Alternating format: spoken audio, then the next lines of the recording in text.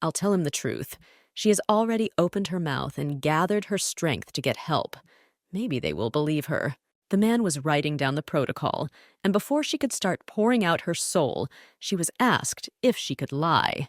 A man in military uniform sternly reported that her file contained slightly different information, namely that she was a capable fraudster, distinguished by her eloquence, knew how to negotiate, and had high intelligence. The girl smiled broadly, thinking that the dialogue should be conducted extremely carefully without saying too much, and innocently said that she had never lied and did not know how to lie. The ship Vish plowed the ocean and headed for the island.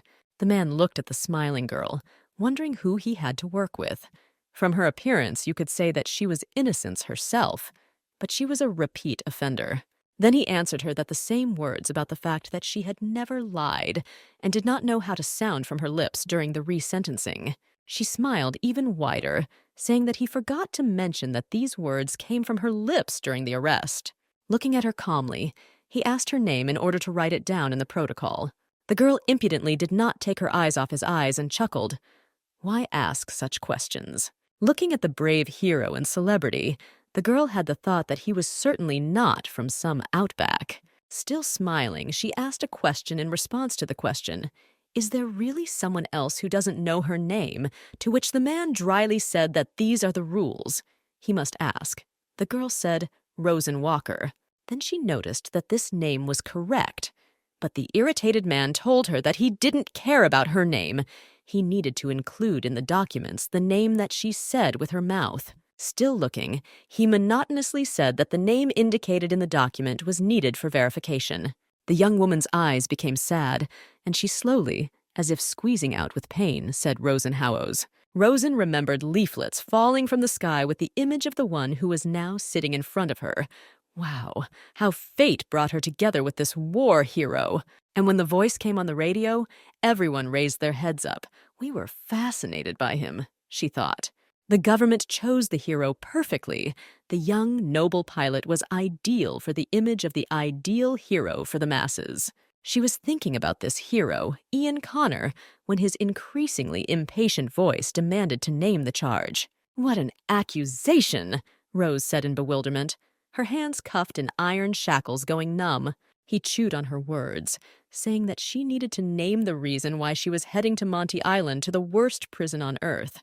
The girl replied that the reason she was sent there was that she ran away 2 times, trampling the pride of the Imperial Army. He clarified her initial accusation for which she was arrested. The girl still answered that she was innocent. He coldly told her that this was a formal procedure, and he was not interested in her opinion. Rosen, without blinking or moving her gaze, still repeated her innocence, to which Ian replied, "And what kind of criminal would say that he is guilty?" The girl spoke about God, who knows the truth, to which the man, starting to lose his temper, reminded once again that no one is interested in her opinion. At that moment, a young man ran into the office and shouted what he was doing. It was so unexpected that Rosen and Ian froze, not knowing what to answer, until finally Ian said what was obvious to everyone, that he was having a personal conversation with the criminal. The man hesitated and explained that this was not Ian Connor's work. There were other people for this. This criminal needs increased attention. The interrogation should be carried out by the person responsible for transportation. The man glanced sideways at the criminal, and he continued to broadcast that the most notorious criminals were sent to the island, to which the girl, grinning, continued calling herself a witch from Al-Kafez, and a famous one at that. When the guy continued to convince the boss that it was dangerous to be alone with such a dangerous person, Ian pointed to the yawning Rosen and asked if it seemed dangerous to him. The subordinate did not let up. He looked at the girl with fear and said that even though she looks like an ordinary ragamuffin, she escaped from Al-Kafez. She should not be underestimated. When the guy reminded her about her case, the girl finished for him by saying that she was charged with the murder of her husband when she was 17 years old. Ian ordered the criminal to be taken away. The guy took her arm. The girl still insisted on her innocence.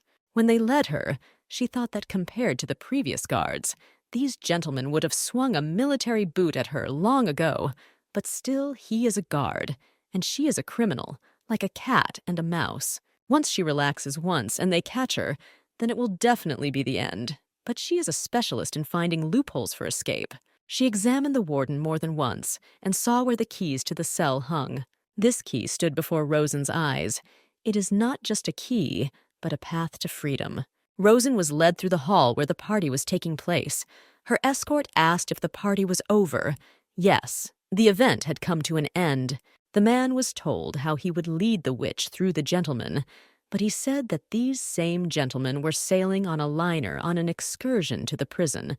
So, in his opinion, they would be interested in seeing the witch in person. The girl watched in surprise at the bottles and confetti lying around. Everything for her was like their other reality. After the war, a lot changed. Ships intended for military purposes were converted into passenger ships after the end of the war, like this liner on which Rosen was transported.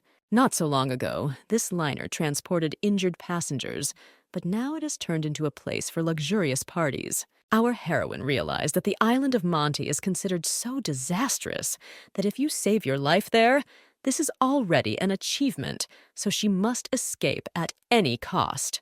While her overseer was talking about how if the gentleman saw her smelling so bad, it would only cause a commotion. So that's right. There's no point in looking at her. Rosen found something to answer, saying that during the war they themselves looked no better than her. Ian turned to Rosen's leading man, calling him Henry, and asked him not to waste his strength on the criminal who killed her husband. But he did not let up, saying that Sir Connor should not let his guard down. This woman could really be a witch. The girl was brought onto the deck. The first stars appeared in the sky. Ian told Rosen that he wanted to show her something. Rosen looked into the distance at the ocean, and it was so beautiful that she could not take her eyes off. The moon was bright, shining with a silvery light, leaving a trail on the water. Our heroine thought that she had to become a world-famous criminal in order to see such beauty. She never thought that in her entire life she would see something beautiful. She was brought out of oblivion by the voice of Sir Connor, who clarified that her method of escaping from Al-Kafez was done using a tunnel. The girl confirmed. Then he clarified whether it was true that she walked over the cliff naked, to which Rosen replied that he was waiting for detailed descriptions of her actions. But she was struck by the words of the warden that people said that she used magic during her escape. She thought that she would no longer be surprised by the rumors about herself and her adventures, but she realized that she was mistaken. The last successful escape from Al-Kafez was made by a witch 36 years ago, and therefore the press also dubbed Rosen a witch after her escape. People are afraid of those things that they cannot understand. Here is the era of science, the girl thought.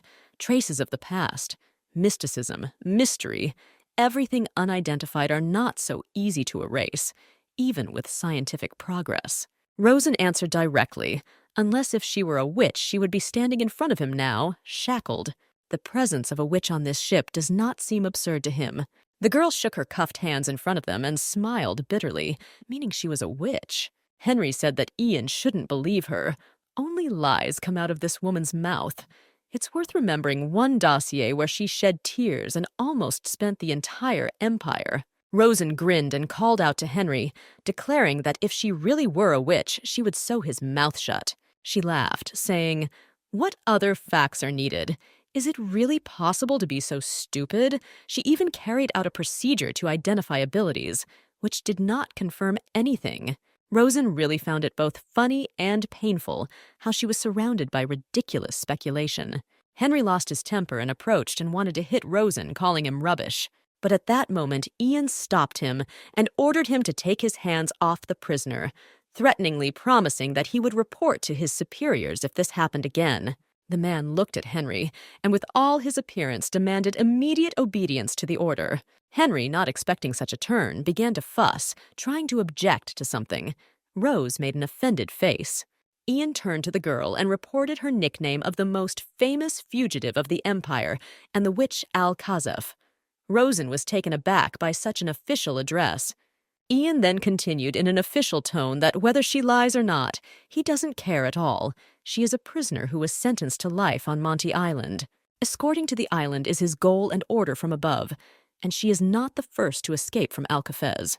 Then he added in an icy voice that no one had ever managed to escape from Monty Island, not even the witch. His words seemed to be sealed and paralyzed the will. A feeling of hopelessness appeared in Rosen. He spoke calmly, coldly, clearly, as befits a warden. Politely kills morale, Rosen thought. But they should definitely have the keys to the lifeboat and the handcuffs. She kept her eyes on the ring of keys hanging on Ian's belt. If she wanted to escape, then this really needed to be done before arriving on the island. Henry returned and showed that he had brought what Sir Connor asked for. Rosen looked at what the man brought.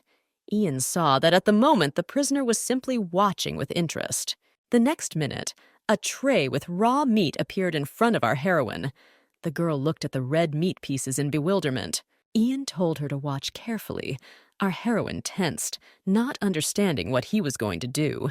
A second later, the warden threw pieces of meat overboard. She still did not understand what he wanted to show her by this. Then he said to look down at the water. What waters they were floating on. What she was seeing now. The meat thrown overboard went down, leaving purple traces of blood that remained on it. Henry, calling her a witch, rejoiced and urged her to look further. She would be interested. Bloody stains and huge backs of sea creatures appeared, judging by the shadows they left, showing their gigantic size. The girl watched as sea monsters circled around the ship, and Henry added contentedly that she really had nowhere to run. Ian, pointing to the keys, added that if he wants to become a snack for the sea monster, then he should take a boat and go on a journey. He approached Rosen, pointed to a bunch of keys, and said that she apparently really wanted to get them. He was now mocking her. He was cruel and cold. Looking into his eyes, Rosen thought that he was no gentleman. The girl understood that it couldn't have been any other way. How could the warden behave differently? She stood opposite him and peered into his face, and thought that this was also the face from the leaflets. But he did not look at all like himself, like a different person. I don't know about others, but he clearly doesn't stand on ceremony with her. He wants to break her will. He makes it clear in every possible way that she is doomed. When she saw the prison cells of the liner, she felt like a rat. Rosen was overcome by difficult thoughts about whether she really could not escape from here. Her cellmate brought her out of her thoughts and asked her to tell her everything. The girl shrugged her shoulders and replied that there was nothing to talk about. The cellmate hinted at a personal meeting with Ian, but our heroine made it clear that she was hinted that there was nowhere to run. Everything was banal. While the neighbor was asking if he had said something else, a charming blue-eyed baby dropped in on them. Rosen did not understand what Maria expected from her. She explained that Rosen was young and attractive. Next, she explained to her friend in detail that she was young and attractive and was left alone with a handsome man. When Rosen realized what the neighbor was getting at, she said that nothing had happened and could not have happened. Well, even if we assume that she tries to seduce him, her ragged appearance clearly will not inspire him. Maria, smiling, offered to attack him, reminiscent of the incident in Alcafez. Rosen replied seriously that the problem is not only Ian Connor, but also that the ocean is actually teeming with marine predators. As she uttered these words, the girl's voice trembled, as if she was trying to justify the impossibility of the attempt. Maria put her hand on the shoulder and looked into the girl's eyes, asking if she was about to give up. Maria from Alcafez was heading to the island with Rosen. She had all the power inside. If someone did not like her, then she did not live to see the end of her term, and the guards could do little or interfere with her internal domain. When Rosen was brought to Alcafez, she managed to become famous for one escape. She was scratching her spoon on the plate in despair, and then Maria approached her, asking that she intended to wake up all the guards. Whether her popularity played into Rosen's hands, or whether there was personal sympathy, she and Maria became friends. Everyone treated her well because Maria patronized her. Then the girl did not understand what was the matter. But at that time, prison life was quite calm. When Maria persistently demanded to know whether Rosen was about to give up, the girl understood what her neighbor wanted from her. She looked into Rosen's eyes with some kind of frenzy, and our heroine realized that they needed her victory. They need her to demonstratively trample the pride of the Imperial Army, erase any traces. This is a kind of ideology. She is their idol, Probably to some extent it gives them the strength to live on. Rosen replied that of course not. She was not going to give up, and she should know this very well. The girl looked her neighbor resolutely in the eyes and repeated that she would never give up. She was their idol and would not let her down. Miria smiled contentedly and said that this was a good decision. Then she offered to smoke, which confused Rosen as to how she even got cigarettes. They smoked, and Rosen started talking about Ian. What was he even doing here? Wasn't he a pilot? Such a person with a bunch of awards should hold an important position in the government. She thought maybe Maria knew something, but she, taking a drag from her cigarette, replied that she had no idea. Then she suggested that he might have been injured and demoted, but Rosen denied this assumption. Physically, he looks fine. Maria noticed that when she says the word crippled, she does not mean physical injury. When Rosen asked to explain, the woman raised a finger to her temple. Realizing what the neighbor was hinting at, the girl snorted, asking him not to talk nonsense. But she, without being offended, replied that she didn't really care what happened to him. Maria added that the main thing for them was to pick it up in order to get out of here. But Rosen believed that this only works on the brainless. The girl reasoned out loud. Well, let's say she steals the key. She can only get out by water. The lifeboat has no engine and there is no other one here. Taking a drag from her cigarette, she added that the problem is not even just monsters. She imagined herself theoretically floating in a rubber boat without food and water. She could not withstand, if not monsters, then hunger and thirst. While reasoning, she heard something being thrown on the floor. She did not understand who or what was distracting her. Looking up, she was stunned to see a baby with a ball. Her first thought was what the child was doing here. Rosen asked out loud how the child came down here. Maria's answer almost made her faint when she innocently replied that this girl brought her cigarettes. She shouted to the girl that she couldn't walk here, where her parents were. The girl looked at her with huge blue eyes, and instead of leaving, she approached the camera. Carrying a pink ball in front of her, the girl stomped towards them. The girl said hello and introduced herself as Lila Revel, to which Rosen jumped. She asked the girl if she happened to know Henry Revilla. The child replied that this was her uncle. In the tone of a teacher, the girl said that this was not a playground to play, but noted that the girl was completely different from her uncle, and that made her happy. The girl, pouting her lips and upset, quietly said that she promised her friends that she would meet Rosen Walker here. Rosen, cheerfully, asked if she knew who it was. The girl happily replied that this was the most famous fugitive in the Empire and a witch. Lyra said that this is what people on the ship say about her, and her grandfather is the captain of the ship, and she said that she would meet Rosen Walker, but no one believes her. The girl happily said that she had come to the right place. She was Rosen Walker. Henry complained about the work, which was a headache, and cursed this damn fugitive. Ian advised him to think of this task as a vacation. Look at the money people pay for this excursion. Henry grumbled that people are crazy. They are all bored. Only the war is over, to which Ian laughed, saying that the war has made Henry an old man. After a pause, he said that this witch from Alcafez was also from Rioritan.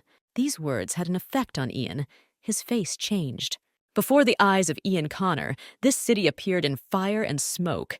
This is how he saw it then for the last time.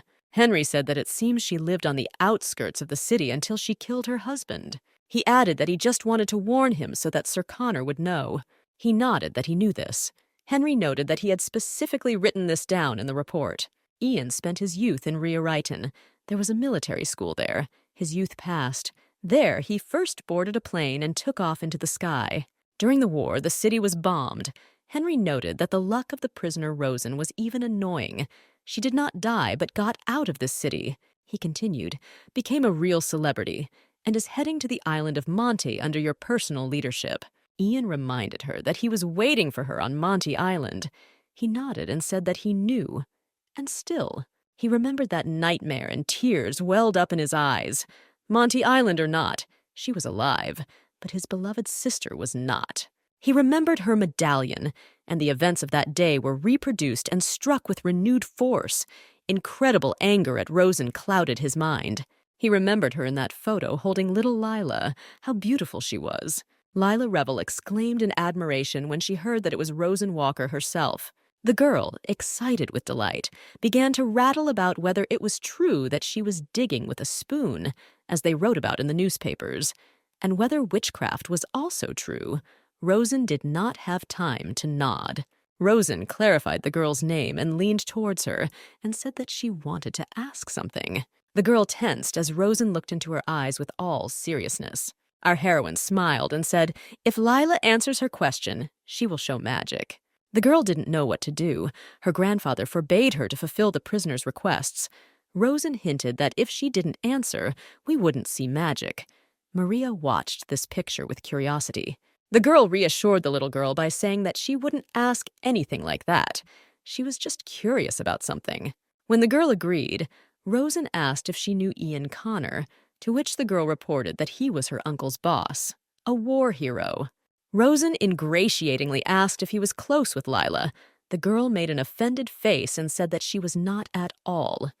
Lila remembered how her uncle told her that Ian seemed cold, but in fact, he was kind and loved her because he had known her since she was in her mother's belly. She also added that he told her to consider Ian another uncle. The girl plunged into those memories and added that she was somehow not sure about it. Rosen's eyes sparkled, and she began to ask whether Sir Connor had a lover or wife. The girl didn't understand what it meant to have a girlfriend or not, but she confidently answered that she didn't have a wife, and unlike other adults, he didn't think about it at all. Rosen asked if the girl had seen women entering Sir Ian's room or being alone with someone. She batted her eyes and honestly answered that she had never seen such a thing. And having collected herself, the girl seriously asked, drawing out her words, whether Sir Connor was a very compassionate person. The girl innocently replied that she did not understand the meaning of this word. Rosen exhaled and did not know how to explain, but Maria came to the rescue. Maria explained the meaning of this word using associative examples to make it easier for the girl to navigate. Rosen looked carefully at her neighbor and was surprised at how cleverly she could choose examples. Maria gave an example of a puppy in the rain and feeling sorry for it, or when you start crying when you see someone else crying. Rosen involuntarily thought about Maria's words, not even knowing what to add. The girl smiled joyfully and said that they meant love. Rosen exhaled with relief, sweating profusely, smiled back and confirmed. Maria countered her by asking, since when do witches get nervous and break into a sweat? Rosen, remembering Ian and his demeanor, noticed that he was not one of those who could simply love someone. But the girl began to defend him, although she agreed with Rosen's words that Uncle Ian was still very good. Rosen thought how naive this girl was, and said out loud that she had heard enough. Now it was her turn to show magic. For magic, she asked Lila for some small thing. The girl gave her a coin. Rosen took it in her palm, without taking her eyes off the baby, and carrying out manipulations, told the girl that magic is a special power. Holding her hand in front of her wide-open eyes, she added that magic should always have intermediaries, showing an empty palm in which a few seconds ago there was a coin. The girl, impressed by such a miracle, screamed that the coin had disappeared, but Rosen reached out to her ear, and the next second she took out a coin from behind her ear, giving it to the happy girl as a talisman. Rosen said with a mysterious wink that at sunset the coin would turn golden, and the girl should not tell anyone about it, otherwise the magic would dissipate. Maria asked Rosen if she really used magic. She just grinned and said that it was just a trick. Later, Lila would figure it out. Maria looked and said, wasn't she the one who claimed that she couldn't lie? But then she agreed that if she were a real witch, she would not be shackled. Maria said that she had heard about a place called Witch Island, but no one knows whether it actually exists. Then she laughed and said that Rosen herself must already know about him. Rosen listened to her neighbor with her eyes closed.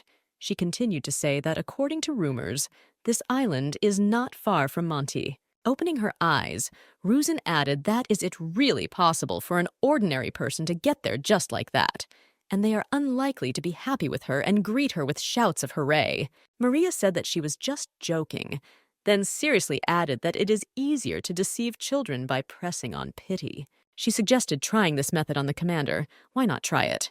Rosen replied doomedly that apparently there were no other options left. The plan was to use the noble hero and get a compassion ticket from him, and such methods worked on idiots, but they wouldn't work on Ian Connor. However, he is a military pilot, and also a war hero, the complete opposite of me, Rosen thought. He is surrounded by an aura of admiration, glory, adoration. His life is a series of victories. The girl thought about herself, how she dreamed of achieving his goal, but became a pitiful and trampled creature. Of course, the feeling of superiority over someone is much sweeter when someone depends on you. With sadness, Rosen completed the mental dialogue that feelings of pity are easier to achieve than love. Love is completely different. At this time, Ian was thinking about what Henry said. Everything would be fine with him. But from time to time, something like this would happen. He remembered the words of one girl who said that sometimes Henry's feelings would rush out, and it was not clear to whom they would be felt. She advised Ian to just listen to his friend. You just need to give appropriate answers until this is over. Ian stood thoughtfully looking ahead into the darkness, his mental dialogue interrupted by Henry. Henry looked at Ian with some concern and said out loud that they had been here for too long. It was time to go inside. As they walked, Henry was indignant. How could a war hero be forced to transport a prisoner witch? But Connor replied that an order is an order. Henry was in awe that Sir Connor would still be promoted to a high post after this work. He continued to encourage Ian, saying that he was a hero. Only the pathetic nobodies of Rioreton could hate him. Ian just listened. He was accused of failing to protect Rioton, so now they want to demonstrate how this witch is punished. He understood that they wanted him to show how he was taking this rubbish who had escaped from Rioreton to the island. Then they would turn a blind eye to the loss and begin to applaud him again. This is just a show that should go without blemishes and flaws. Henry told him that as soon as he finished with this work, he should definitely rest and live for himself. He wanted to hear from Ian's own lips that after all this was over, a brilliant path would await Sir. Ian wondered what this brilliant path meant for himself. He became aware of this concept after the end of the war, while walking through the Arc de Triomphe in his full military uniform.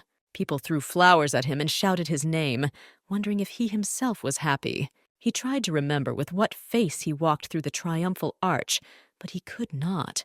The memories seemed to be layered. He was supposed to smile, but he couldn't even remember whether it was a smile, and if so, whether it was convincing. It is impossible to protect everyone.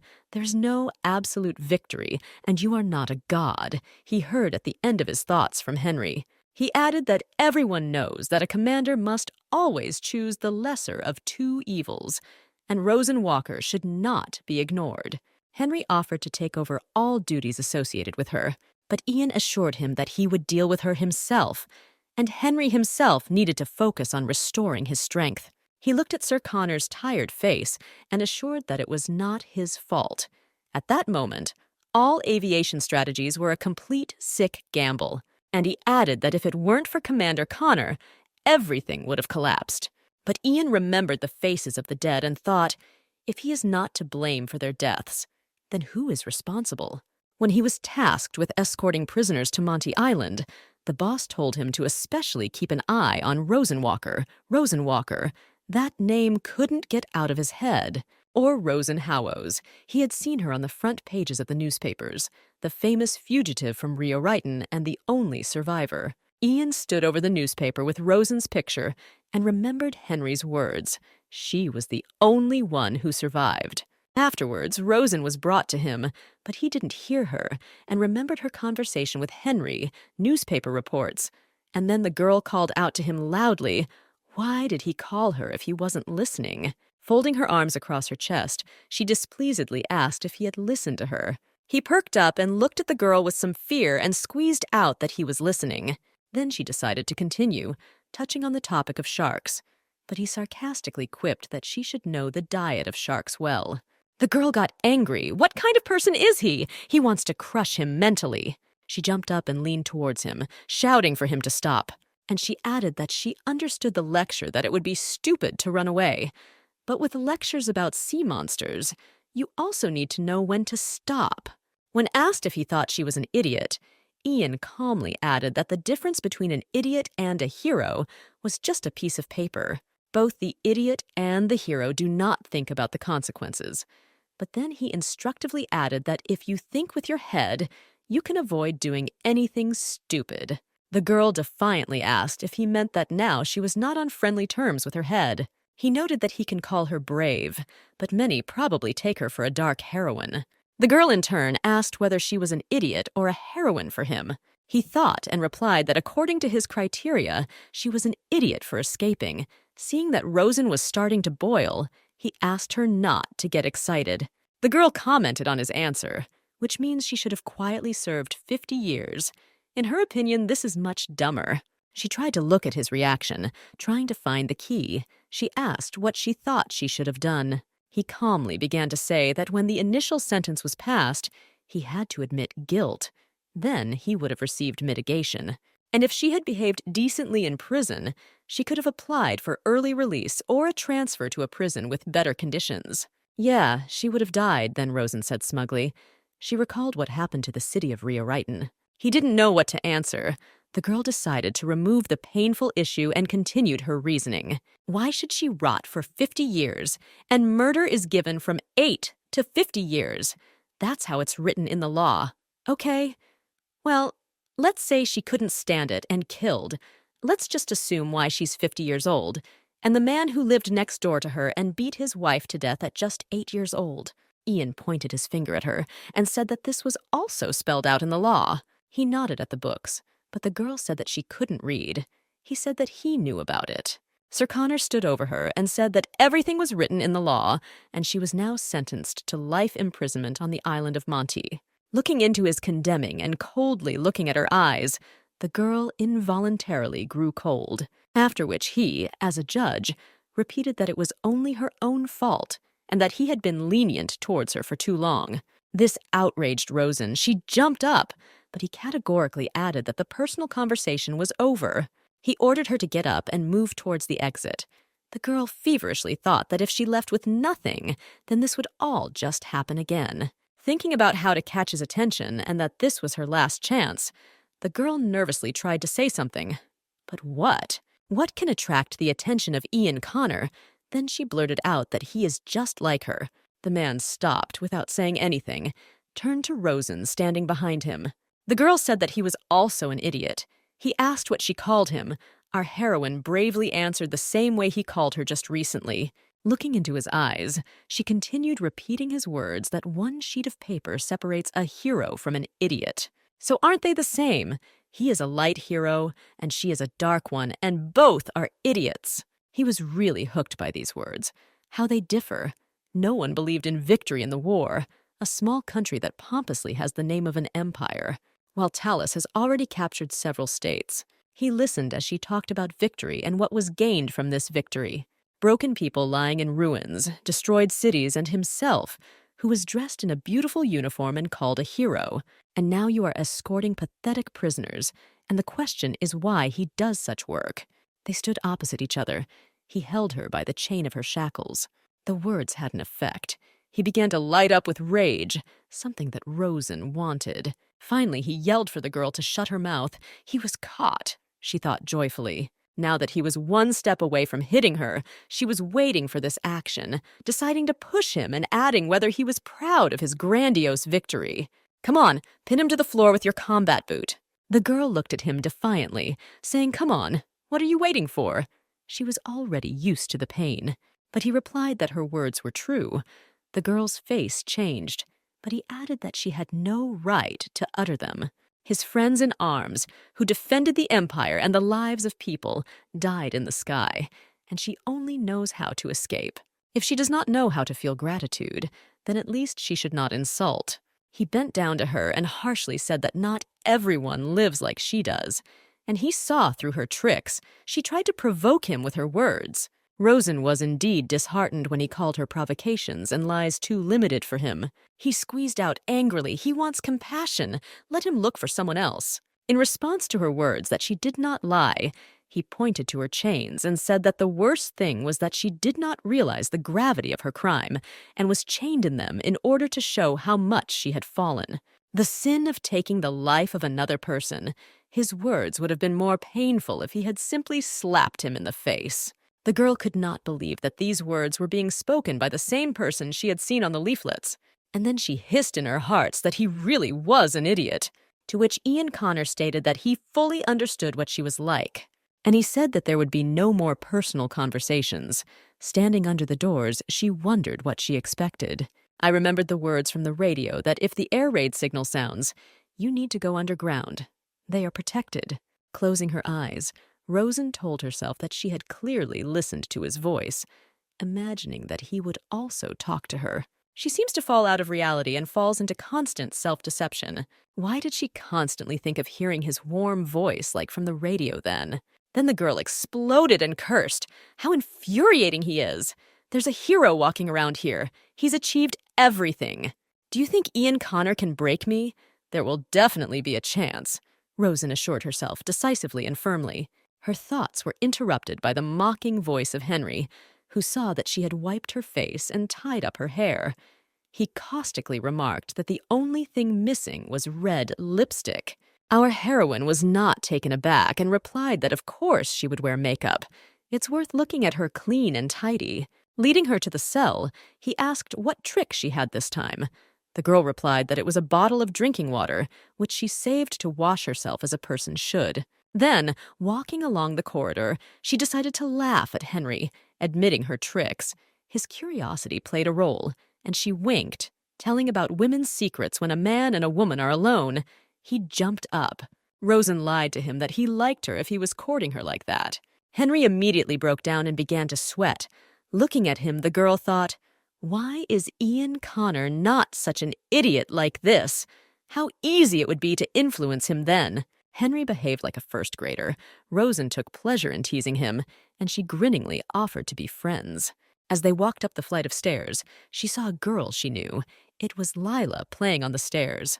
Rosen frowned and thought that the girl was again left to her own devices. She looked at Henry, who wanted to get rid of her as quickly as possible by sending her to a prison cell, and thought that if you looked closely, she and Lila were very similar. Suddenly, the girl stopped him, and with a serious look made it clear that she wanted to say something important. She then said that his niece was so cute and smiled slyly. Looking into the man's eyes, Rosen smiled ominously and said that her name was Lila. Henry rolled his eyes in horror, turned pale.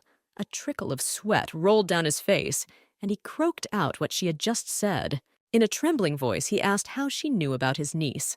The girl shrugged her shoulders and said that it was not at all difficult. She wanted to tease him more, but suddenly Henry turned to the girl and his keys fell. The girl stood with her back to them. It was not visible what she was doing. Rosen reassured him by saying, well, what could she do in handcuffs? He exhaled, saying that she was definitely a witch. Then a tirade began that he would bring her to light.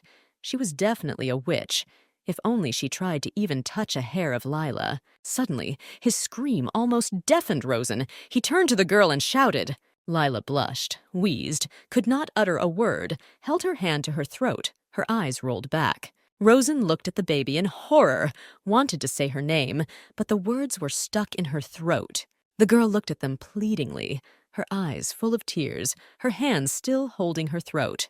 Rosen realized that the girl had something stuck in her throat, and she began to call a doctor. She shouted at Henry, calling him an idiot, asking whether there was at least one doctor on the ship. But he fell into a stupor out of fear. Henry at that moment turned to himself, as if from the outside, asking him to come to his senses, but could not bring himself to move from the horror that he would lose his niece. Our heroine realized that he would be of no use.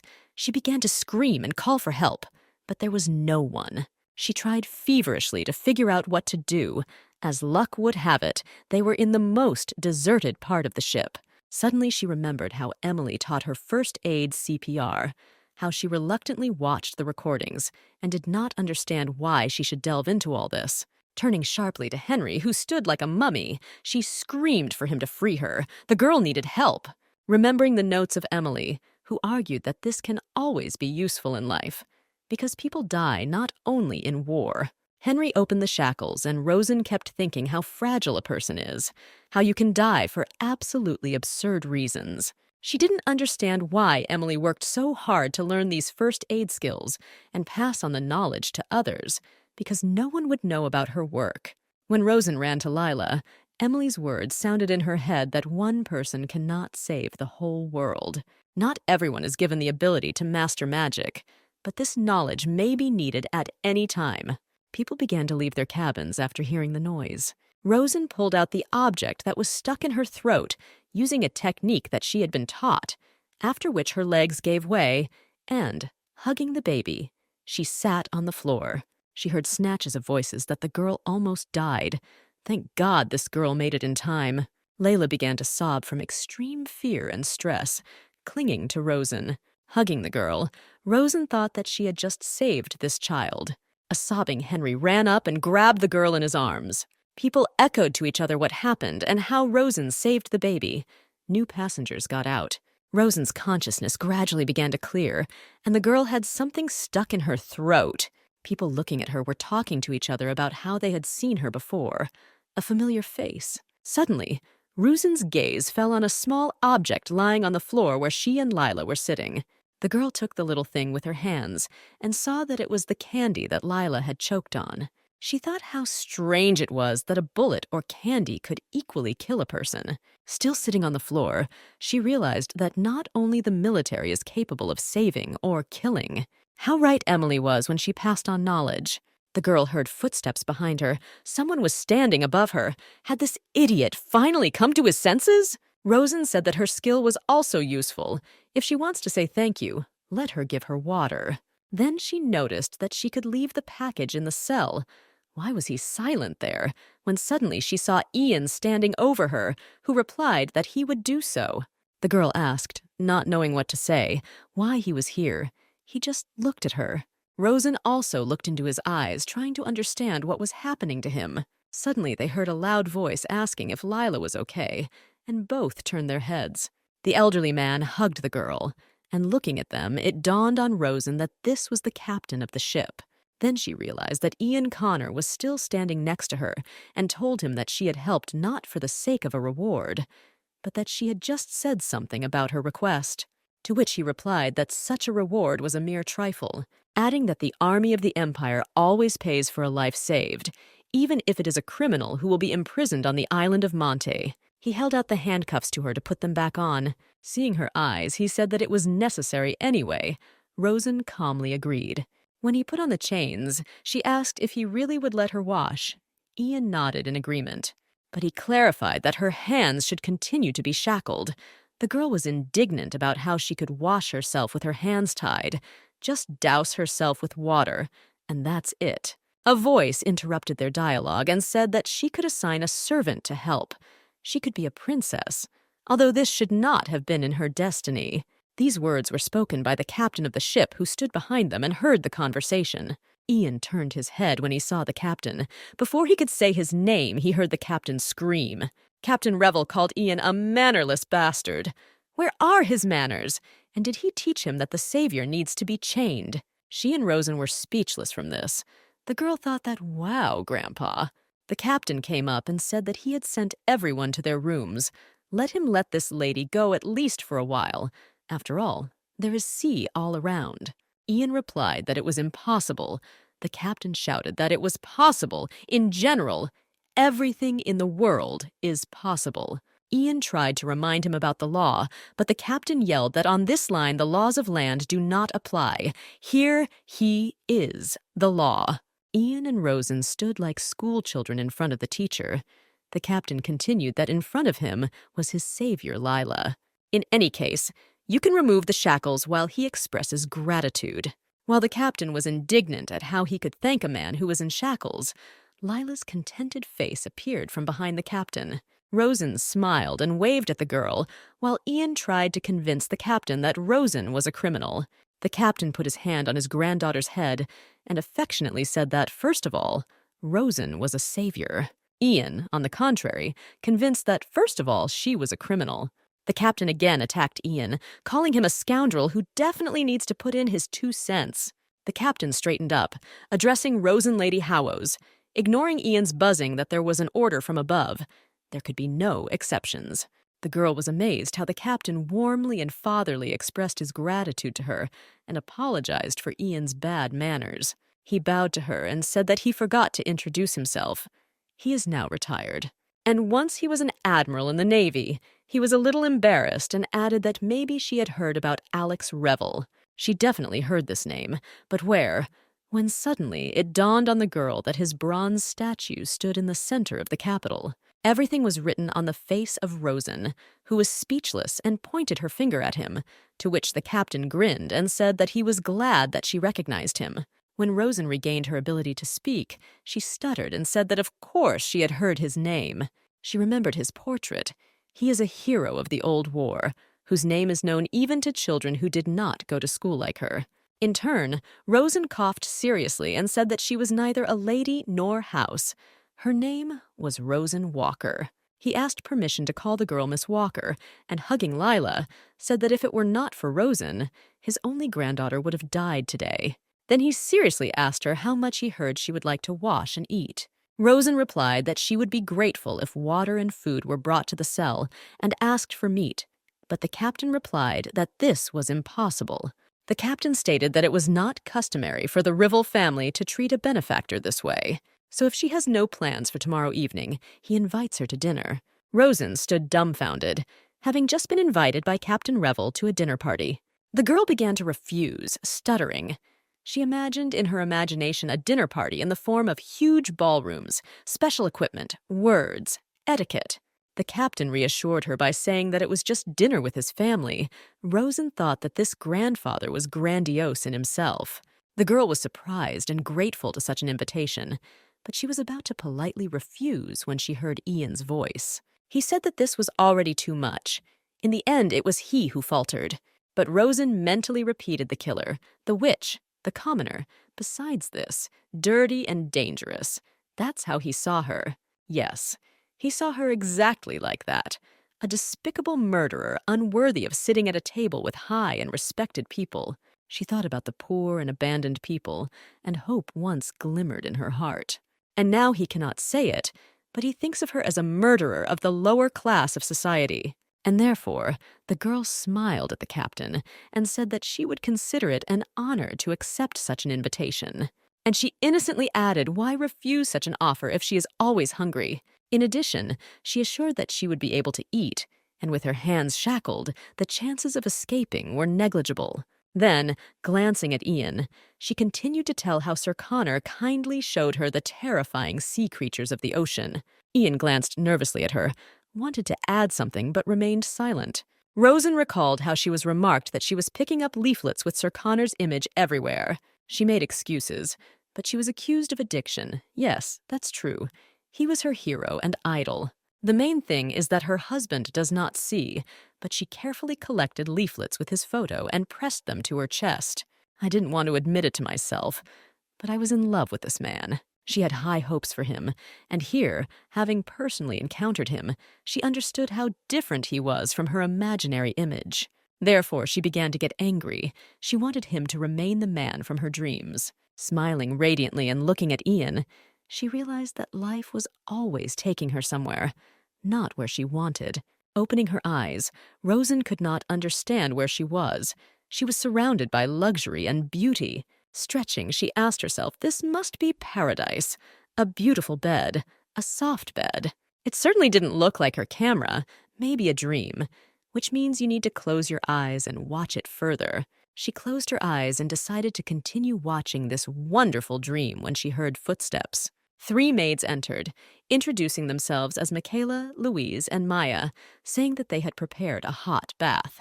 Rosen, who understood little, was dragged from the bed and sat in the hot bath. Our heroine began to come to her senses, remembering the old captain who invited her to dinner.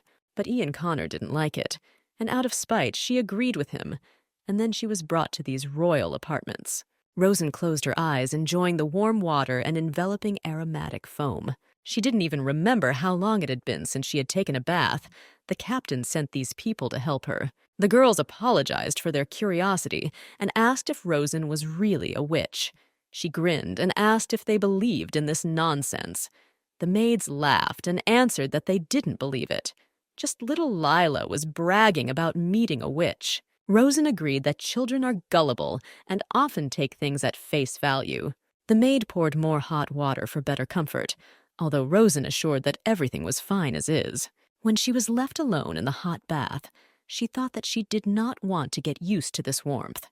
The longer you were in the warmth, the more painful the cold wind felt. Such warmth had always been a luxury for her. Then she did not understand it, and reached out for this warmth, rushed like a fool into his arms for the sake of this warmth. She won't let this happen again, so as not to experience pain and cold again. Lost in thought in the bath, she heard some voices. The girls were saying that this was unacceptable. When the maids said that they couldn't go there, a man's voice said that he didn't want to, but he had to watch. They tried to convince him of Sir Revel's order, and the man insisted that Sir Connor himself had given the order to guard. At that moment, everyone opened their mouths as Rosen, covering herself with a towel, came out and stood up, and Henry said, "Let him say what he wants to say." Covering his eyes with his hand, he mumbled what she was doing. He was a man. When Henry gathered his courage and asked the maids to be left alone, seeing their frightened faces, he said that no more than a minute. The girls stood indecisive. He added that this was confidential information. Sir Connor ordered to convey it immediately. He was not stopped by the words of the maids to wait until the lady got dressed. In the end, they had to go out. Rosen asked what he wanted to say, or whether he would conduct a personal search. Henry immediately flared up and replied that she was naked. Why should he inspect her? He was not a pervert. Rosen said, "Who is he if he kicked the girls out and came into her right when she was bathing?" Our heroine smiled and said that he was a worthless liar. Henry blushed and tried to say something. Rosen added, "Well, why did you send your lieutenant at the moment when she was taking a bath? He came because he wanted to say something personal. The commander could order a guard at the door, but not at the bathroom. This is a secret conversation." Henry was silently embarrassed, realizing that he had been discovered. Rosen said that there is no need to hide behind the boss. Let him speak if he has something to say. The man wheezed that this concerned Lila and shuffled around, not knowing how to continue. Finally, Rosen said that he was no good. He agreed. To somehow continue the conversation, Henry said that the baby was already fine. The doctor examined her. Rosen answered this well, but something was definitely not right. She asked if he really was a pilot and sat at the controls. The man replied that he had destroyed more than 50 enemy planes. When asked about his fearfulness, Henry said that he had an older sister who got married and gave birth to Lila. Talking about the bombing in Rio Reeton, Rosen became sad. It was painful for her. Was she there at that moment? No, she was not. During the bombing, she made her first escape. I found out about everything when I was already in Alcafez, that Rio Reeton was no more. His brother-in-law, sister, and Lila were there. The girl had just been born. Henry added that at first he also couldn't believe it, that the city was no longer there. Rosen listened silently. Henry's voice broke. How could a fairly large city disappear from the face of the earth? He continued to say that the funny thing was that he had the opportunity to prevent this. He knew that his sister was there with her husband and child. Telling that he could not stop the bombing, Rosen did not want to know anything about it. It was all too difficult. Why couldn't she asked. Henry explained that that day they saw an enemy squadron. There were many of them. They could not cope with them all. Ian learned that they were heading towards Rio Reeton, the capital of the Malona Empire, and their native Ryotan were coming. Sir Connor had to make a choice, the capital or Ryo-Ryton, and the captain gave the order to Henry that they would defend the capital. Trembling, Henry said that the boss made the right choice. It was necessary, and he doesn't hold a grudge against him. So they spent the entire war on airplanes. He thought that he had overcome everything. But after the end, Henry could no longer sit in the cockpit of an airplane. And he really isn't who he used to be, but Lila is here with him, so it's okay. Rosen, after some reflection, said that he hated her because she, being a criminal from Ryo-Ryton, survived while his innocent sister died there. The man nodded. The girl's look became sad, and she replied that this deserves hatred. Let him continue to hate. Everything is fine. People always need a hero to admire like Ian Connor. And the one you can hate, they are like two sides of the coin, hero and witch. Her thoughts were again interrupted by Henry, who said that he had come to apologize. apologize for pestering her, and for showing the monsters by luring him with fillet of meat. Oh, that's it. It wasn't Connor's idea. Be that as it may, if it weren't for Rosen, Lila would have suffered, and for that he is very grateful to her. At this time, Ian stood at the door, hearing the maids whispering. Was it really worth leaving them alone? He opened the door and walked in. The maids looked at each other in fear. Once again, expressing his gratitude, Henry heard a splash of water. Rosen looked out from behind the screen with a conspiratorial smile and asked if he had come to her empty-handed. Henry muttered that he sincerely came to say thank you, and there was no need to spoil the atmosphere, to which the girl replied that she was not joking. Rosen said that he needed to prove his sincerity, and not just thank him. Henry hesitated and said that he could give her money, but what would she do with it? Rosen exhaled and said that she needed to be more flexible, looking at the keys hanging on his belt. When the hint reached him, the man said that he would never do it. And it's not that he's not grateful. His position obliges him. Rosen added that if he thinks that the problem is that she is a prisoner, what if she did not kill or did endure hundreds of times, snapped and killed? He did not want to listen further. Rosen continued to talk about the reasons that prompted her. They again began to have a verbal spat. She said that she never lies. Henry reminded that she herself said that she did not save Lila because of the reward. Rosen then proudly replied that it was true, but he himself came to her and made her proud. Then she calmed him down, saying that she would forget about the keys. And besides, she wouldn't survive in the ocean anyway. Then, beckoning him with her finger and smiling slyly, she asked him to come closer. He began to resist. Then the girl grabbed him by the sleeve. At this time, the shadow of Connor moved towards the bathtub, who heard the hum of voices but could not hear what was happening. Henry asked what she wanted. Rosen replied that it was nothing, just a small request. Ian stood outside the door, and it seemed to him that he heard Rosen asking Henry if he would do this for her. Turn the knob, and he is in the bathroom. Rosen and Henry are standing close to each other. Ian loudly asks his subordinate what he is doing. Henry turned white as a sheet. He began to stutter confusedly. He wanted to ask how the boss ended up here. Ian's icy eyes bored into his subordinate, and he once again coldly asked what he was doing. Rosen stood and looked at them, not knowing what to do. She herself was confused. Ian came down hard on Henry, saying that he had better give him a clear explanation right now. As a result, he was unable to say anything, and Ian yelled at him to rush around. Then he approached Rosen and handed her a blanket and told her to sit down on the couch for a while. Wrapped in a blanket, she looked at him, not understanding anything, with her eyes wide open. Ian stood, and his thoughts were confused about who she was and how, but he didn't say anything out loud. Rosen wondered why he was still standing over her like that, and they would be like this for a long time. Then Ian began to shift from foot to foot and put his hand on his head. Not knowing how best to ask, he finally spoke insinuatingly, asking if Henry had done something to her against her will. Rosen, not understanding anything, continued to look at him. Next, he asked the question whether Henry tried to force her, whether he touched her body without permission. When the girl realized it, she jumped up and screamed, "Of course not! What is he talking about?" Ian said that she could tell him everything as it is, and he could change her guard all the way to Monty, and no one would be able to get close to her. Rosen asked if Henry wasn't his lieutenant. Ian seriously said that if he did something to Rosen, then he's gone. But the girl said, "He's a hero like you, and she's a witch." Ian asked what she meant by this. The girl clarified in surprise that he does not trust his own subordinates, even people like Henry. How did he go through the war then?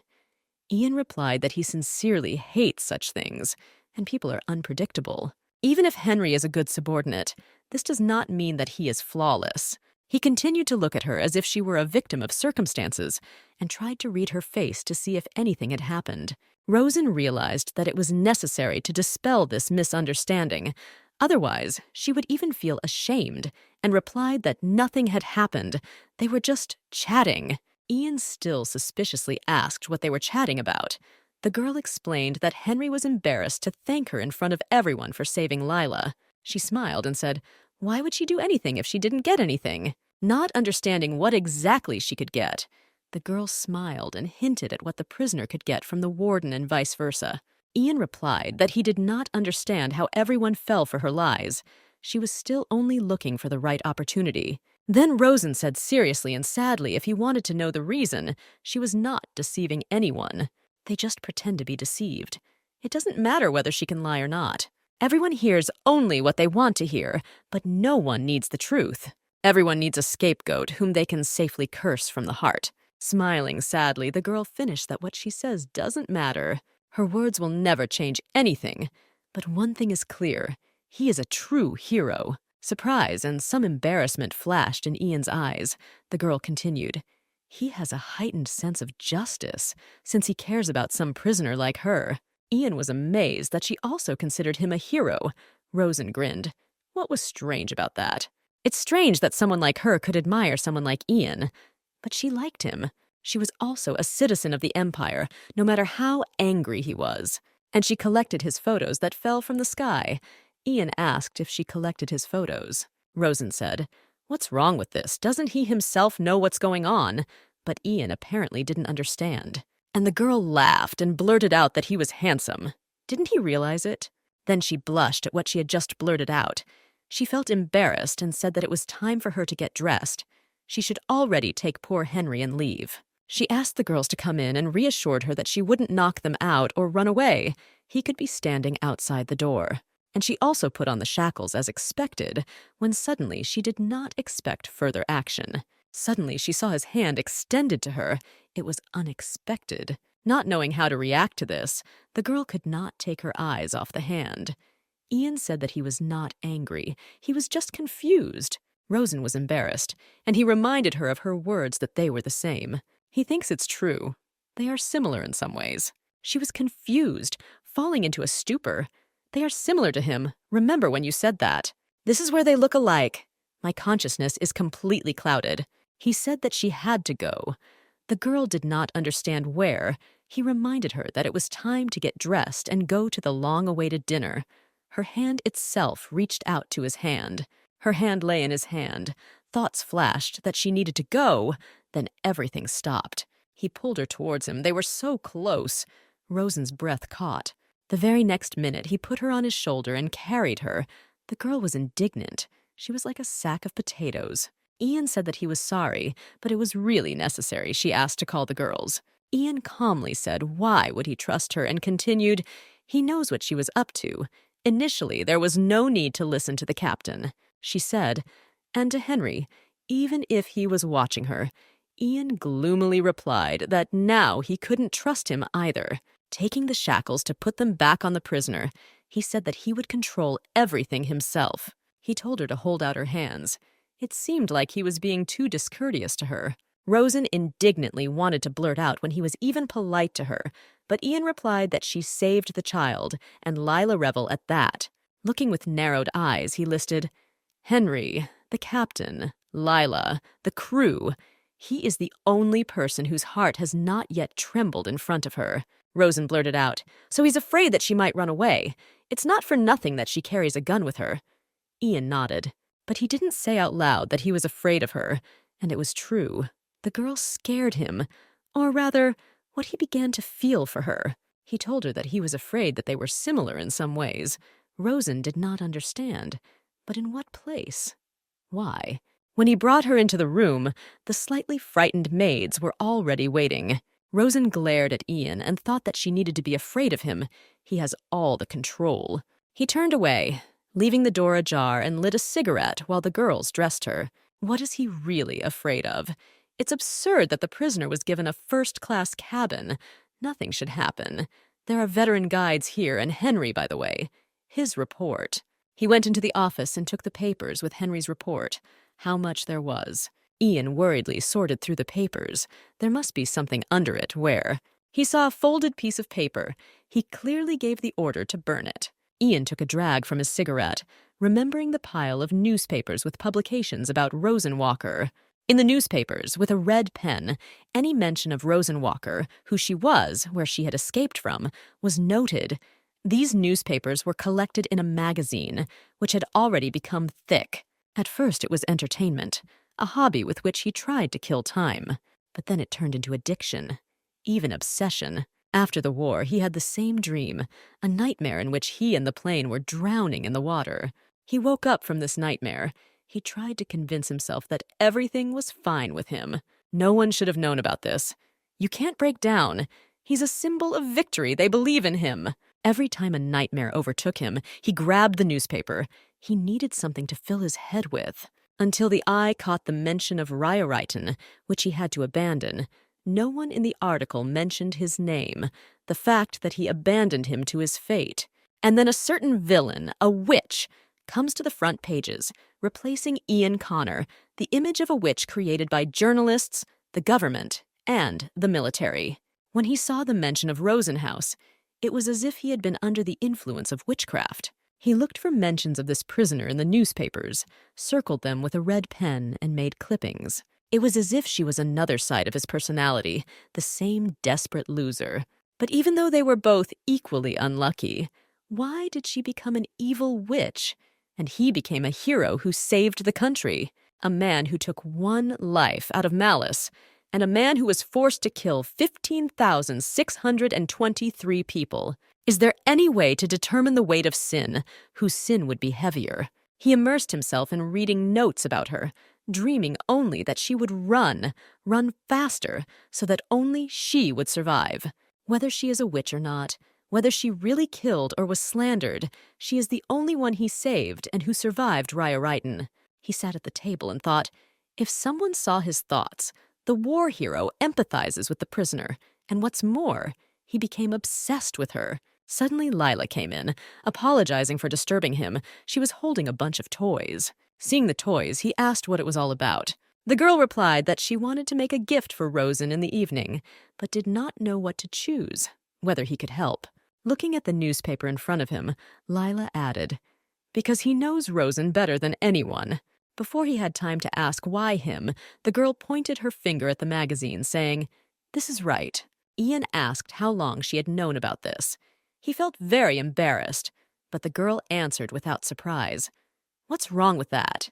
Now you can collect everything related to Rosen. Moreover, Layla herself was looking for newspapers to put together an album, but someone cut out the photo.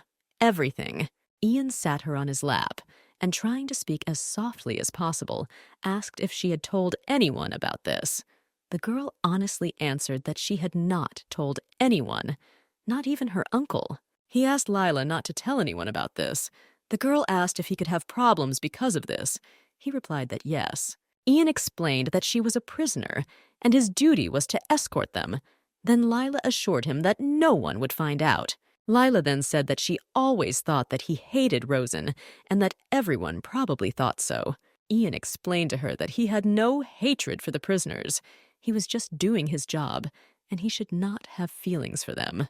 Moreover, she saved her. If he was rude to her before, then this will not happen again. The girl trustingly asked if this meant that he liked Rosen. He remained silent and replied that no. Then Lila asked if she could like Rosen. He began to explain that Rosenhauers, the girl interrupted him, and said that she knew that she had killed her husband. And she added, but she also saved her, which means she covered up the bad with the good. And now she might like Rosen. Ian was holding back with all his might. Lila asked to choose a gift. Even despite Ian's assurance that she would have to give things away in prison, they chose a bear, and then Lila shared her special coin with him, explaining that he needed it more. He guessed where she got it from, and the girl said that it was a magic coin, and Rosen gave it to her. Ian sternly told her not to dare take anything from Rosen anymore. Tears welled up in Lila's eyes. He took the coin, promising that he would take care of it, and said that both she and he needed to change clothes. When the girl asked where Uncle Henry was, he replied that Rosen was guarding in the corridor. As she left, the little girl replied that he was not in the corridor. Ian had a picture in words before his eyes, where Henry and Rosen were in a hurry so that Ian wouldn't see them. She could go through anything, even with the jailers.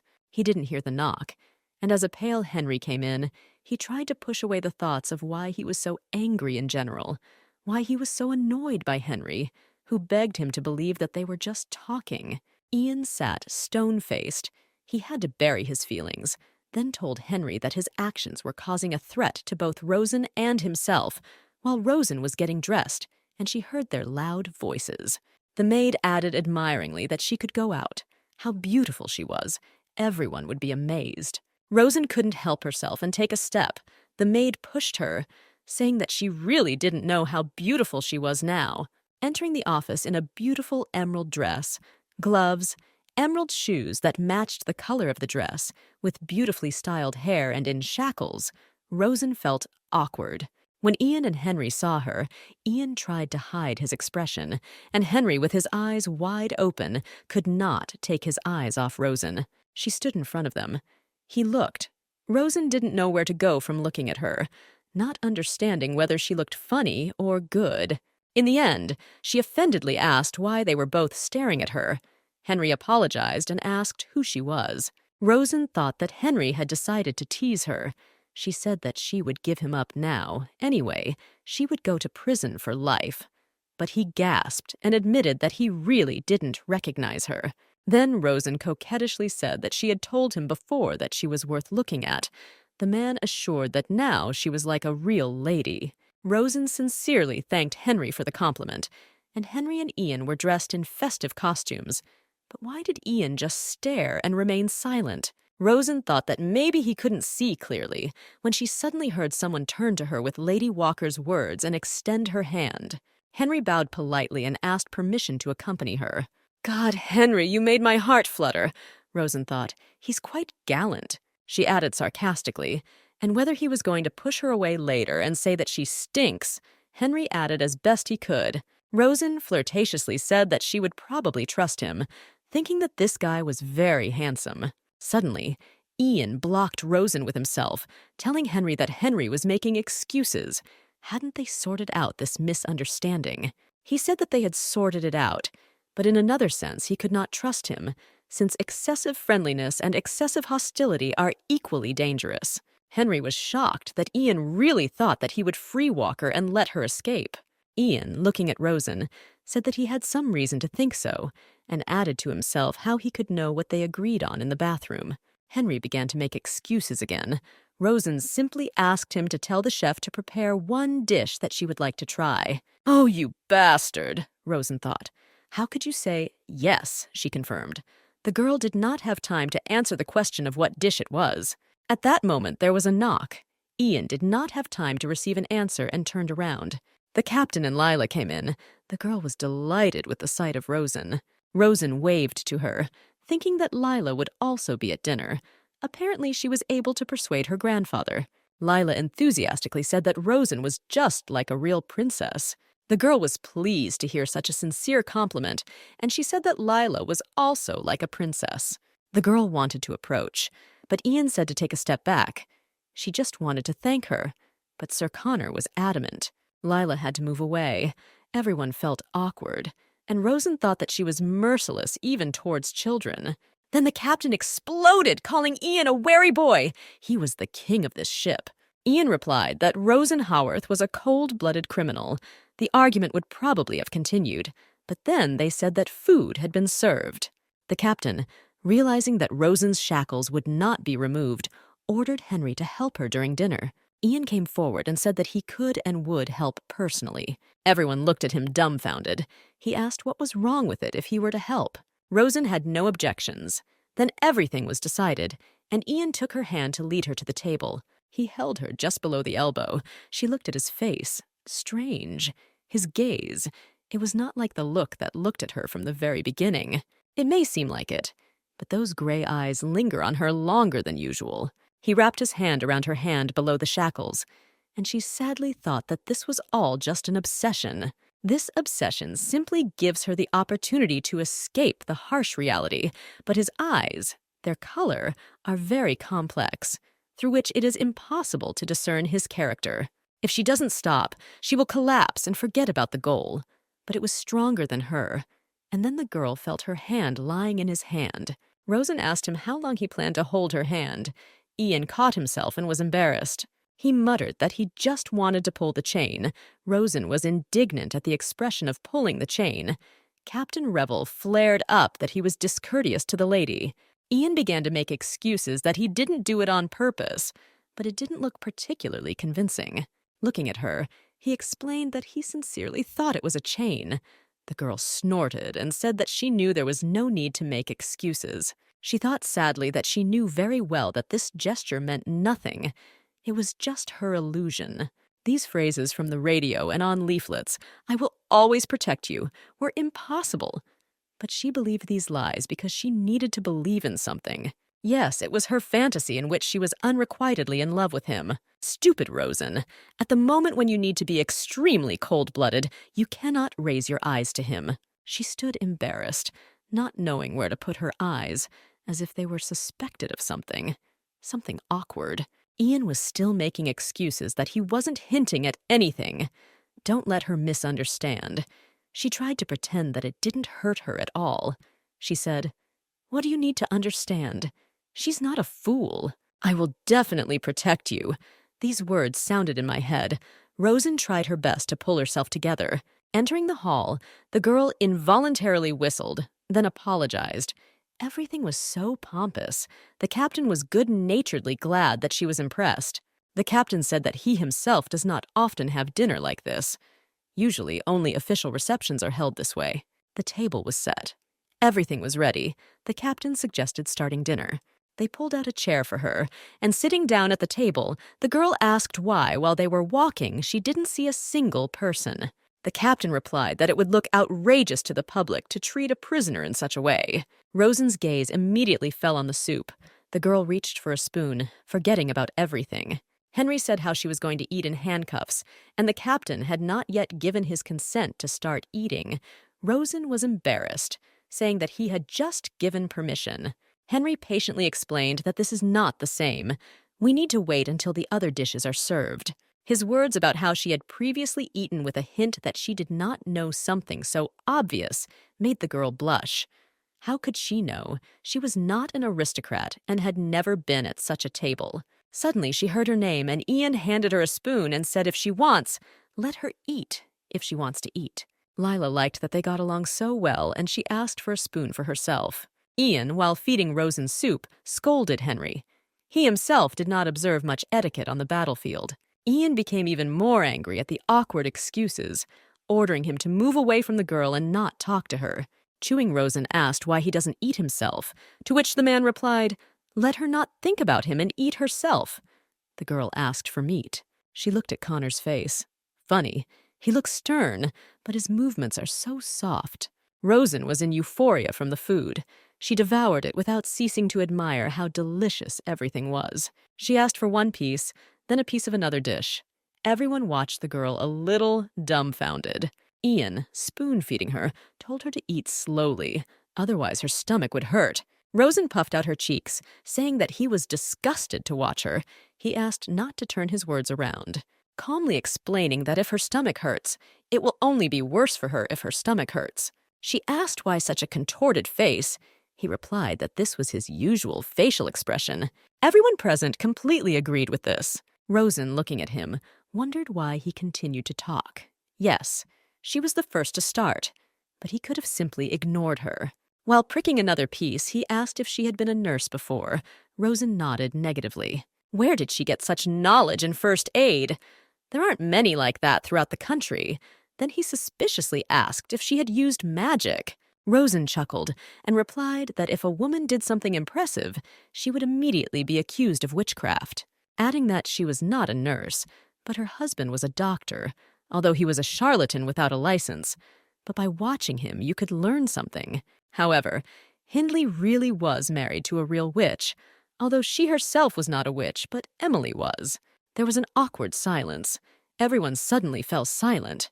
She thought maybe they realized that she was a killer. She was angry with Ian. This asshole ruined the whole atmosphere. Why ask what they already wrote about? Then the captain spoke, apologizing for his question. How old was she? Each newspaper wrote differently. They had no faith. Some claimed that she was 70 and looked young with the help of magic. Rosen replied that she was 25 years old, as the Imperial newspaper wrote. Then he spoke, and she got married and fell silent, then exclaimed at the age of 15. He clarified that she got married so early at the insistence of her parents. The girl innocently replied that no, straight from the orphanage. Henry slammed his fist on the table, yelling, "Have they gone crazy? A 15-year-old girl is getting married!" Taking another piece into her mouth, Rosen replied, "What difference does it make? Her husband is already dead anyway." Everyone stopped. There was deathly silence. Rosen thought, "Damn, she didn't plan this." Ian broke the silence. "Stop talking about nonsense. Lila is here." The girl said that it was okay. She also read articles about Rosen, and before she could finish speaking, Ian interrupted her and said to just eat. But the girl still agreed that Rosen killed her husband. He stopped her. The girl sadly said that there was a chance that Rosen did not kill him. Ian said, like a monolith, that this had been officially established. Everyone sat embarrassed. Only Ian said that Howarth saved her life. But the truth is that she killed her own husband. The girl replied that it was all sad. It was sad that no one believed Rosen. She cried, saying that it would be very bad for her if no one believed her like that.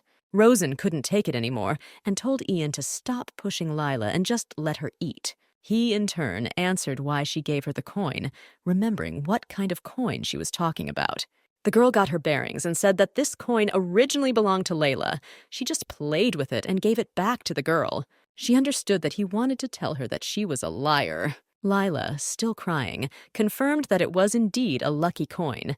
Rosen was not lying, and Rosen thought how sometimes a lie successfully becomes the truth.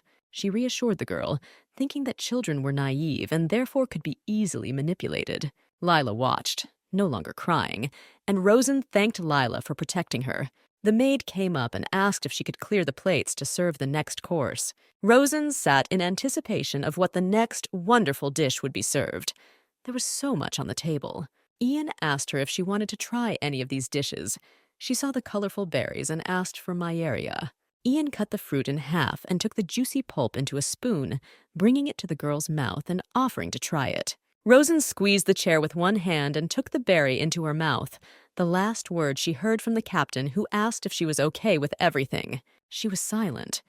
Ian said that she was asked a question. As his eyes widened in horror, he saw drops of blood on the carpet. Rosen clutched her throat. Blood dripped from her lips. Her pupils dilated. The girl could not answer. Everything swam before her eyes. She heard her name, thinking, great. Everything worked out. Her hand in the bloody glove hung limply. My last thought was that it was a pity that Lila saw this horror. But there was no other way out. She shouldn't go to jail. Now she knew for sure there was no savior. If she wants to be saved, she must do it herself.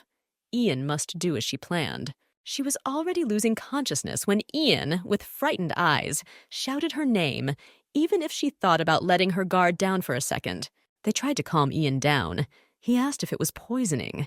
Rosen was placed on the sofa and given first aid. She was unconscious. Ian said that she started coughing up blood after trying the berry. The man agreed, but it was not poison. He rushed straight to the screams.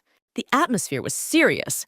The captain shouted that a poisoner was hiding on his ship, and the soldier who saw him off completely wilted. He meant Henry. Connor stood cold as a rock. There were drops of blood on his dress suit.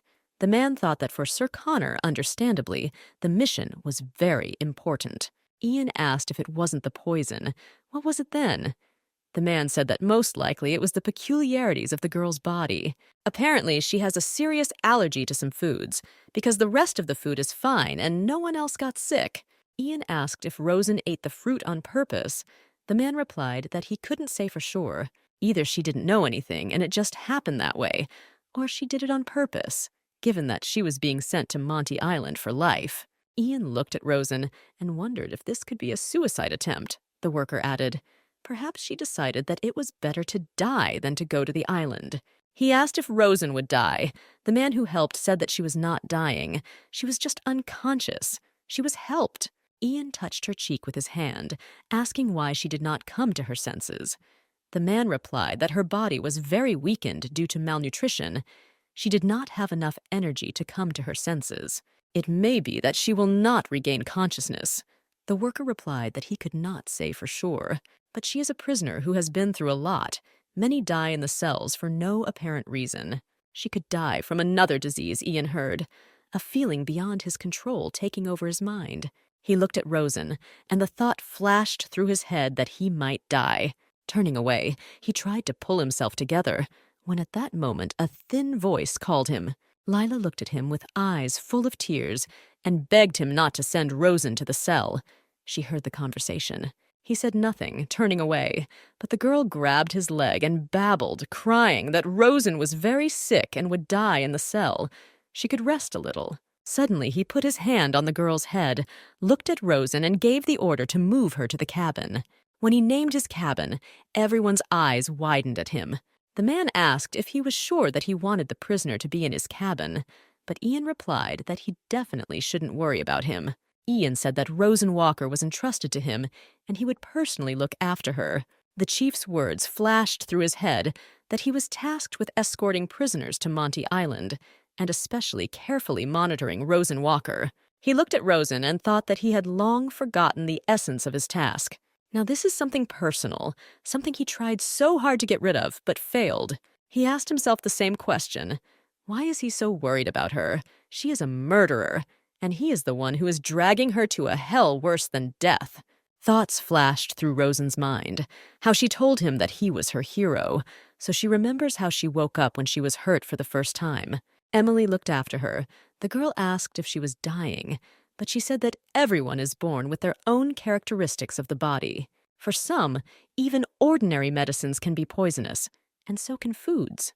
Placing a wet bandage on her head, she explained that you need to be careful, paying attention to the food you eat and what medications make you feel unwell. She almost died then. Emily asked if Rosen remembered what medicine made her feel bad. Looking at Emily and trying to remember, Rosen remembered her childhood years. She remembered that the director of the orphanage had a habit of drinking purple berry compote. It always began to seem to her that everything itched even if she was just nearby. Then Emily said that she should never eat these berries. Otherwise, next time she might actually die. Rosen asked the name of the berries, and Emily said Mayeria. She remembered the name, but every time life became unbearable, this name popped up in her head. She thought, didn't she deserve at least a peaceful death by suffocation? It was better than being killed by Hindley. But this time, everything is different. If she was going to die, she would not suffer for the sake of escaping from prison. Rosen came to her senses. The light was falling on her. She could not figure out where she was. She sat up in bed and realized that it had happened in a cabin, not in a prison cell. Looking at the fastened hand in shackles, the girl grinned and thought that Ian, in his style, did not lose his vigilance even in such a situation. But we also need to look for positive aspects. She is not in the cell, which means everything is going according to plan. Looking at myself, I saw that the clothes had been changed. Well, logically, the dress was ruined with blood. Her thoughts were interrupted by Miss Walker's voice addressing her. Turning around tensely, Rosen saw the smiling face of Captain Revel. The girl became nervous whether he had been watching her for a long time or had just come in, but the man sat down next to her and motioned for her to calm down.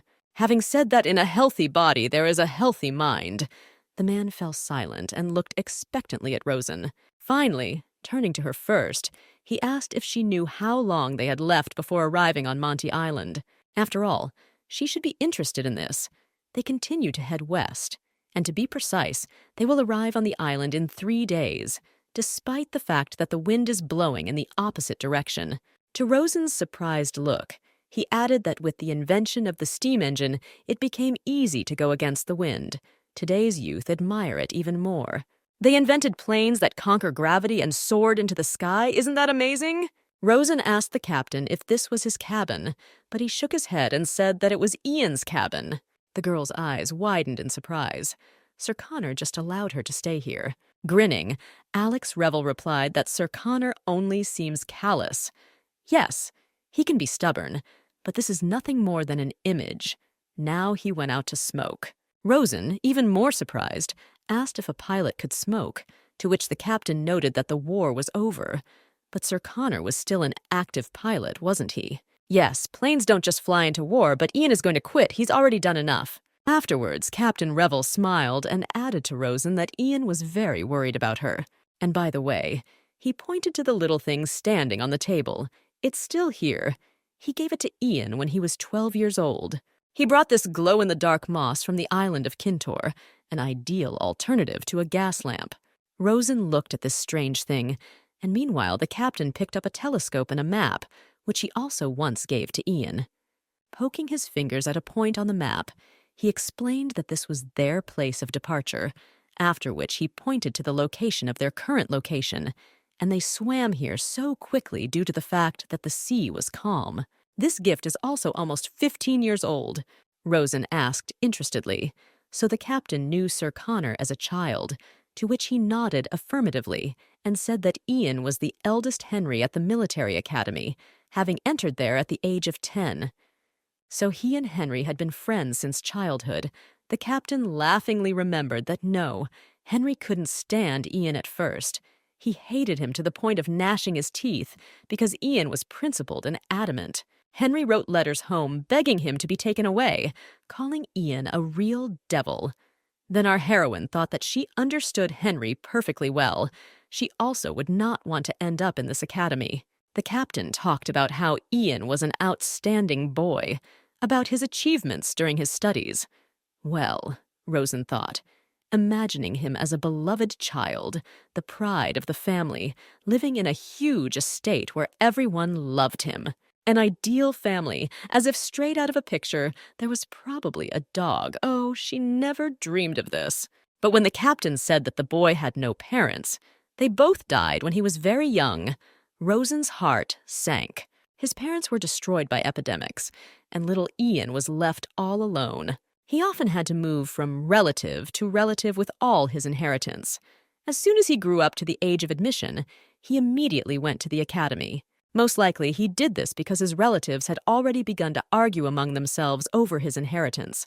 And at the academy, a cadet's property comes under state protection until the child reaches adulthood. He had to grow up early. He rarely opens his feelings and does not know how to be honest with himself. Alas, he carries this burden within himself in loneliness. Therefore, it is very sad to see children becoming adults very early. His words also applied to Rosen. Taking the girl by the hand, Captain Revel asked her not to end her life. Oh, so that's why he told her about Ian, his childhood. He thought that she wanted to commit suicide. Rosen tried to justify herself. No, she did not try to take her own life. This was a misunderstanding. But the captain seriously replied that he himself had a daughter whom he often thinks about, and Rosen is similar to her. This girl was his firstborn after 15 years of marriage. To which Rosen thought that this precious child of Revel with golden hair could not possibly be like her. He probably couldn't let go of his daughter, and seeing a girl her age, he associates her with his late daughter. But how can she be indifferent to the story of a father who lost his child? Even such a disgusting prisoner like her cannot get rid of such a useless habit as sympathy. Next, the captain once again inquired about Rosen's well-being and advised her to rest more. When he touched the door handle to go out, he finally said that there was still time. There were still 3 days before arriving on Monty Island, and he believed in Rosen and that she would not give up. Rosen listened to this in a stupor, and she has developed a habit of carefully analyzing the information that people unintentionally give out.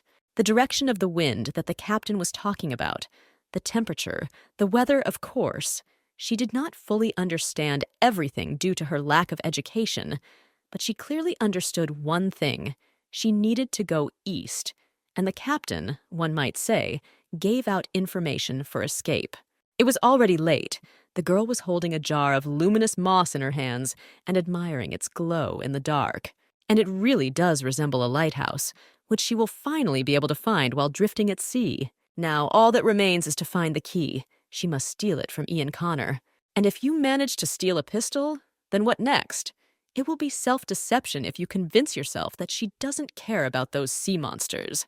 But she knows what will give her strength, her vow to Emily that she will never die, and they will meet with her. This is the day when she first behaved bravely in her empty life. Every time she remembers that moment, a blue flame flares up in her heart. It melts the chilling, icy horror over and over again and helps her take off. She will win. She simply must win. Ian entered the cabin looking at Rosen. It was already late. The girl deliberately assumed a seductive look. unbuttoning the band of her shirt on her chest. Ian stared without batting an eye, with a stony expression on his face, then told her to cover herself. Rosen thought with disappointment that he hadn't noticed anything or that nothing could penetrate him, but she asked out loud where he was. Having received a dry answer that he was standing near the cabin, the girl asked why he was complicating everything so much. Well, he could have asked a subordinate. Looking sideways at her, Ian said that he personally received the minister's order to escort her, and besides, she apparently underestimates her fame, which is clearly superior to his. Rosen chuckled. Yes, she is popular, but obviously in a negative way, so once dinner is over, she will be returned to her cell, and she received an answer that she could stay here until she arrived on the island.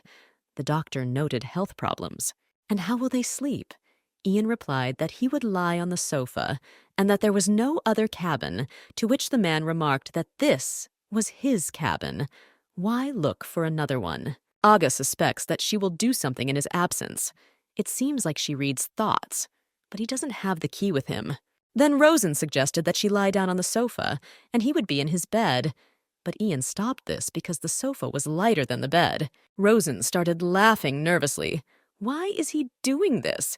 Does he think that she will jump into the ocean with the sofa? Further, the man accused her that she had already tried to die. There was no guarantee that she would not repeat it again, so he would keep her locked in this cabin. At first, Rosen tried to convey that she did not try to commit suicide. Didn't the captain explain it to him? But Ian replied that he understood everything, that she knew very well that she could die by eating this berry, and still asked Henry to give it under the pretext that she wanted to try it. He clenched his fists and variously shamed her whether she enjoyed it, whether it was fun. What infuriated him most was that he fed her these berries himself. Stop. He's angry now. Considering that she's been watching him for the last few days, he never once lost his composure or raised his voice. If he had calmly thought about everything, he would have realized that she did not try to commit suicide. Had he really forgotten how to think with a cool head? Well, in this case, you can't miss this opportunity, and crying, she bitterly noted that she would die before arriving on the island, and what was the point of living further? Well, even if he continues to live, he will either spend the rest of his life in correctional labor or die under torture. So why can't she die peacefully now?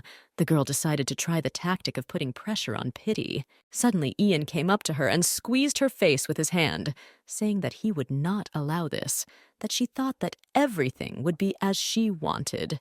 Handcuffs are not enough, so he will tie her with chains from above. Just let her think of doing something and find herself tied hand and foot. Tota Rosen snapped that she would bite off her tongue. Ian replied that he would also provide her with a gag. The girl did not give up and said that she would stop breathing, but he replied that it was impossible to die like that. Their argument continued until at one point they spoke at the same time. Ian asked sternly that he didn't understand how a man who was so desperately trying to escape suddenly decided to die. Then Rosen flared up. What was he talking about? She wanted to die because she just couldn't escape. To remind her who threatened her and showed her sea monsters, and who constantly reminds her that she is suffering a fair punishment. Already calmer, Ian replied that he was only warning her, but would never have thought that this could lead her to suicide. The Rosen he knew would not give up until her very last breath. Which I know he knows me, but you don't know me at all. She angrily demanded an answer, but Sir Connor decided that he knew her. He only knows her name and that she made 2 escape attempts. He began to run his fingers through her hair and softly said that of course he didn't know everything, but he still knew much more than she thought. Rosen calmed down, but answered whether he believed everything that these newspapers wrote. Yes, he actually read articles about her. The captive began to be annoyed by all this, and she asked directly what the hell he wanted from her. His request that she not die made her freeze. He asked her to promise that she would not kill herself on this ship. Ian Connor asks her to discard the last way to annoy them all, so she did anyway, but he finished the deal for her. Yes, she will die in any case. She won't be able to survive long on Monty Island in any case. But this also does not mean that she is allowed to escape, and Ian offered her a deal. She will not commit suicide, and he will remove the handcuffs from her and provide her with good food. Before Rosen knew it, He opened her shackles. The girl stretched out her hands and felt incredible lightness. What the hell is he doing? Her legs also became free and she can walk easily. She understood little, but still decided to take advantage of this and get up. Like a child taking its first steps, Rosen walked hesitantly around the cabin, holding Ian's hands. The steps are so light, she even forgot the last time she felt her legs so freely. Ian told her that in the cabin under his supervision, she would be free of shackles and would be able to live the remaining days before arrival in comfort, and would also have the opportunity to reflect on her life until they arrived at their destination. Holding her, he once again asked for a promise not to commit suicide. She has to promise Ian not to commit suicide as if he doesn't want her to die. Rosen really didn't understand what his motive was right now.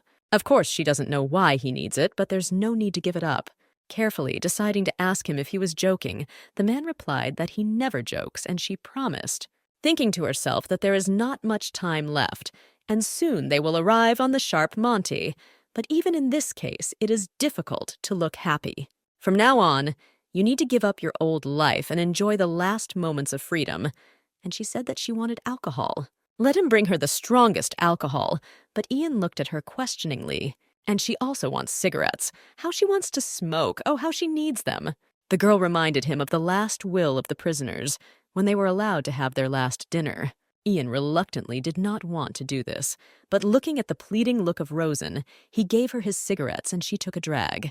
He promised to bring alcohol tomorrow morning, but the girl already felt as if she had been reborn. I didn't even notice how I smoked the entire pack of cigarettes. Ian handed her another. Oh, we can smoke one more. Well, this is beyond dreams. He'll tell her to go to bed after he finishes smoking, but it's a waste of time to just go to bed now. What should I ask him so as not to look suspicious, and carefully asked Ian when he started smoking. Pilots shouldn't smoke, should they?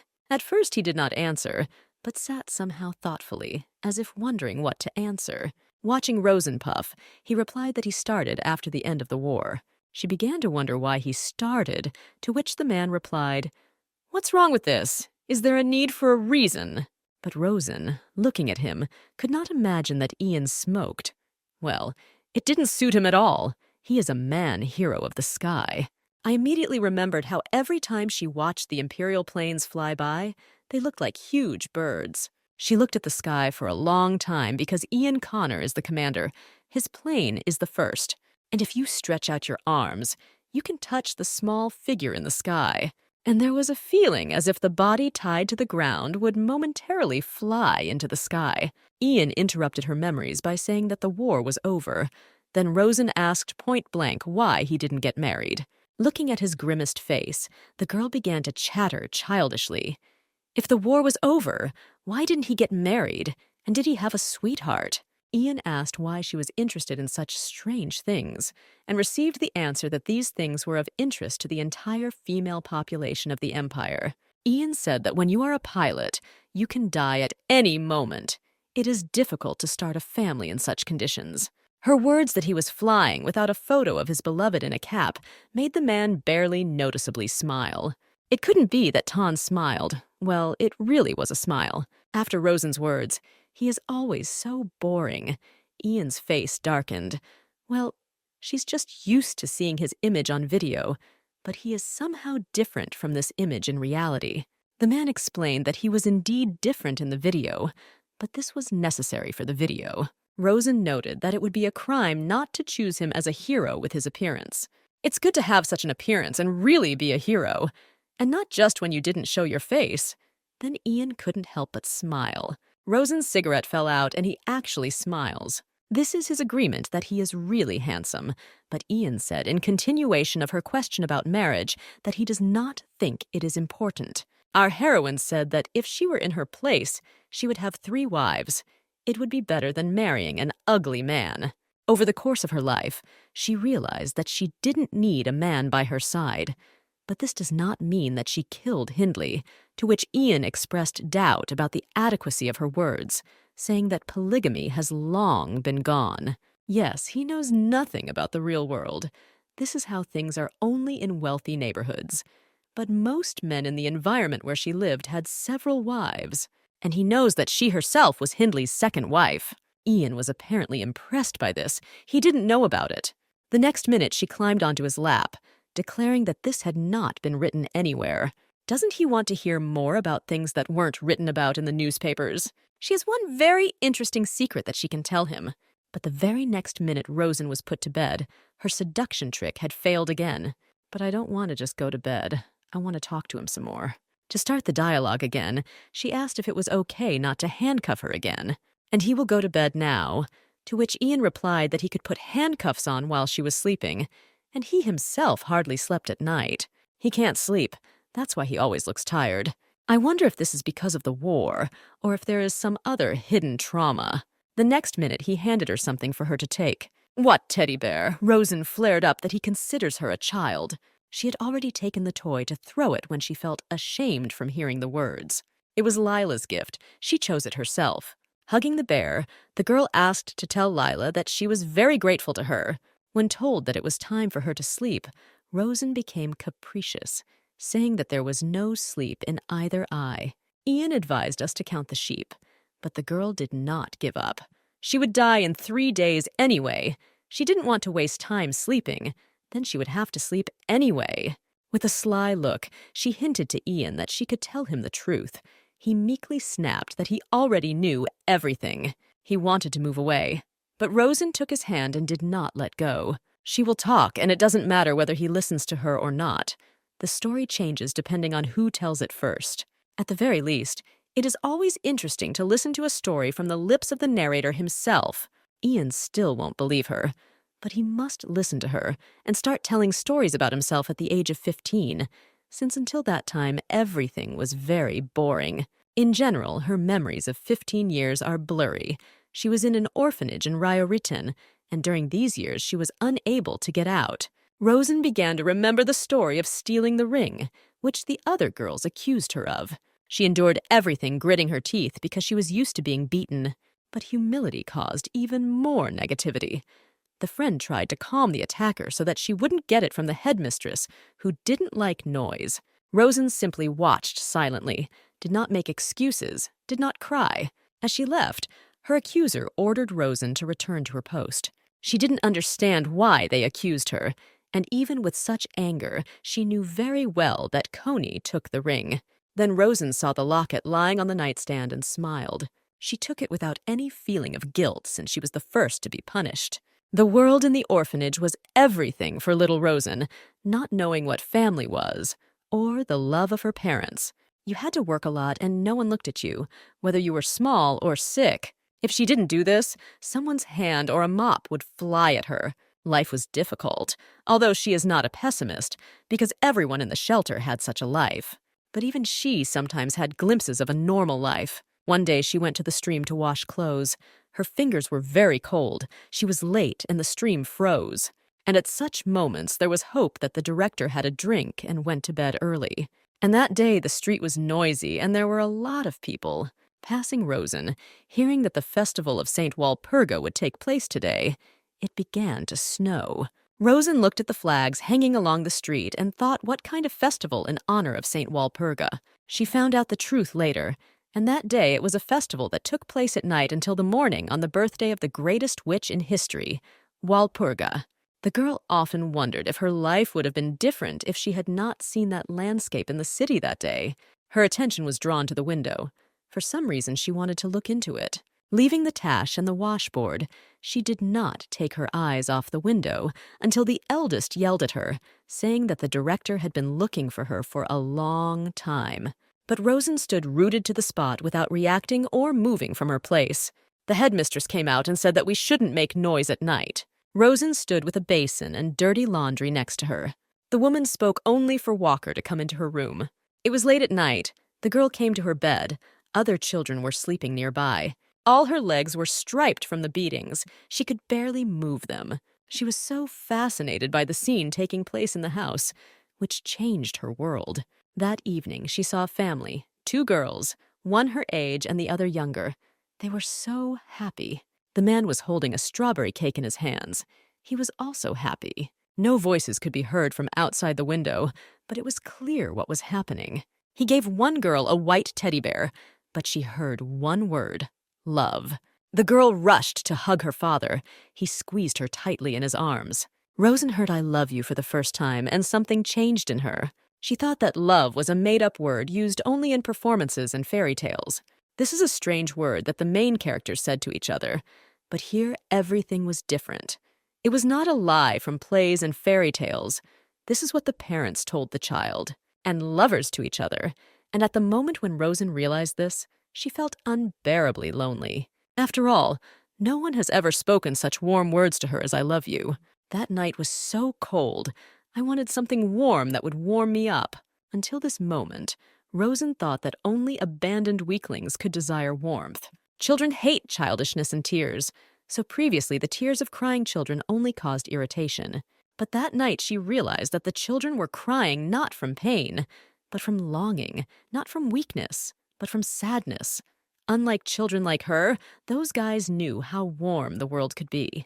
They simply realized how cold and lonely a place they were in, and that day Rosen realized how lonely she was. On Walpurgis night, people light candles and make a wish to the greatest witch in history. Rosen hugged herself and begged Walpurga to take pity on her, to help her meet a person who would hug her warmly, someone who would truly love her. Even if these words are a lie, just for this person to hug her tightly. The girls were working in the kitchen, and their partner noticed that Rosen had her head in the clouds and had been walking around covered in bruises lately. The girl couldn't answer the questions about what happened. How could she explain to them what happened to her? Another girl asked if it was because of Rosen's birthday that he was so worried, because it was soon, and when he turned 15, he couldn't stay in the orphanage any longer. To which Rosen replied that in any case, she would be sold either as a mistress or as a maid, and the money from the sale would go to the director. One of the girls remarked that it is better to become a mistress than a maid. Once you become a maid, you won't be able to change anything until your death. The girls began to argue about who is better to be a mistress or a maid. Someone thought that being a maid can at least earn money, but being a mistress or a wife is a big risk. Who knows which husband will come across? When the girl came in and called Rosen, it was especially strange that someone came to meet her. There was a man sitting in the director's office waiting for Rosen. Smiling, he replied that there was nothing wrong with waiting for a woman. Rosen stood in front of the mirror, wondering whether she should wear her best dress or put on makeup or not. But if that man is here to take away the maid, then there is nothing good in looking beautiful. The girl was wondering what to do, and in the end she decided to wear a modest suit without makeup. When she entered, the director offered to sit down. The news that they wanted to marry her spread throughout the orphanage. The headmistress pointed to the man sitting on the chair and said that he would become her husband. It was Mr. Hindley Haworth, a man about 35, 40 years old. He approached her, and the girl was confused when he called her by name, but then, hesitantly, greeted her. He looked at her from under his glasses carefully and intently and said that she could be called Rosen Haworth, which she would soon become. Looking at her, Hindley Haworth asked the headmistress if she was definitely healthy, to which she reminded him that she had introduced him to the results of Rosen's tests. Rosen broke out in a cold sweat when he took her hand like a thing in a store and said that she was too thin. Would she be able to give birth to many children? The headmistress noted that it depended on him. While they were talking about Rosen's reproductive system and that she was absolutely healthy, the girl decided to smile. She couldn't look at her with contempt. If he leaves next time, she could be sold to a truly terrible place. As a result, he put his hand on Rosen's shoulder and said that he would believe the director's words and take the girl. Payment was made in cash. There was a signature on both sides, and Rosen also signed. Hindley smiled and, remembering something, asked her to extend her hand. The man said just right as he put a wedding ring on her ring finger. Rosen couldn't take her eyes off the ring. For the first time in her life, she had been given something. And Hindley said that he immediately saw her. She stood out among the other girls from the orphanage. Taking her hand, he said that from now on he would protect Rosen. The headmistress was also pleased with the good deal. But that was not all. He took out a gift. Do you like Rosen? It was a cute teddy bear, and at that moment, Rosen thought that her wish for Walpurga had come true. She can finally become loved. She is led into the house, becoming Rosen Haworth from that moment on. The house was small with 2 floors. The first floor was for receiving patients, and the second was residential. He showed that he had prepared everything for her, bought her a dress, and she even had her own dressing table. Rosen looked at these things with admiration. It seemed that she was in a fairy tale, and he quietly whispered whether she was grateful. Of course, she was grateful to him, considering that she had never seen anything good or warm in her life. The girl rushed into his arms, expressing her gratitude, and it was sincere. She really was grateful to him. Since she came to his house, she hasn't been hungry or shivered in the cold wind. The proximity was painful, but that's okay. And at first, everything was fine. He treated her like a gentleman and did not beat her like the headmistress and nanny. But the happy life did not last long. After a few weeks, Hindley's true face was revealed. While having breakfast in the morning, he pointed to the food and asked what was it. Yesterday, there was the same food. Rosen froze. What happened? He had never talked about cooking before. The girl objected that she had used different seasonings today. Then Hindley stood up and menacingly asked what she was going to contradict him about. Poking his finger at her forehead, he asked what she thought about her being right and decided to object. He bought her so that she would do everything as it should be. Being useless is unacceptable. Rosen's eyes widened in fear. His face was different now. He left, leaving her to take care of everything. This is the wife's responsibility. She just wanted to understand what had just happened. Starting to pinch herself, she said, "Come to your senses, Rosen. You've been through so much, so you can't burst into tears because of this. You just need to cook it again.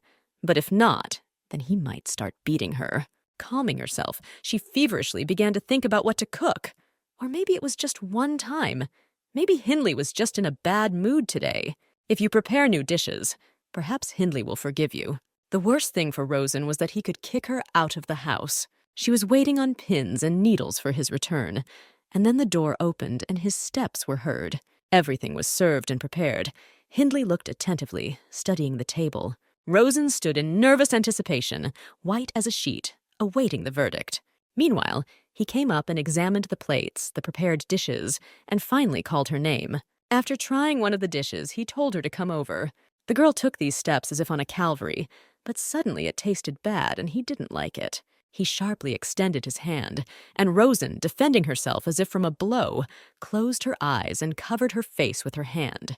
But Hindley smiled and stroked it, saying that it was delicious and he liked it. You see, he knew that Rosen would succeed.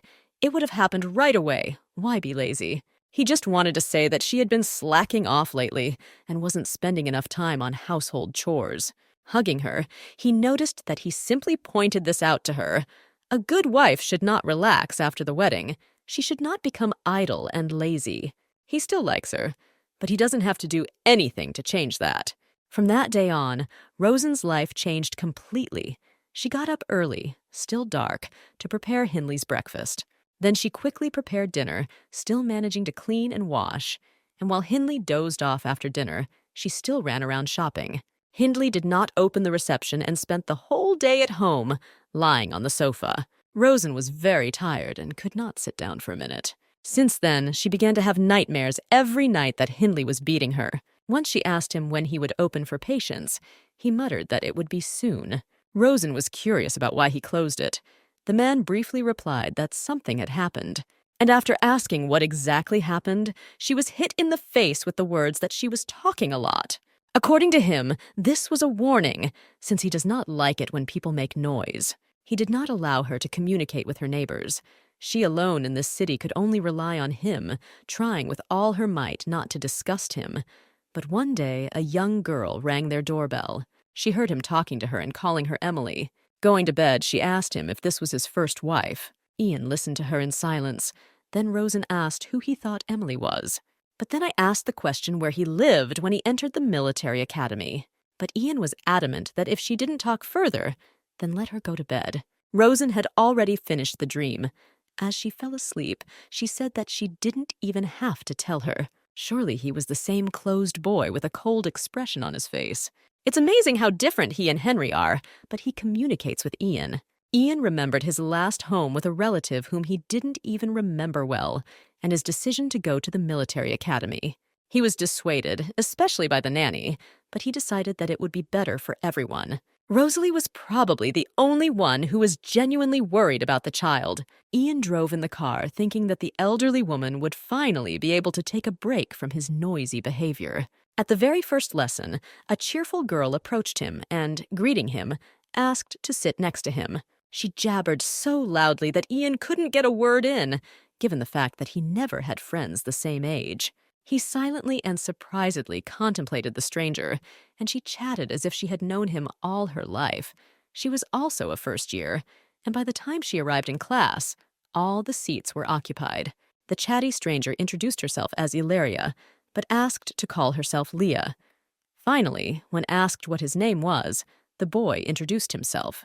The girl screamed in admiration so that the whole class turned around, and she noted that Ian got the highest score in the entrance exams, so he is a celebrity. Then she offered to be friends, since they would attend this course together. Ian thought how noisy she was and didn't stop talking for a minute. She needed to concentrate on the lesson. Since then, in literature lessons, etiquette, and during lunch breaks, Leah literally became his shadow. One day she stopped him after class and suggested that he go play cards. She was in the company of other guys. Ian was embarrassed. He generally felt uncomfortable in companies, so he refused to go and read. Leah said upsetly that everything was fine. If that's the case, then maybe another time. But the guys angrily said, "Stop messing with him." In the back, the boy heard the guys say that they didn't want to be friends with him. All they knew was to be arrogant. Leah looked at her departing comrade in surprise.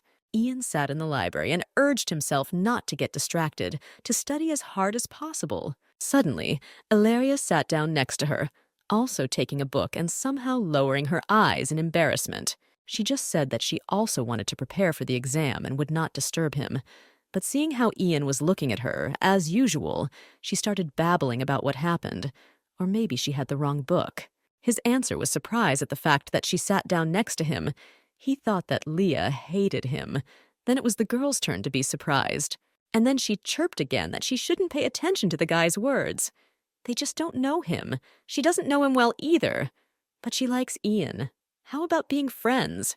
For the first time in his entire time at the academy, Ian smiled and thanked his new friend. A few years later, a new enrollment began at the academy, and on the threshold of the academy stood a new first-year red-haired boy with a mischievous face. Seeing him, the guys began to talk about how the son of a war hero had entered the academy this year. Leah, with whom they had been friends since that day in the library, ran up to Ian and said that now they would patronize the younger ones. Ian, as usual, listened to her calmly. He did not yet know who his ward was, saying that he would check the list in the morning. As usual in his style, the girl grinned, however. His ward, they say, is a boy with character. Henry Revel walked along the corridor in search of his room. He felt awkward. Everyone looked at him, discussed him. Someone expressed doubt that he was only 10 years old. He looked older and too tall. He understood that it would not be easy, considering whose son he was, but it was even nice to have such attention. And so he entered the room with a charming smile, saying hello and informing that he was a first-year student. Ian looked at the boy, slammed the book, and asked where his things were. Henry turned out to be alive, cheerful, and immediately extended his hand, introducing himself and informing that the luggage had not yet been delivered. They greeted each other and sealed it with an academic handshake. Ian's new ward asked his mentor to introduce him to the school, and the young man agreed, smiling. Returning to the room, Henry was disappointed. He did not understand at all what had just happened. His mentor, like a teacher, showed him the training places, the library, but not a single place where he could relax. What a boring mentor he got. His father scared him so much, but it looks like he shouldn't be scared. He looked at Ian, calmly and intently reading a book.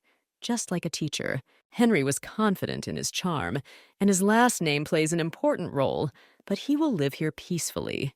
And so the first-year students began basic sports training under the supervision of mentors. Mentors will monitor your studies and grades. You need to listen to them. It was Henry's turn to show his preparation. He ran the distance with a smug look. His result was good, but what's the best? While everyone looked at the new record holder in admiration, Ian ordered a repeat. Henry looked at his mentor in shock. The guy calmly explained that he had read the results of Henry's entrance exams, so given his height, He concluded that he had not given his all. Whatever Henry did, his new mentor nagged and forced him to repeat over and over again. He was the only one who trained for hours. My classmates were laughing. Everyone had heard about Cadet Ian Connor and his attitude to learning, so the fun was yet to come. What nonsense! Does he really need to train like this all the time? Tomorrow and the day after tomorrow for hours? After another training session, when Henry could barely stand on his feet, Ian noted that the boy was in excellent physical shape, but was a lot of lazy. And so he will get up 2 hours before the general rise, and Ian will accompany him. Henry wrote about all these horrors to his family in a letter. Having outlined all his torment in the letter, at the end he signed that Ian Connor is a demon. Early one morning, when everyone was still sleeping, Henry decided to sneak away. Today he will never go to this execution. He'll do it, deciding to hide, since he didn't manage to make friends with Ian. But there is no more strength. But is this life? Because Ian will not find him if he hides. And just as Henry smiled at his brilliant idea, he heard Ian's words from behind, asking what Henry Reevil was going to do at the crack of dawn. As a result, in the morning, Henry slept in class, and the guys discussed the strange scream heard in the western dormitory, whether it was a ghost. 2 classmates looked at the sleeping Henry and said with sympathy, again, the poor guy had been training since the morning. What an ugly mentor. He was advised to complain to his father. This is a violation of human rights. During the next morning training session, Ian praised his young ward, noting that he had done a good job today.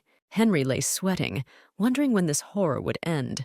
Ilaria approached him and said that Ian is usually not so cruel. The young master must be tired from such training. And then the boy burst out. He said that if she thinks that the hero's son lives in comfort, then she is mistaken. He has the hardest time of all. The mentor said that he does not give his best. But what if this is his maximum? He must meet the level of the son of a hero, but no one is perfect. He is a human being. He has to live under the eyes of others. If he shows what he is capable of every time, then it will all be over. Then the boy caught himself and realized that he had said too much. Leah thoughtfully watched him run away, thinking that the boy was not thinking at all like a child. He reminded her of the same boy she knew, Ian Connor. Having run to a secluded place and catching his breath, Henry screamed in horror at what he had just said, and what if she told everything to Ian Connor? His goal was to graduate from the academy without standing out. At that moment, a classmate called him, offering to sneak away with them secretly. The guys wanted to run away to the city. Henry thought what kind of slackers they were and refused. The guys insisted and persuaded Henry, citing being busy, got up to leave, but one of the boys squeezed his hand tightly, stopping him. As a result, Henry pushed his hand away with such force that the boy yelped. Henry realized that he had overdone it and tried to apologize, but the other guys said that it was disgusting, and in general they wouldn't hang out with him if it weren't for his father, and he hides behind his daddy's name to beat others. Ian watched all this, as the boys told Henry that there was nothing special about him, and what if everyone found out that the hero's son was a bandit? Henry held back until one of the boys said that since they didn't want to see his daddy bow his head, and after these words, a veil seemed to fall over his eyes. The next minute, a fist flew at the offender. He screamed that he usually ignored such nonsense. But the last thing he remembers is how Ian pulled him away. He thought that he was also angry with him and wanted to attack him, apparently because Henry had said something to Ilaria. After the fight, Henry sat frowning and didn't know what to think next. The director could not come to his senses about how Ian Connor could get involved in this matter. Looking at the boys, he asked Soldier Connor if he really beat the boys. Ian answered without hesitation that yes, it was he who beat them. The director exhaled heavily until the last moment, hoping that this was some kind of misunderstanding. Then he asked why the young man did this to the younger students, because before that his behavior was excellent. There were no problems. It was possible to simply separate the fighters and not beat them. Ian glanced at the cowering guys and nodded. The director said that in this case, the Soldier Connor could not escape punishment. The guy nodded in agreement. Ian was suspended from school for a week and sent to the dormitory. The rest, including Henry Revel, were required to engage in volunteer activities on the territory of the academy. Henry sadly watched what was happening, realizing that Ian took all the blame and responsibility for this act upon himself. When they were in the room, Ian told Henry to cool his head while he volunteered. The same one grimly muttered that Ian had done something useless. But the mentor noticed that it was up to him to decide whether it was useless or not useless. And the fact that he was suspended from classes was a trifle. Everything ended well. He calls it a good ending. Henry was surprised, to which Ian explained that otherwise Henry's parents and those guys would have been called. And so they talked a little. It was revealed that those boys had left without permission to have a snack in the center. And now there was a fight. They are still children, so they were scared to hear such words from their parents or the director, but he doesn't have parents who can be called. Ian got up and walked. Henry followed him. The mentor gave advice to be careful next time. Any action leads to consequences, to which Henry muttered that he generally thought that Ian didn't like him. Ian explained his position that he forces him to train more than others, not because he hates him, but because he sees him as a future soldier. Just because he doesn't show leniency towards a junior cadet during training does not mean hatred. It is an investment in the future. Henry is a cadet now, and in the future, he will be a soldier. Now everything is calm, but who knows when war will break out, and then they will all be called up. And when this happens, the one who does not put in his best will die. So what is more important is the opinion of others, or his own life, and the lives of others. Ian added that it's up to Henry to decide, but he no longer wants to see people die around him. A week later, the three of them were having lunch, and Leia said sarcastically what was going on here. Before, she couldn't even think about having a meal together. But then Ian shows up with the first year. From the moment of that conversation, Henry followed Ian everywhere, declaring that he wanted to become Ian's younger brother and would obey him in everything. Then Leia remembered the news, and showing the newspaper, said that the political situation in the Empire was alarming. It looks like they are provoking the Empire and want to drag it into war. Ian took the newspaper and read the article, agreeing that the threat of war was very real, if not now, then later. When one of the parties does not like something, chaos will begin, which is called war. 5 years passed, and Ian Connor was called to fight. Henry managed to catch him since the training camp was quick. He asked Ian if he had seen the publication. He was appointed commander, for which he could be congratulated. Ian still calmly looked into the eyes of his younger comrade. Henry suddenly lowered his eyes and corrected himself. This is not something worth congratulating. How can you give the rank of commander to a 20-year-old boy? To which the new Captain Connor replied that the Air Force is always short of people, and since there is no one, they even have to take cadets. In addition, many went over to the enemy's side. Henry clenched his teeth at these words. He had heard such rumors. As parting words, Ian advised his younger friend to concentrate on training. He, too, could be called up at any time. Henry eagerly replied that he was ready even now, telling how he would destroy his enemies to smithereens. But Ian slowed him down and reminded him what frivolity is and what it leads to. In turn, Henry asked Ian not to die, otherwise he would curse him for the rest of his life. Ian was so immersed in his memories that he didn't hear Rosen calling him for several minutes. And what was Captain Connor thinking about with such a face? To which Ian, in his style, replied that it was nothing. How can one think about anything with such an expression on his face? But the man snapped that he always had such an expression. Rosen had nothing to object to. He wanted to put Rosen to bed, but she didn't even think about it, offering to listen to her story to the end.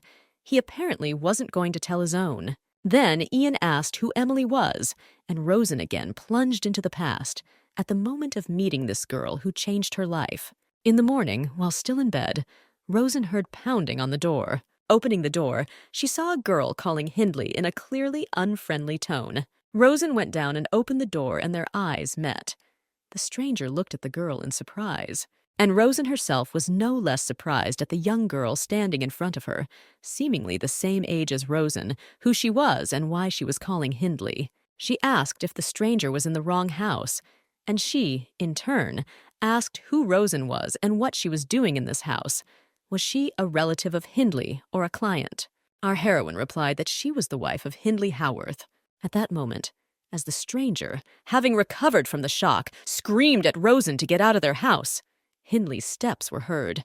In anger, the stranger shouted at Hindley, "What the hell is he doing? Dragging in a new wife while still alive, and almost a child. He's completely crazy." Rosen fell into a daze, trembling all over. She asked her husband what it all meant, who was the second wife, but he calmly replied that he would have to introduce them to each other. It's a pity that in such an atmosphere. "This is Emily, his daughter," he said, pointing to the girl sparkling with an angry look. The story began like many couples. An ordinary girl and a guy fell in love with each other. The only thing that distinguished them from other couples was that the woman was a witch and could use magic. Most people were afraid and did not accept witches, but this did not frighten the man. On the contrary, he whispered to his beloved that he admired her magic. One day he gave her a pendant, whispering that it would protect her if she suddenly recklessly used her power, so she should not take it off. The woman passionately loved the man who accepted her as she was, so she did everything he asked. Soon they got married, using the woman's abilities. He opened a hospital, despite the fact that he had no knowledge of medicine, but the woman's medicines enjoyed stunning success. Time passed and their daughter was born. The man earned huge money. There was no end to patients, but the woman began to weaken every day. The child was healthy, but childbirth undermined the woman's health and her strength weakened, as did her magic. And at that moment, the man revealed his real face. He beat his wife for any reason, for setting the table incorrectly, for the fact that there were fewer visitors. In the end, the woman took the child and ran away from the man, but her body was exhausted by illness and her magic was too weak. The man found them in a forest hut where they began to live in order to protect their sick mother. The girl tried to stop with the help of inept magic received from her mother. Having learned about her abilities, the man made her an offer that in exchange for her strength, he would not touch them, and would even give money for her mother's treatment. For the sake of her mother, the girl accepted the offer and put on her mother's pendant. And now Emily sat in front of her father. They looked at each other without saying anything. Finally, Emily asked him why his so-called wife met her in this house. Hindley rolled his eyes. Then he answered that this was his second wife, and that's all. Then Emily jumped up and reminded him that his first wife, whom he took advantage of and then beat, was sick. A fit of anger seized Hindley, who shouted how dare she talk to him like that, and painfully squeezed his daughter's neck, pulling the medallion. He said that even though she was his daughter, she was so stupid, apparently because she took after her mother and was unteachable. Emily wheezed heavily on the floor, and Hindley stood up and cruelly said that because of her stubbornness, she was creating suffering for herself. Rosen sat on the stairs, covering her ears. Emily screamed while Hindley beat her. When it was already late and he fell asleep, Rosen snuck into Emily's room. She was awake and looked at her. Standing up, she asked what Rosen needed. The girl stood with a tray on which there were towels and water. Emily saw what her young stepmother came to her with and displeasedly told her to take it away. She didn't need anything, but Rosen put everything on the nightstand, saying that Emily could use it all herself. If there is not enough, she will bring more medicine, but for now let him heal with this. Suddenly, Emily's words made Rosen turn her head in surprise. Hindley's daughter called her crazy. What else can you call her? She married an old man. You have to be crazy, or maybe he released her on bail. Or maybe he put a doll in her hands and dressed her in a beautiful dress, both identical to her dad. It just makes me sick. Here Rosen could no longer remain silent, saying that in order to say such words, you need to know her and what she herself went through. How can you judge a person without knowing how he lived before? Rosen said with anger that she grew up without parents, suffering beatings from shelter workers, forcing her to work like servants and being in constant fear. They threatened to sell them at any moment and locked them every night in a cold room, where the children fell asleep huddled together. With such a life, even dried bread seemed like grace. So did she have the right to choose? Emily was influenced by Rosen's words, but she said that all this was not interesting to her.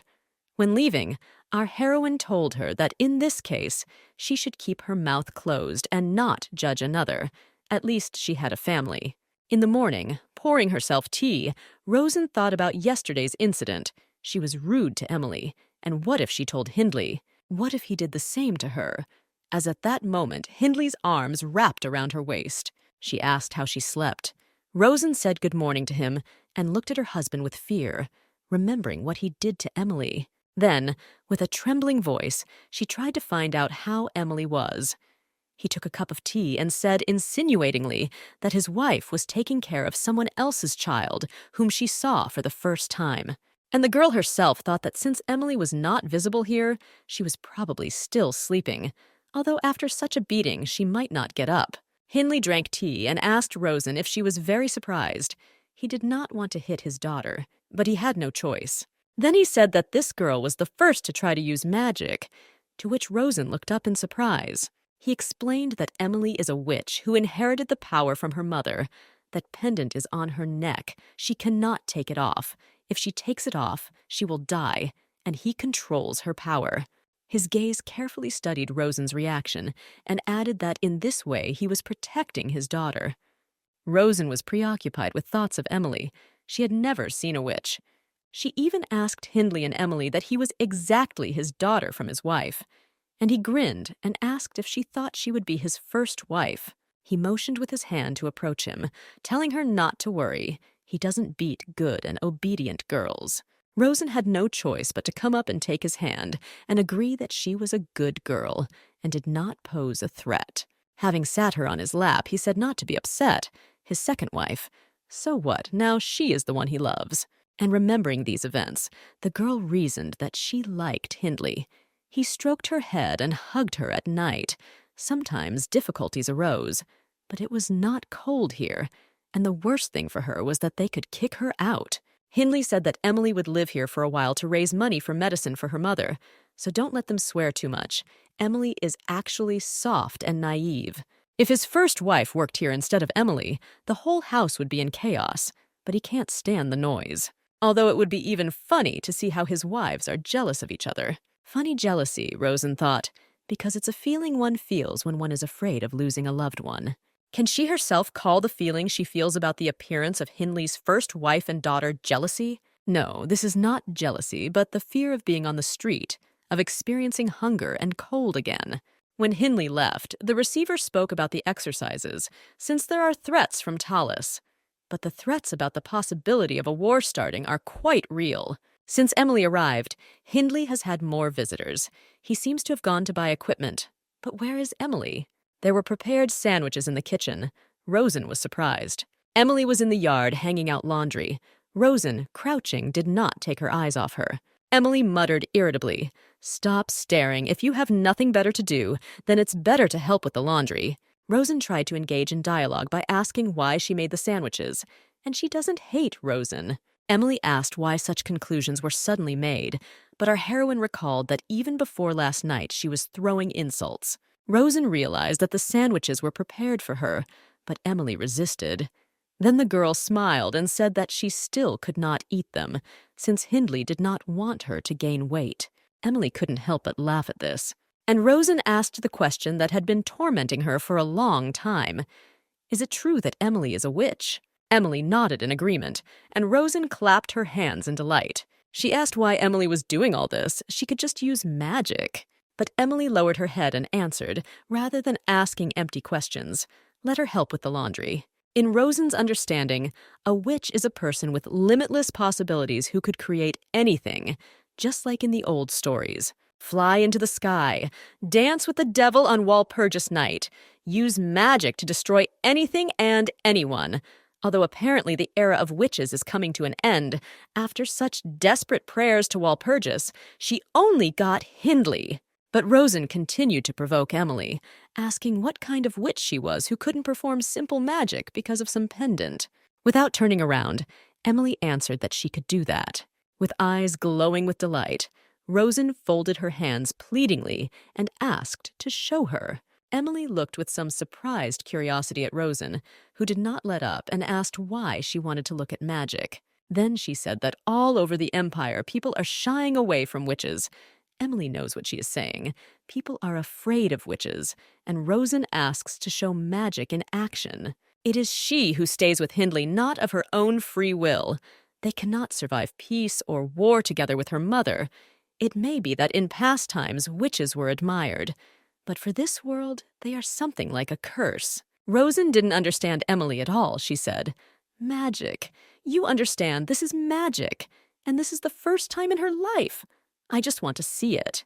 No matter how Emily tried to convince Rosen that there was nothing good in watching a witch cast a spell, Rosen did not give up. Finally, Emily gave in, raising her hands up so that the water from the basin began to rise up. What Emily showed her that day was the best sight in Rosen's life. At that moment, she could forget about anything. Raising her hands up, she touched the water rising into the sky. But that same night, sirens began to wail. It seemed that something had exploded. Hindley was not at home, and the girls ran down to the basement. Turning on the radio in the basement, they heard the voice of Ian Connor, commander of the Ryoryton Air Force. The war began, and an air raid alert was announced. Ian became hope for all the inhabitants of the Empire, prophesying that aviation would do everything possible to protect the inhabitants of the Empire. Ian sat and listened to Rosen's story, and now heard his own voice saying that our aviation will do everything possible to keep you safe.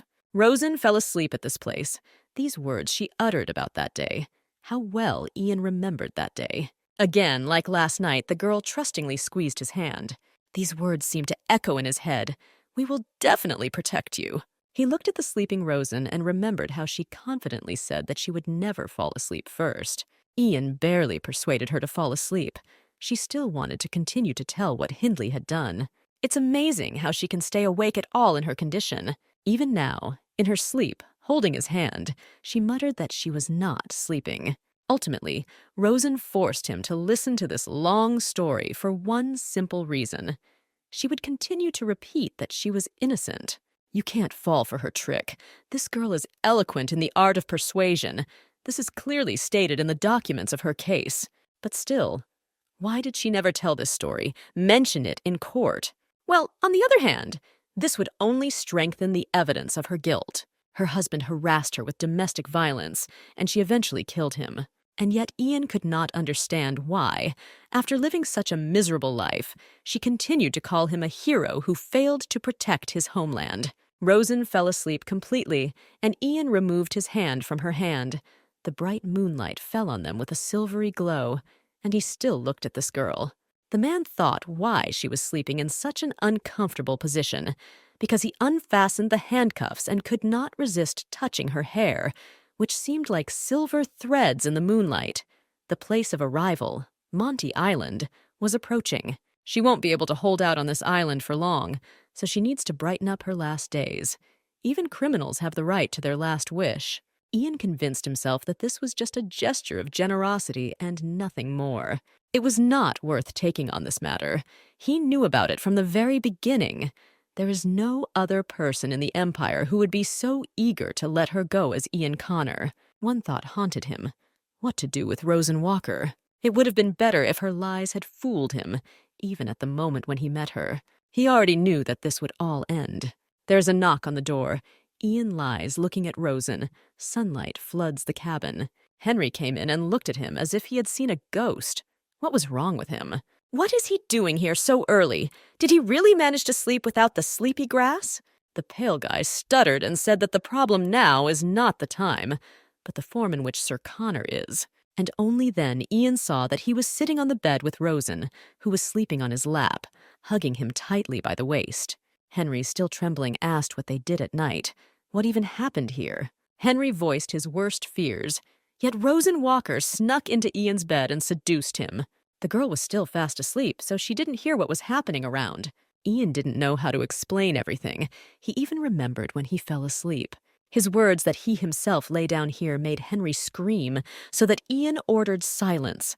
The scream would wake everyone up. He tried to explain to his subordinate that he understood everything wrong. Although of course he understood what picture Henry saw. The only thing Ian could come up with as an argument that there was nothing between him and Rosen was that they were dressed. So if Henry is happy, let him go.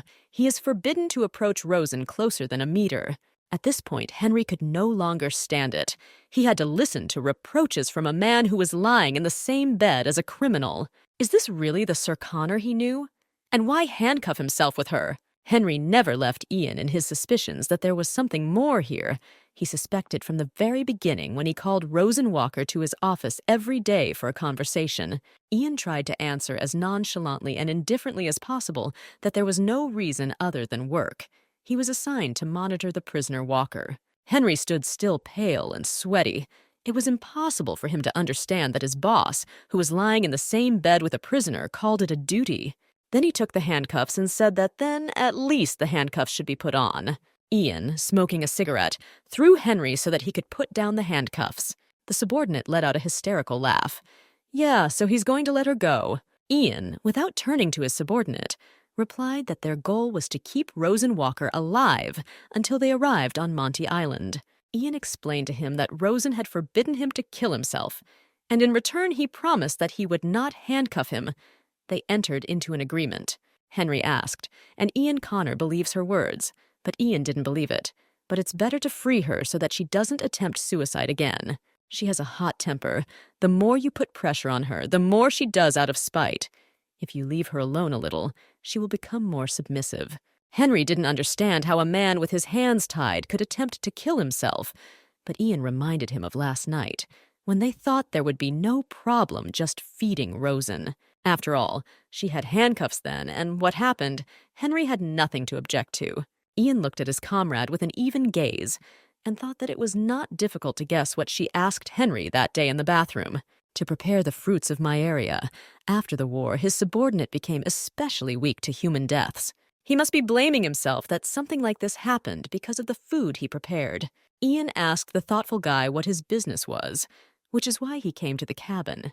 Henry replied that it was nothing special. He was just told that a flock of demonic creatures was passing through their route.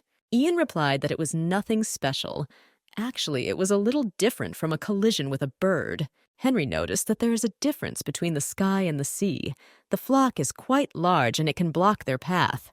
And their ship is also not small, so such monsters try to get around it themselves. In the best case, everything will work out. In the worst case, we'll have to stay a couple of days. That's what the captain said.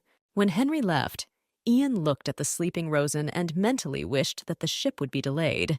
Then Rosen Walker would live a couple of days longer. He remembered what happened, the conversation with Henry, who didn't even want to go out. He doesn't trust Ian, but all he was thinking about was the route and Rosen. How Ian wanted to prolong the life of this girl. It seems Henry was right. This is some kind of crazy obsession. Then he lightly touched her and said that it was time to wake up. Until recently it had been light and clear, but now it was pouring outside the window. She thought that on such a huge ship, the sound of rain would not be heard, but she was mistaken. Ian promised her to fulfill her request with alcohol, but there is still no drink, and instead of it, this guest is sitting and has been moving these figures on the board for the past hour. Annoyed, Rosen kicked the board and it, along with the pieces, flew to the floor. Henry yelled what the hell was she doing, to which the girl angrily muttered that he was pissing her off. She's locked up some boring game of aristocrats. She can't understand a word how to play. In general, Rosen wanted Henry to leave. She wanted to rest. The cabin is cramped. There are two of them. She's starting to suffocate. Yeah, now. Henry said, don't even dream about it. Their usual squabble began. Rosen didn't understand at all why Henry wouldn't get out of the cabin. By the way, I wonder why recently he has been glaring at his boss. Early in the morning, he burst into the cabin, brought him and Ian breakfast, and then brought this stupid game. Ian sat and silently did not look up from the newspaper, not reacting to her and Henry's argument, although Rosen knew that they had been sailing for several days, and the information in the newspaper was out of date. Her thoughts were distracted by Henry, who said that if Stuffy could take her back to the cell, the girl snapped without taking her eyes off Ian. Henry matter-of-factly stated that he would never leave them alone with Sir Connor. Rosen thought that he was keeping an eye on her because of her possibility of escape. So why didn't he trust his boss? She started teasing him that he had a fight with his commander.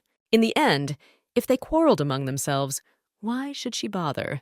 Rosen started asking Henry to take her out for a walk, but he said that it was raining and slippery there, only if she beat him at chess at least once. Then the girl made a sad face and began to press on the pity that she would soon die. Henry was immediately lost from the women's tears. In response to her arguments that because of the rain there was no one on deck and she would behave quietly, Henry was still afraid that someone would come out and recognize Rosen.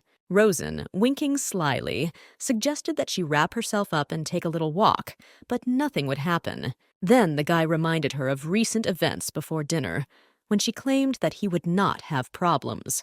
Then Rosen told Henry that her lie ended yesterday. She had nowhere to run, and besides, she made a promise to Sir Connor. Henry replied that she was lying, tried to kill herself, and dragged her into it. She paused, not knowing how to answer correctly, and then decided to dig into his conscience. But didn't Henry himself want her to die? Wouldn't it be better? The man's face changed. Horror was clearly visible in his eyes. Turning away, he said in a voice similar to the sound from a dungeon that he had already killed enough people. Why did he make such a face that hurt his feelings so much? Henry felt guilty about Rosen's words. Then the argument between them resumed again. Rosen demanded to be taken out onto the deck to breathe some air. Then the man asked the boss what he should do. Ultimately, it's Ian's decision, but he also has to remember what happened at the recent dinner. But Henry's eyes widened when he heard the boss's order to go to the warehouse and bring drinks. Without looking up from the newspaper, Ian said that he had promised Rosen Howes a drink yesterday, and she would receive it. Henry had no choice but to obey, and Rosen had already imagined the bliss that awaited her.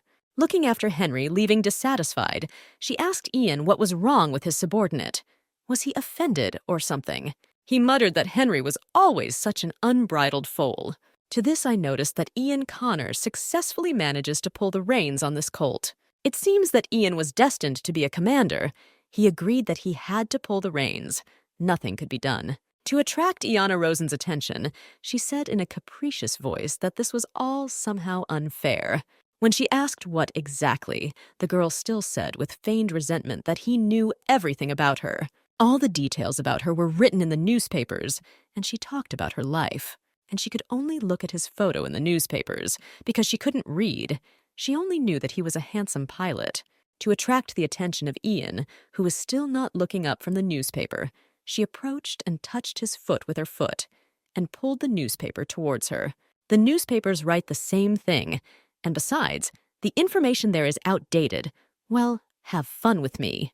Looking her straight in the eyes, he asked what she meant by having fun. Having studied Ian's behavior, Rosen clearly understood that he couldn't stand it when she started acting like a child. Moving closer to the edge of the table, she raised her finger to his forehead and playfully asked how old he was. He could tell that much. This is, first of all, a specific question to begin with, so how much? When Ian replied that he was 30, the girl noticed that he looked younger, but he noticed that it was not for her to say that. But what shocked Rosen most was that he took the post of commander at the age of 20.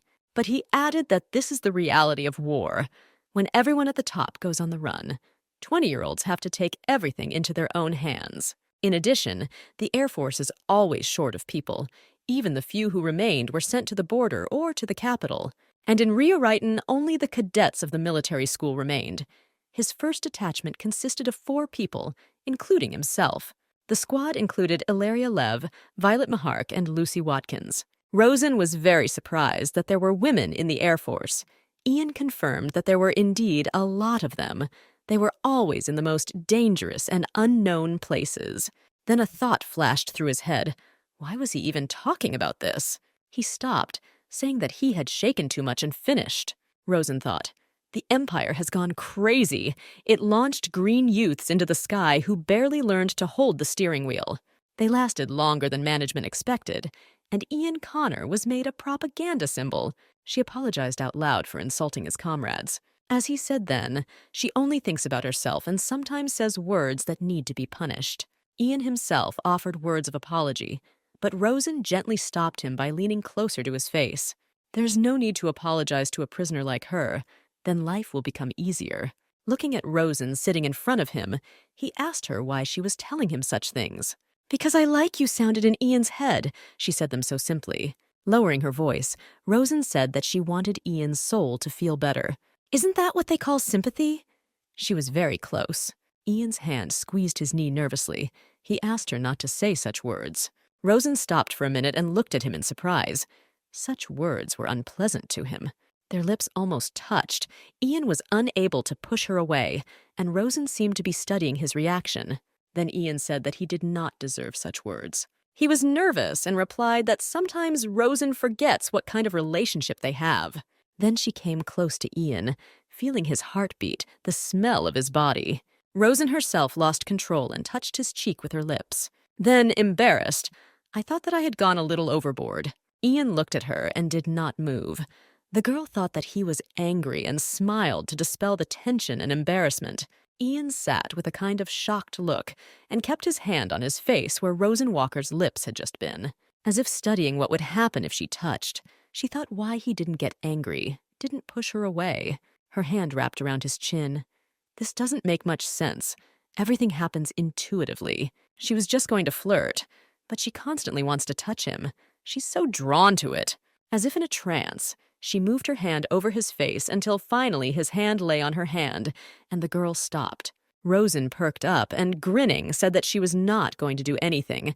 She just wanted to touch him because he looked exactly like in the portrait. He simply fulfilled the wish of a person who would soon die. When asked what kind of pressure he was talking about, Rosen shared a memory of when her husband was jealous of her and Ian. She really liked Ian's face, so she hung up his campaign poster. Hindley scolded and flogged her, asking if someone like her could even lay a finger on such a person. Yes, you never know how life will turn out. So it has become a prisoner, and even famous, and concerns Ian Connor himself. After she said that he was opposite and she could even touch, Ian hugged her face with both hands. Their eyes incessantly looked at each other. Rosen said stop and tried to ask what he was doing, but Ian couldn't restrain himself and was getting closer and closer to her. She tried to ask what he was doing, but his hand covered her mouth. The girl's eyes opened in surprise, an incomprehensible feeling and reaction from Ian Connor. He gently stroked her face, brushing aside a strand of hair that made Rosen blush. His eyes looked into hers. He opened his mouth to say something, but at that moment the door opened and Lila flew in with joyful cries of Rosen, Rosen. Henry came in next and apologized. There was nothing he could do. He collided with Lila on the way. She grabbed him, saying that she would also go, so she had to take him with her. Looking at Tian and Rosen, who pretended that everything was fine and nothing had happened. But Henry felt that the atmosphere had changed. Henry once again apologetically asked if it would be okay if he and Lila stayed here. And besides, Rosen wouldn't harm her. The girl broke away from her uncle's arms and rushed into Rosen's arms. Lila asked her so sincerely how she was feeling, if everything was okay with her, that Rosen felt ashamed. The image in which she appeared before Lila for the last time was too terrible for the eyes of a small child. It's so good that the baby is not afraid of her.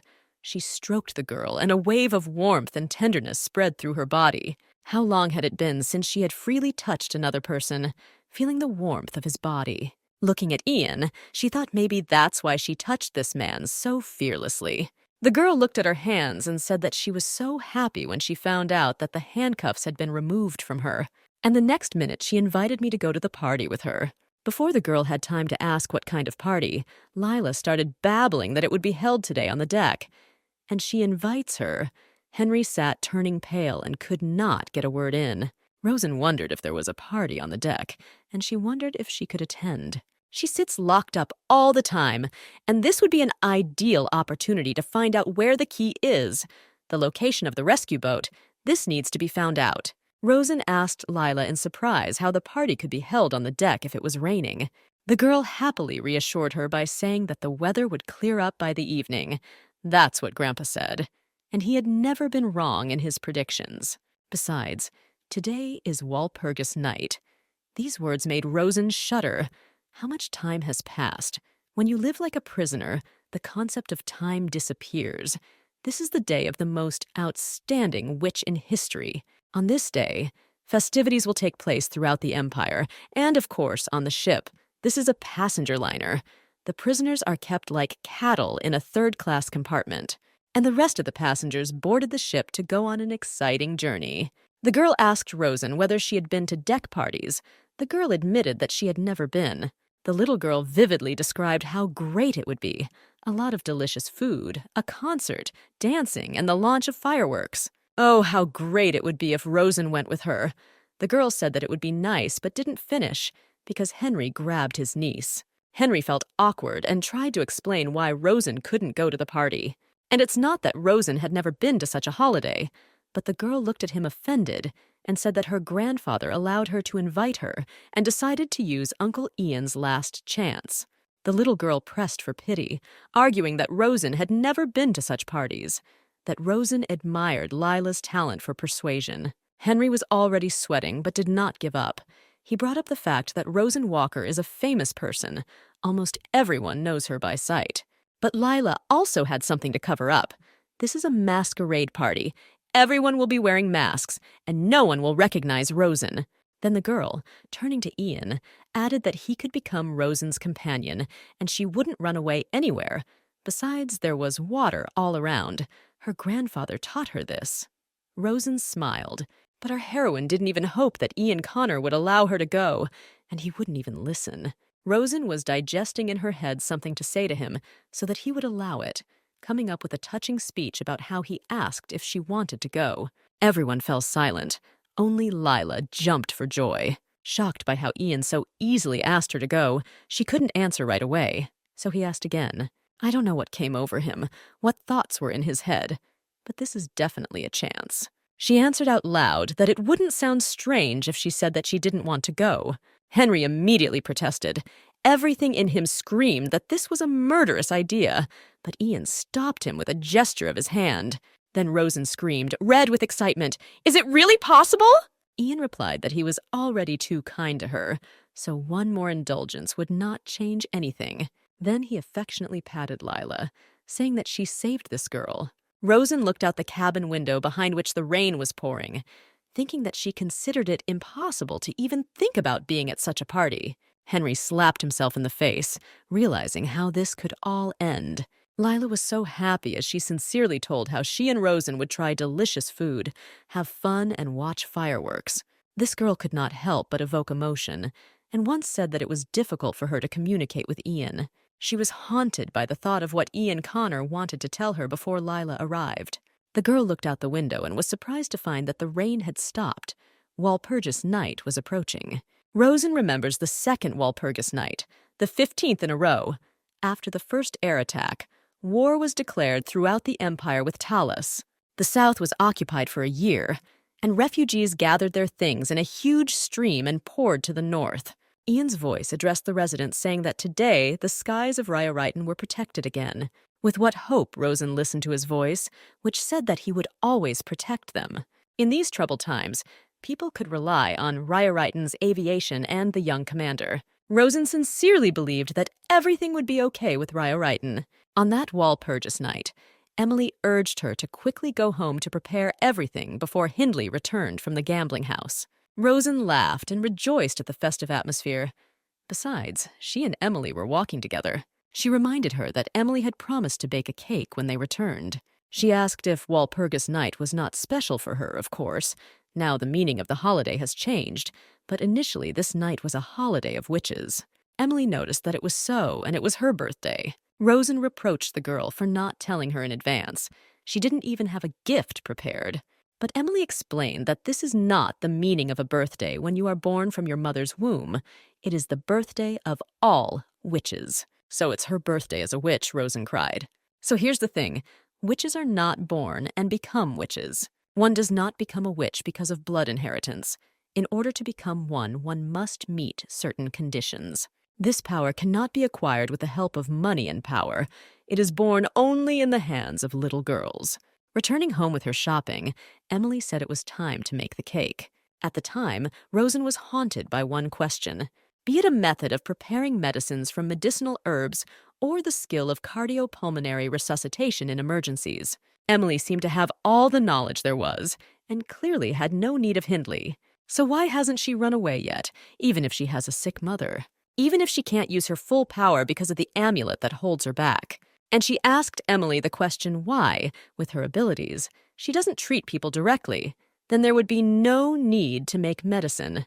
Emily smiled and explained that there is no place for magic in the hospital.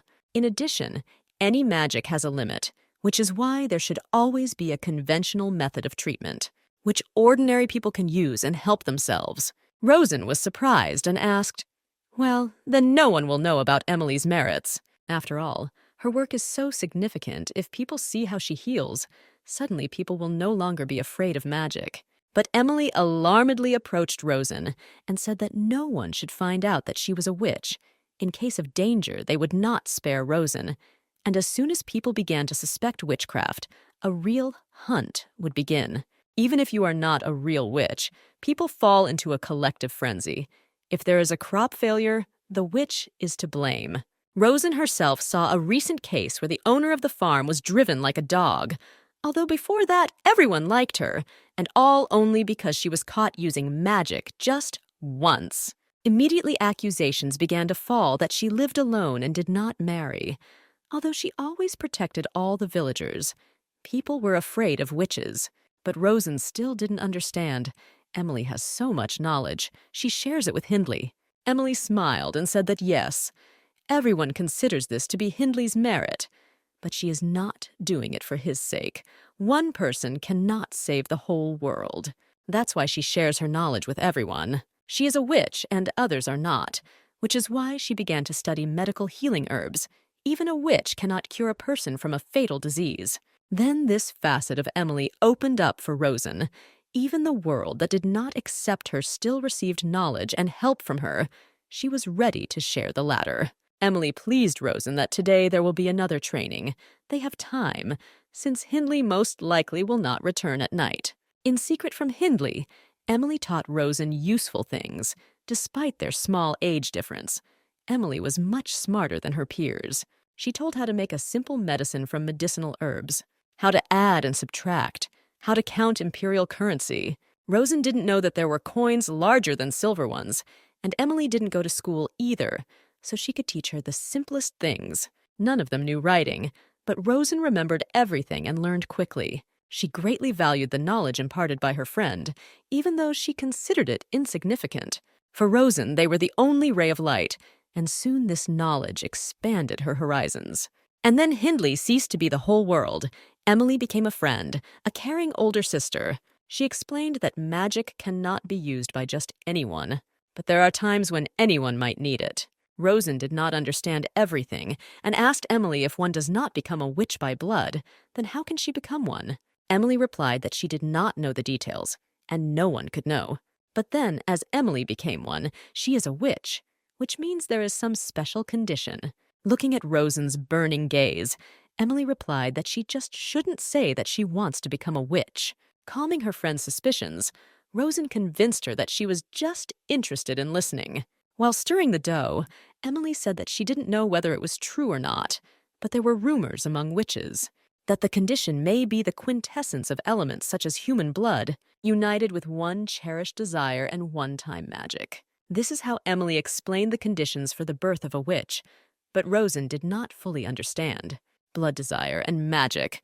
What do these words mean? But Emily only conveyed what she heard from other witches.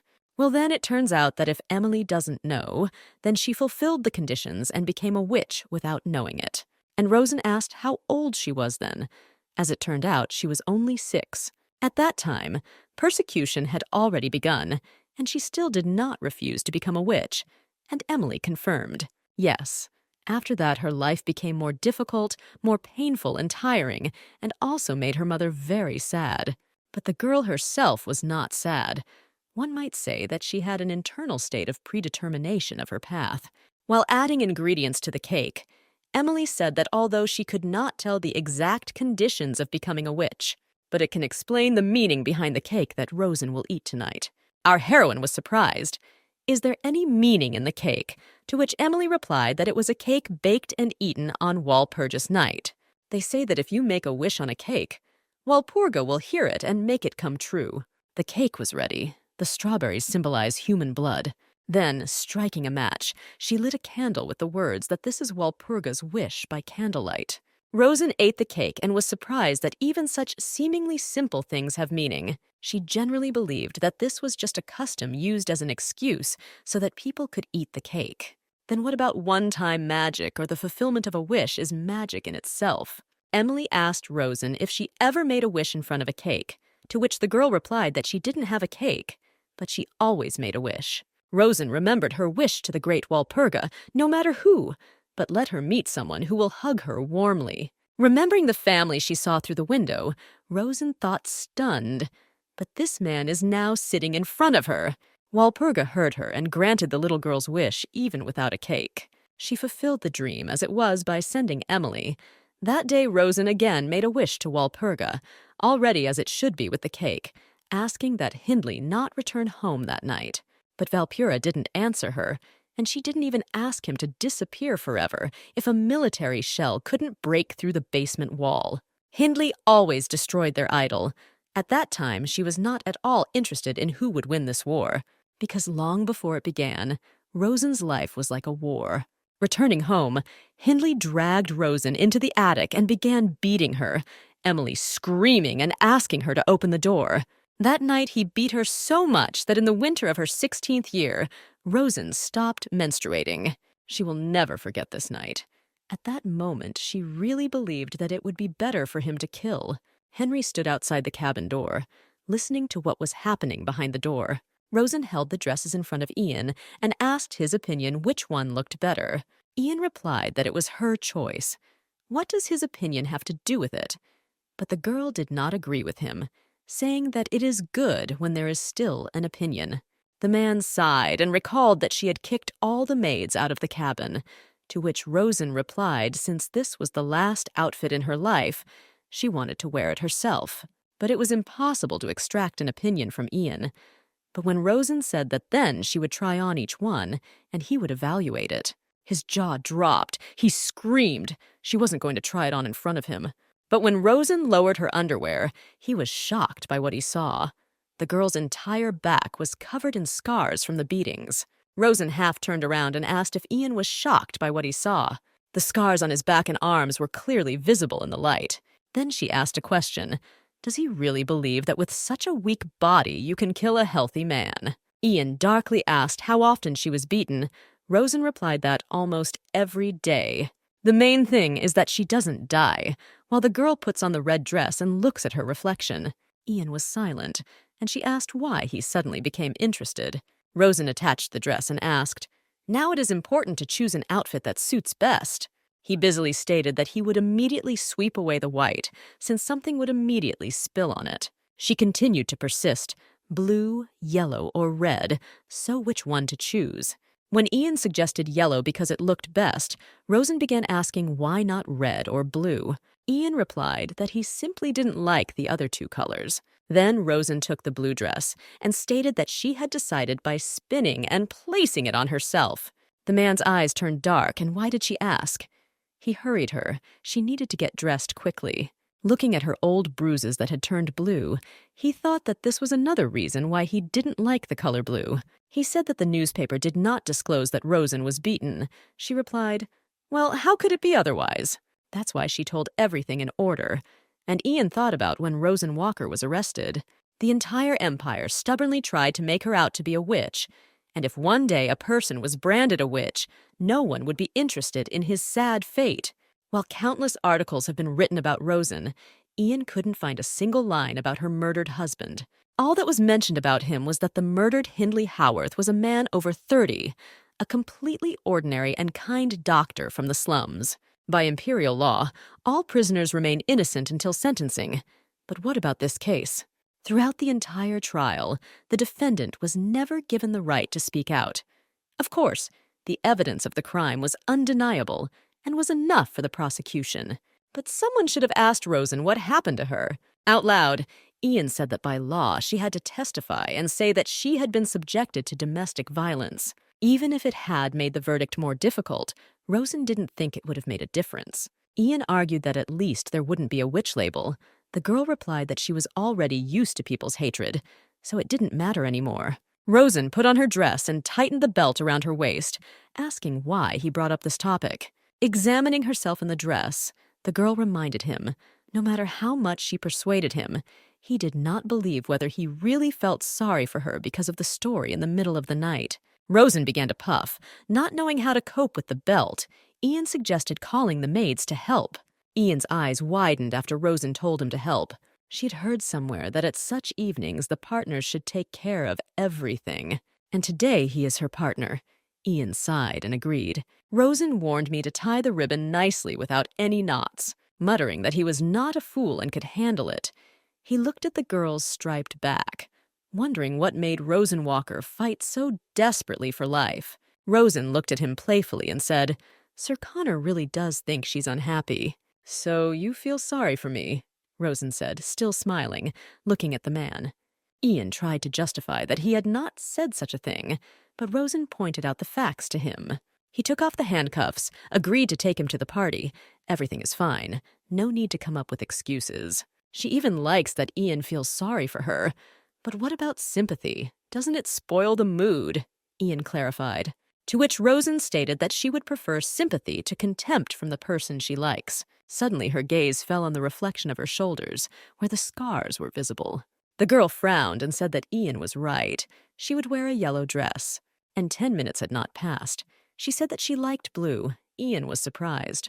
Rosen explained that in this off-the-shoulder dress, all the scars are visible. What girl from a decent family would walk with such a back? It's the same as hanging a sign, "I'm a criminal." She began to unbutton her dress, muttering that he still liked yellow, when he came up from behind and put a translucent scarf on her shoulders. And then he secured it with a badge, pinning it like a brooch. Now everything is closed, just like she wanted. Rosen was amazed, but it was the same thing from the brochure. This is the same symbol of victory, even when he was in the Imperial Air Force. But isn't it too much luxury for a prisoner to wear this symbol? Rosen said that now she doesn't even think about taking him back. Admiring the badge, the girl beamed with happiness. She was wondering why Ian did this. Is it something like an unconscious protest of the Empire or simple compassion? Be that as it may, if you need to tie yourself up with something, then this is definitely better than handcuffs. Wow. Ian dressed up too, wearing his full military uniform. Rosen bombarded him with questions. Did he give her away for good or not? Didn't he hate her and wasn't afraid that she would throw something out? Ian, looking at the happy Rosen, thought how mistaken she is. He does not feel hatred, despite the stigma of a witch. He himself was one of them. Those who judged her without knowing her history. Rosen took his arm and they went to the deck. They had to go through the corridor and the banquet hall. An excited Henry was waiting for them. Well, they finally came. Looking at Rosen and Ian, one would think that they are a couple of lovers who are going to spend the holiday together. While Henry was asking if Rosen had seduced Ian while he was away, Lila ran up in a bright mask. They showered each other with compliments. The girl sincerely admired Rosen's beauty. Rosen asked Henry why he wasn't wearing a mask if it was a masquerade ball. Henry replied that with his physique, wearing a mask looks stupid, but Lila gave him away by saying that her uncle is afraid when his face is covered. The guy was angry, and the girl continued to tell everyone that her uncle was sick. That's what the doctor said, but he's not lying. Ian explained that in the office of a combat aircraft, the view quite often narrows. The blood rushes to the head and a white veil falls over the eyes. Henry nervously said why everyone was so eager to make him a patient. "So you are the patient," Rosen added, mentally saying that she couldn't rise to a height, and she couldn't see someone else's death either. War easily breaks a person, she recalled Maria's words. Physically, he may be fine, but inside, he is not. Then the thought occurred to her that not only Henry, but also Ian might have such a problem. After all, he too was sitting at the controls of the plane while she was analyzing. Henry convinced everyone that he simply didn't like masks. And Rosen decided to directly ask Ian if he was okay. They looked into each other's eyes. Ian was silent. Then Henry intervened. "She wants to say that Sir Connor is sick." Rosen tried to explain that she didn't mean that, but they were both pilots. Both wore military uniforms, but did not wear masks, which completely angered Henry, who accused Rosen of asking tactless questions.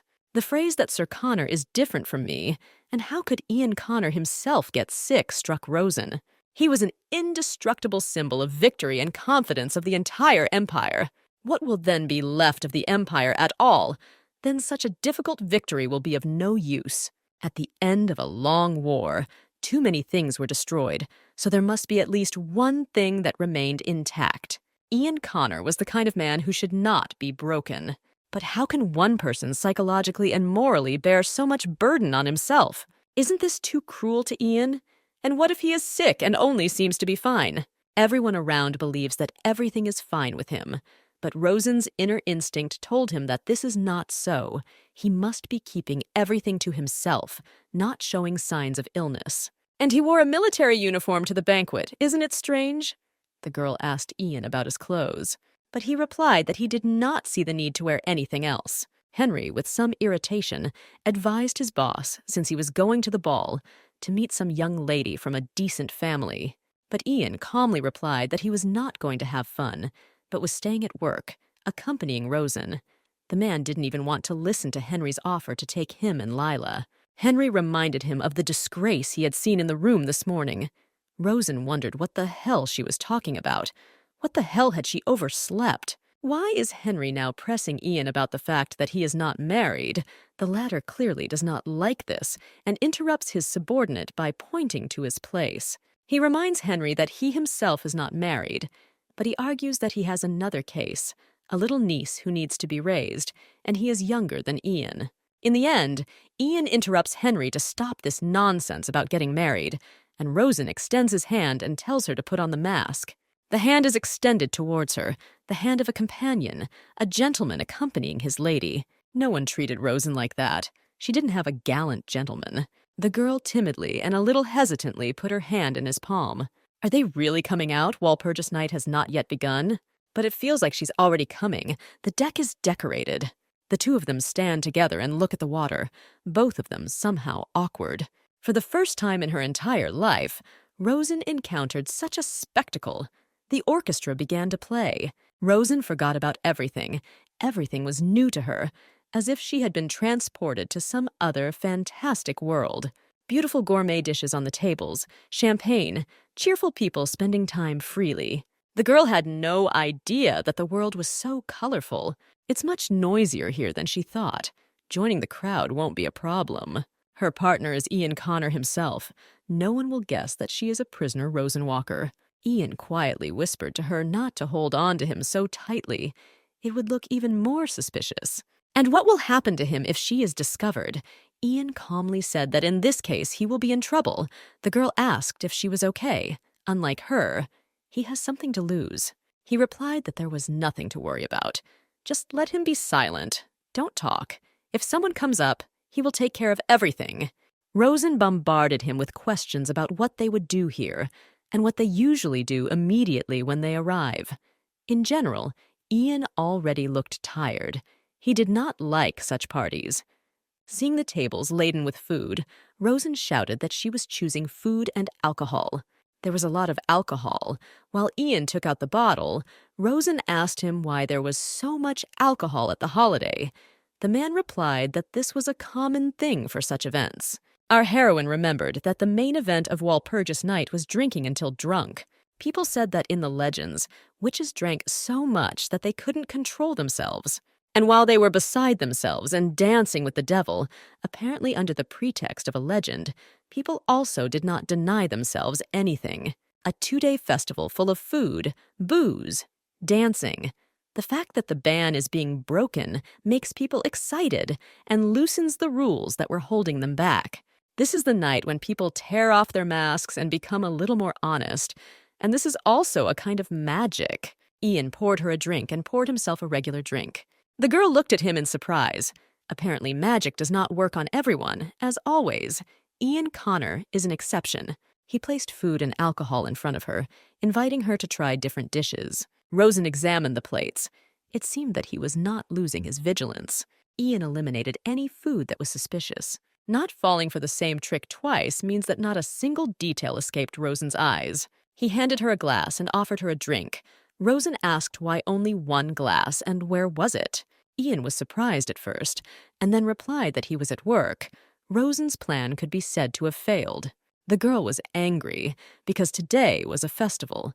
But the man calmly replied that this had nothing to do with his work. This wasn't her plan. If he didn't drink, it would all be in vain. Then she decided to change tactics, saying that alcohol drunk alone has no taste. If he does not drink with her, then she will get drunk like an alcoholic. Ian's answer was that it was her choice. Let her get drunk. But then she would be wasting her time, of which she didn't have much left. It seemed to Rosen that Ian had pulled away from her again, and therefore her interest in him was awakening. How I wanted to touch this indifferent face. To get rid of this indifferent face, smiling, she asked if he had any wine from Mayaria. It seemed to work. Ian froze, and it felt like a veil had been dropped over him. Acting carefree, Rosen half-jokingly said that she would like to drink this wine. The man snapped that there was no such wine. Then the girl asked why. After all, this is a common wine. Weren't there a couple of bottles lying around in the kitchen? Without losing his composure, Ian snapped that there was no wine there. Trying to piss him off, Rosen, grinning, continued to assert that there would definitely be a couple of bottles. Seeing that Ian's mouth began to curl, she continued to talk about how Mayaria wine is often used to prepare delicious dishes. Having pinched a piece from her dish, she offered to make a bet that there was probably sauce made from Mayaria wine even in this plate. The answer struck Rosen.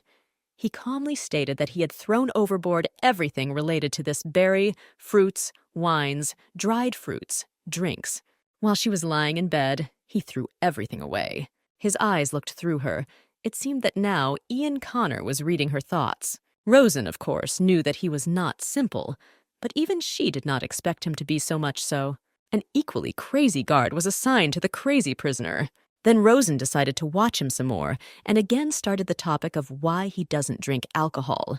Ian replied that he didn't drink at all, to which the girl replied that she believed that all military personnel drank. At his surprised look, she hastened to apologize. She did not want to offend his comrades or him. She had never seen how they worked in the Air Force, but there were other soldiers. For example, those who patrol the streets. Ian clarified whether she meant the Army rear troops. The girl did not know the exact answer. She saw how these soldiers patrolled the streets of Rio Riton. So, Rosen added, there were only drunks there. Ian asked if she hated the military. Our heroine honestly admitted that she hated everyone except him. Smiling, she looked into his eyes. Ian looked at her thoughtfully, and then off into the distance. And then he said not to point the device at people, and that's all he wanted to say. Well, she assured him that she believed what she said and would remove the Air Force from her list. His comrades fought hard. Without taking her gaze off Ian, Rosen repeated that whatever he said, she would believe everything. Having swirled the glass, she thought that this drink made for the festival was a little strong, but this was not her limit. Emptying the bottle was not a problem. The plan was to pretend to be moderately drunk, to watch this guy. One of them had to lose his mind for something to happen. Suddenly, Ian asked why she killed Hindley Houses. Oh no, not this again! Rosen tried not to lose her composure. She told Ian that she was repeating that she did not kill her husband. And in general, he wasn't tired of asking the same questions. He doesn't care, but still wonders if the murder was an accident. Rosen flared up, declaring that this was all bullshit. Everything had long been forgotten for her. Why was he acting like that, like he was drinking and not she? Ian replied that she was right. Everything was in the past. A picture appeared before his eyes where the beaten Rosen was sitting. This should have been asked much earlier. The girl said that she didn't kill anyone, lowering her eyes. After drinking another drink, she said that interrogating him at a party was not fun at all. This was supposed to be a normal conversation, so let him drop his tone. Where is the voice that they heard on the radio in Rio Riton, which promised to protect them? So if he talks to her with this voice, nothing will happen. Ian took her glass, saying that she had enough to drink, but Rosen defiantly grabbed the bottle, answering that the glass was not needed. She took a sip straight from the bottle to spite him. Suddenly putting the bottle down and asking if he had a pen, Ian asked in surprise. The girl replied that she wanted an autograph from Ian Connor himself. Surely he has already given away a lot of them, because he has fans all over the Empire. Rosen recalled a prison guard who showed off Ian Connor's autograph. How self-confident he was because of this. Oh, how jealous she was then. Ian said he didn't have any autograph paper. Again, those excuses. Rosen offered to sign her hand. He couldn't understand why she did this, but Rosen's words that she loved him made Ian freeze. The words literally shot at him. He didn't know how to react. Not tolerating any objections, Rosen repeated that she loved him, so let him give him a pen. If you don't have paper, it's not a big deal. Just let him sign your hand with indelible ink. Pulling a pen from an even more shocked Ian's breast pocket, she said that she would look at the autograph when she died. Ian didn't have time to say what she was doing now, as Rosen looked menacingly and decisively into his eyes. Holding out her pen, the girl demanded that he sign her hand. She grabbed the pen in her palm and held it out for Ian to take. With the words, "Do it already," Rosen extended her palm forward for an autograph. Ian thought at first, visibly nervous, then took the pen and decided to fulfill Rosen's wish. Taking her hand into his, he began to write. Still, he's wonderful, Rosen thought, already imagining his autograph in the palm of her hand. He reacts so seriously to her pranks, who would think looking at them that this is a guard and a prisoner. It seems he is used to it. He probably signs autographs for his fans. But Ian is constantly under the surveillance of tens of thousands of eyes, and they are all riveted on him and filled with different emotions. She looked at Ian writing the inscription, thinking how hard it must be for him to calm and console the entire empire. "Friend," she blurted out loud how he survived the war. He wanted to answer something but hesitated. Maybe he didn't understand the question. Then Rosen asked if he had someone or something he depended on. A hero needs a hero too. It's not like he can gain strength by looking in the mirror. Finally, he finished, and Rosen began to look at the autograph, when the next second the smile disappeared from her face. What is it? He's laughing at her. It's not his name. Rosen was in despair, believing that he laughed at her because of her illiteracy. Tears welled up in her eyes. Did she really ask for so much? She just wanted his autograph. Almost sobbing, she screamed that she could neither read nor write. But how dare he mock like that? Ian sat in tension and some fear, not knowing what to say. Rosen screamed in impotent anger that he was laughing at her. Jumping up from her seat, she extended her palm in front of his nose, shouting that that was not his name. She may not know how to spell her name, but she knows how to spell it perfectly. Although she is illiterate, she can read the name Ian Connor. So many times, Rosen saw him on leaflets that his outline was forever imprinted in her memory. This name warmed her in moments of fear and despair. Rosen looked at him angrily. It seemed that another second and she would rush at him.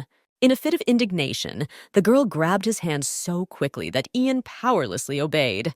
Puffing, Rosen began to write with a pen on his palm, after which she put the pen down and sat back. She wrote the name Ian Connor on his palm to prove she was right. The man looked with surprise at his own name written Rosen Walker, in response to her indignation that she really liked him. But he did this and tried to deceive him. Without letting her finish, Ian said that he wrote her name on her palm. Rosen's eyes widened in amazement at what he just said. Her hand lowered, raised her palm to her face, and he wrote her name.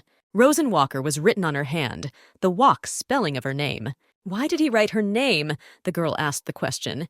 Ian replied that he just wanted to. He really couldn't explain his action. It happened in an emotional outburst. He didn't mean anything by this. That's all Ian said. Again, looking at my name on the palm of my hand, I thought about his beautiful handwriting. The girl grinned and said that he wrote Rosen Walker, although he always called Rosen Howarth. Her face turned red from a mixture of embarrassment and pleasure. It's so nice when a person you consider a hero writes your name. Rosen asked him why he didn't tell him right away, which is why she thought it was a joke. Ian didn't answer. He looked at his palm. Did it really write that badly? Of course it looked more like scribbles. So the girl reached out to his hand to erase it, but he pulled his hand back and said that there was no need. I wanted to say something else. She froze. The music started playing. It seemed she knew her. People began to line up in pairs and dance, and Rosen also wanted to dance.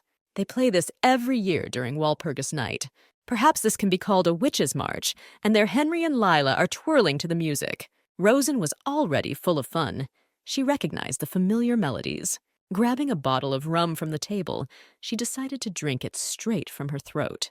Ian jumped up and shouted that if she drank it all at once, but before he could, the girl drank from the bottle in one gulp. Then she ran up to Ian and, pulling him by the hand, asked him to dance with her.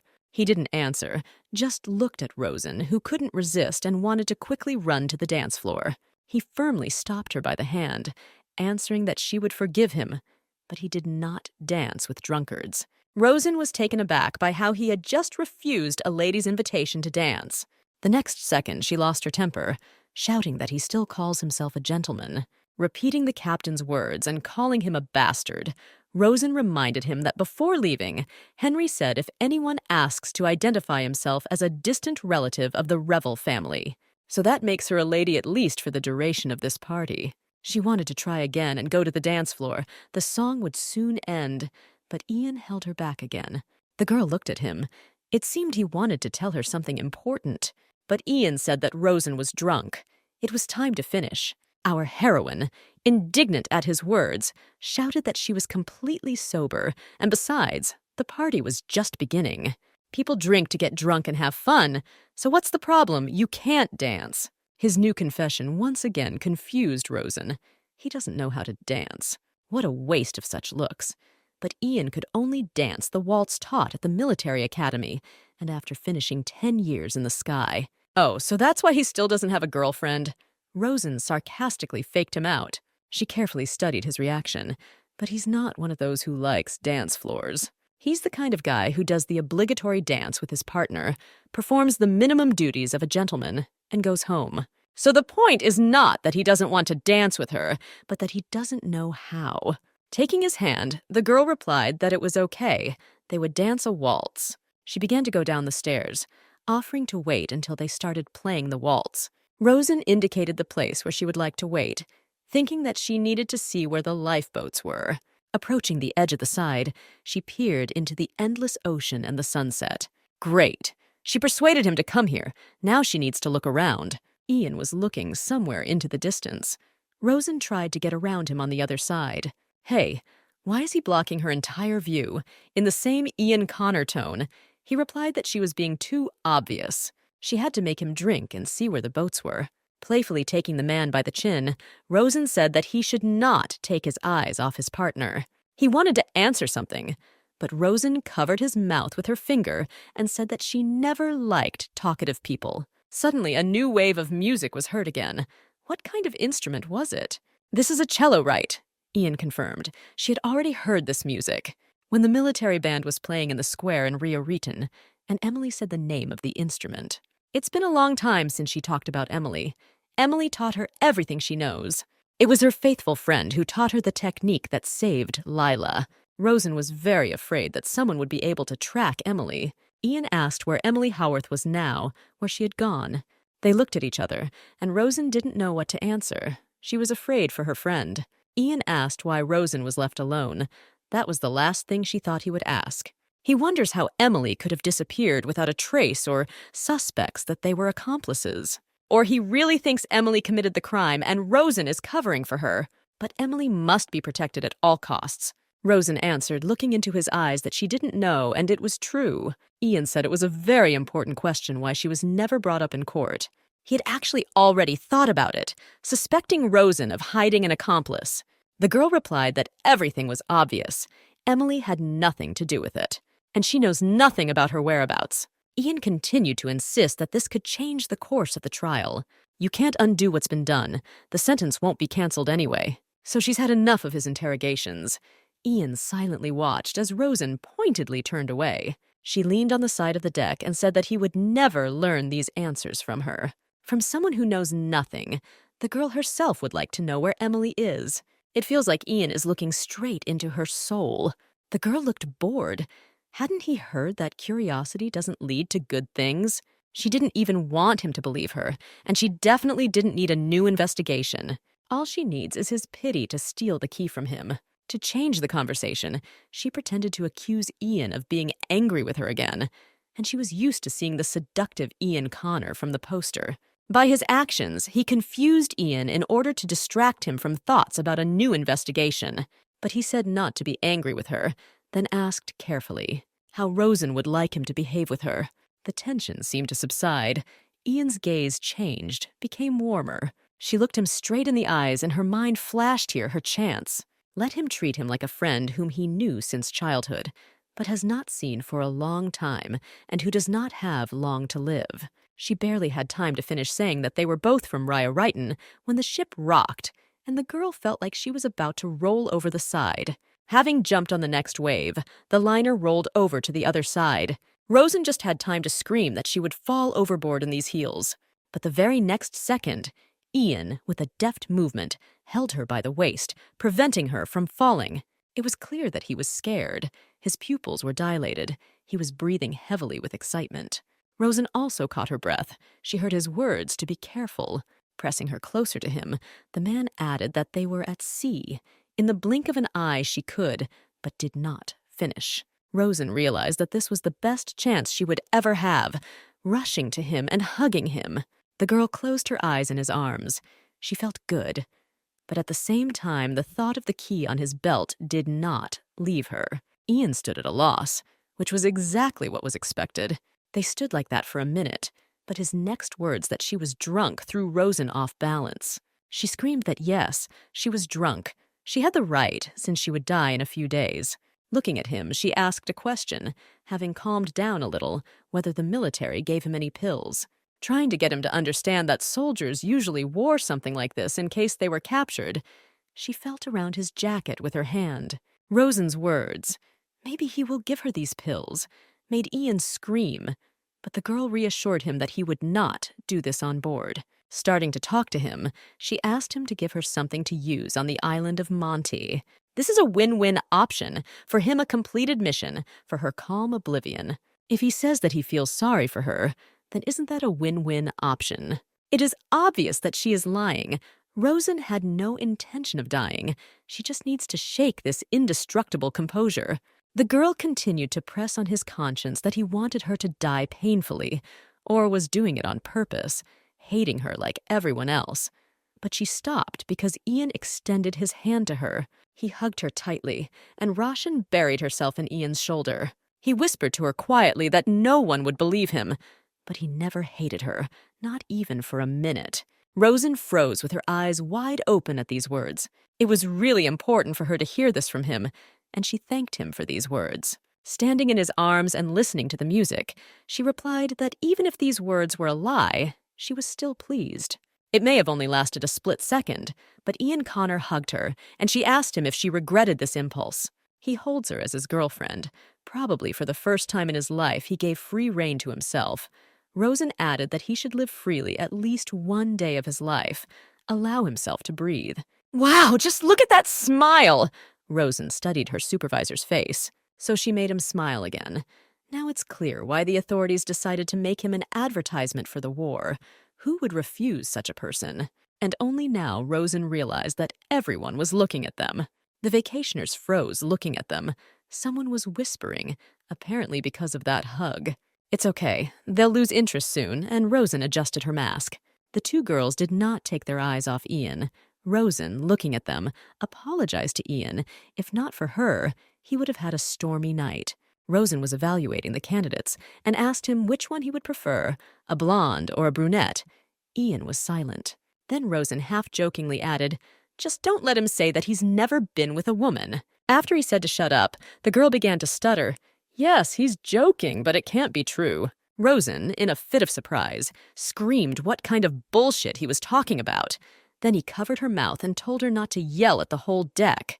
The ladies were discussing this picture with interest in Rosen and Ian. They seemed to be close. One of them said that she heard that Ian Connor's companion is a distant relative of the Rivalovs. It seems that they will not be lucky enough to approach Ian Connor today. The words that Ian Connor never leaves this girl's side were heard by a man in a mask with a glass of champagne. Lowering his mask, he looked at Ian and Rosen. Rosen asked to let go of her mouth. She would behave quietly. The girl could hardly breathe from such an exciting discovery. Ian asked them not to get them into trouble and to be quieter. Looking at the man in front of her, Rosen couldn't believe that he had never had a woman. Our dashing hero is such a loner, but he didn't even deny it's true.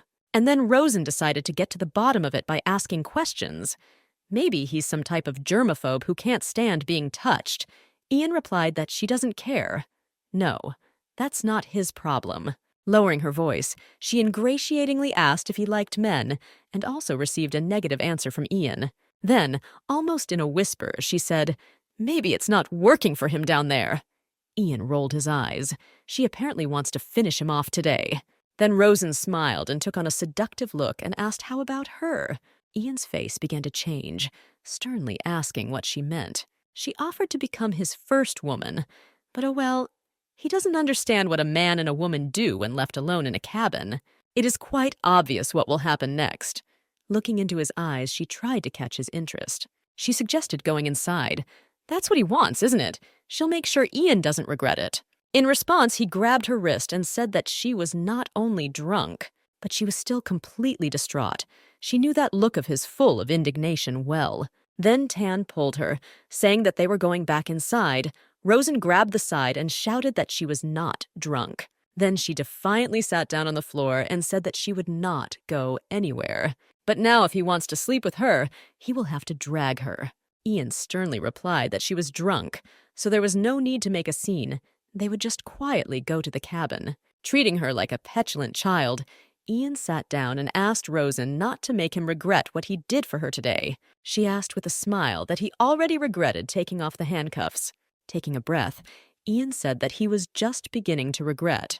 He helped her get up, but as soon as Rosen saw the waiter with champagne, she immediately screamed, "Oh, champagne!" and grabbed the glass. After drinking champagne, the girl laughed joyfully, enjoying the festive atmosphere. Rosen felt that she was already tipsy. Then Tan sat her down so that she could come to her senses. He even suggested that she take a little nap. Then he would take her back to the cabin. But among the people, she saw attached lifeboats. The drunken state vanished as if by hand, and she finally found them. She is right now at the bow of the ship, in which case Rosen was wondering where she would best get off to get to these boats. Everything needs to be done to make Ian lose his vigilance, and then it will be possible to slip under the cover of darkness. The girl already saw herself running at night, so she lowers the lever and the boat is already on the water. But the main problem is the key. Rosen tensed. If she doesn't get it, then everything is useless. Rosen had not seen the key for a long time. While she sat and puzzled, everyone around was having fun. Nodding at the people, she told Ian that all these people looked cheerful. How good it is that they survived the war.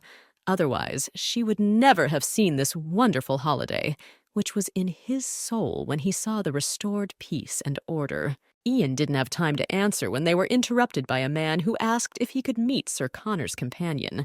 They looked at him. Rosen understood that it was better to remain silent so as not to give herself away. She got excited as he appeared out of nowhere like that. She didn't like the look of this smug man. He interrupted them so easily. Ian stepped forward and addressed the man, Sir Gregory, declaring that the girl was his companion. He grinned impudently and said that he just wanted to chat with the charming girl. He asked Rosen what she would say if she wanted to talk. Gregory smiled, but Rosen was scared by his smile, or maybe he recognized her. Then he asked Ian to introduce them, noting that it was an exception to all the rules to see Sir Connor with a lady. Ian dryly replied that this was a distant relative of the Revel family.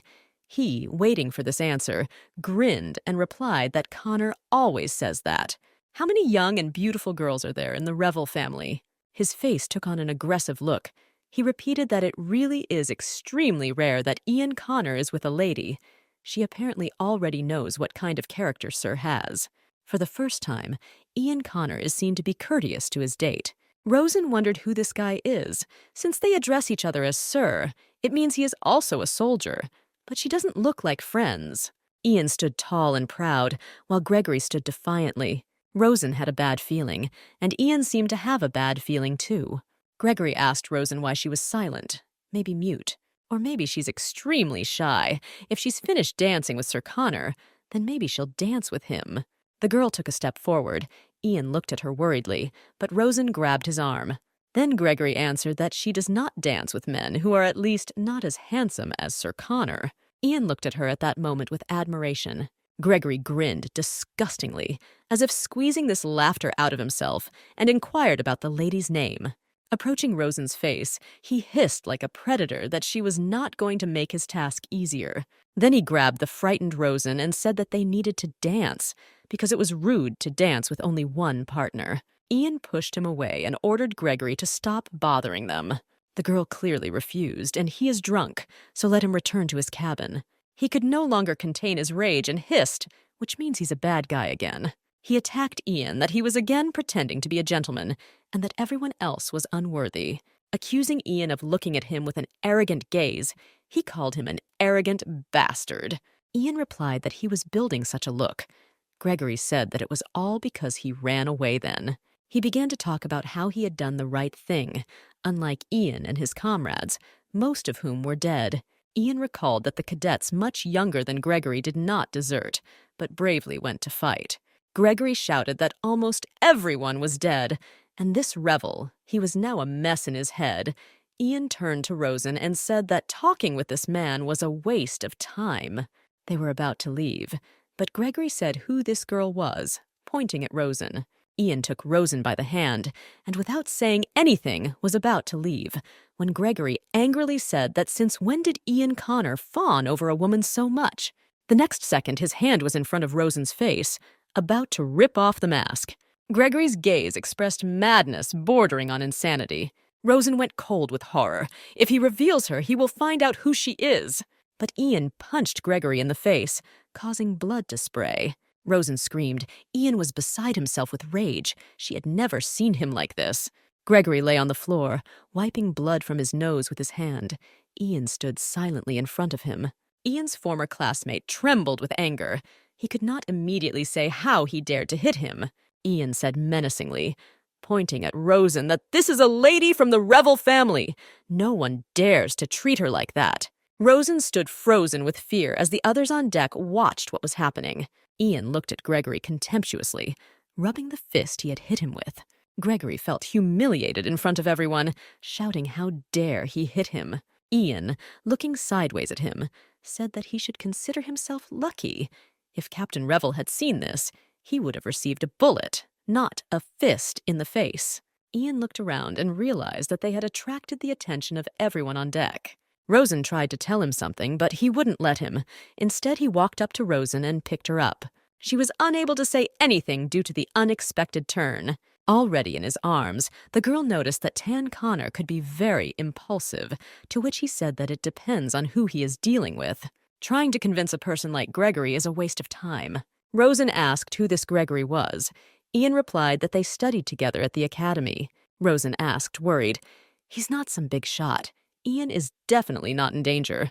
But he assured that there was nothing he couldn't handle. Gregory shouted after the departing Ian what distinguishes him from others. Ian gave him a look that contained the answer, but his opponent did not let up. Clenching his fist, Gregory shouted that he was accused of appropriating the glory of his fallen comrades. "The same can be said about Ian Connor himself. How dare he look down on you?" He finally shouted that Ian abandoned his hometown, let it burn, and then he had the nerve to lead a victory march as if he were some kind of hero. Rosen looked worriedly at Ian, who was carrying her. Gregory shouted that Ian Connor was simply running away from the truth. He was just as screwed up as his friend Revel. Soon everyone will understand that he did not protect anyone. Then Rosen asked if he didn't take the words of that idiot seriously. This Gregory reminded Rosen of Hindley, who also masterfully played the victim. Rosen asked Ian Gregory about this and found out that the son of some commander fled to Talus at the beginning of the war, and when the war ended, he returned. On this ship because he wants to get a place in the Navy. When asked by Rosen why such a traitor was not executed, Ian answered because Gregory's father was some kind of commander. So why does he care what this idiot said? Ian added that there is some truth in what Gregory said. Rosen regretted that the captain and Henry weren't there. And how could anyone not like Ian? He's a hero. The man asked Rosen how she can be sure that there cannot be people who don't like Ian, but she is sure that everyone hates her. Rosen replied that everything is obvious. Let him name at least one person who would like him. Ian silently looked at her without answering anything. The girl continued to ask, "So who likes her?" "Then it turns out that if he doesn't hate her, then he likes her," Rosen concluded. This was followed by her laughter. He couldn't agree with such a conclusion. Then Ian said that it was time for them to return to the cabin. She was drunk, and it was already late. At this moment, strong sounds were heard. The revival became more and more intense. The fireworks started. People started shouting joyfully. Lila's voice was heard. Rosen started asking Ian to stay at least for a little while. She so wants to look at them. Ian agreed and gave her his jacket. The girl always seemed cold to him. The first fireworks flew off like a comet, and the deck fell silent in anticipation. Rosen could not take her eyes off. These bright lights seemed to her the embodiment of a miracle. Ian also looked at the sky, but his gaze was normal and calm. Splashes of light scattered across the night sky like magic balls. Rosen blushed with delight looking at the lights. At that moment, the girl forgot about all the hardships of life. Without looking up from the fireworks sparkling in the night sky with multicolored tints, she asked Ian if he had seen it. It really was amazing. He didn't give an answer. She was still talking about colors and beauty. Looking at him and being stunned, Ian sat pale as a sheet, looking at one point. Rosen called his name in alarm, but he did not move or make a sound. But what happens when it begins to dawn on her is just like bomb explosions, war, subconscious fear, and paralysis. Sweat poured from him, and he clutched his head, breathing heavily. I immediately remembered Maria's words that Sir Connor might get sick during the war, and he would be transferred to service. Surely he has his own secret that he kept, and it is connected with internal trauma due to the war. I remembered Henry's words. Ian Connor is different from him. How can a hero get sick? But now Rosen realized that such a difficult victory did not pass without a trace for Ian. She didn't know what to do. Ian didn't react. She needed to call for help. She shouted to Henry when she felt movement. The man wheezed, trying to say something, but his intermittent heavy breathing did not allow him. Finally, he looked at Rosen and said quietly that Henry should not find out about this.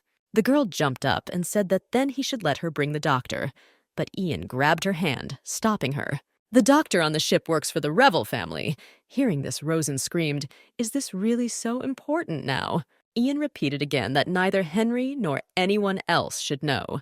"Why?" Rosen screamed. "Why on earth? What would happen if Henry found out?" Seeing Ian's condition, Rosen scolded him for the fact that everything was so neglected, and he did not tell the doctor. He was in such a terrible state because of some fireworks, and he pretended that everything was fine. Ian tried to loosen his tie, saying that he didn't think that some kind of fireworks would do this to him. Leaning with his elbows and breathing heavily, he croaked that he needed a minute, and everything would be fine. But Rosen didn't think so. Everything will pass. But someone will pass. What a stubborn idiot, but he can't even get up. Rosen was angry at his resistance to call for help.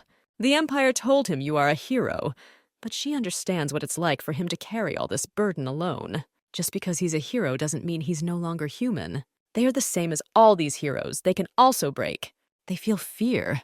They suffer. The girl sat next to Ian, not knowing how to help him. Suddenly it dawned on her, and she asked Ian if he had a supply of any medicines that the doctor did not know about. She will bring them where they are.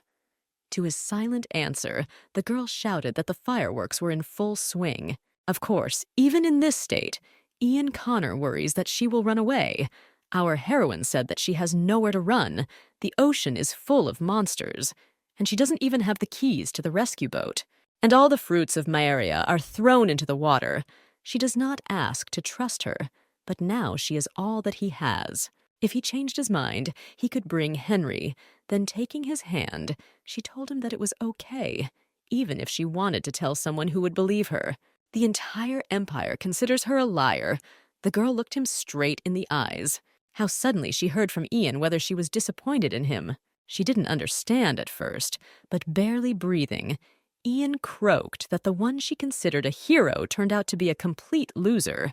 He really didn't want her to see him in this state. Then Ian remembered Henry's relatives, how he wanted to protect them. That's why he got on the plane then. He did everything he could. Ian tried to justify himself that he had not lied.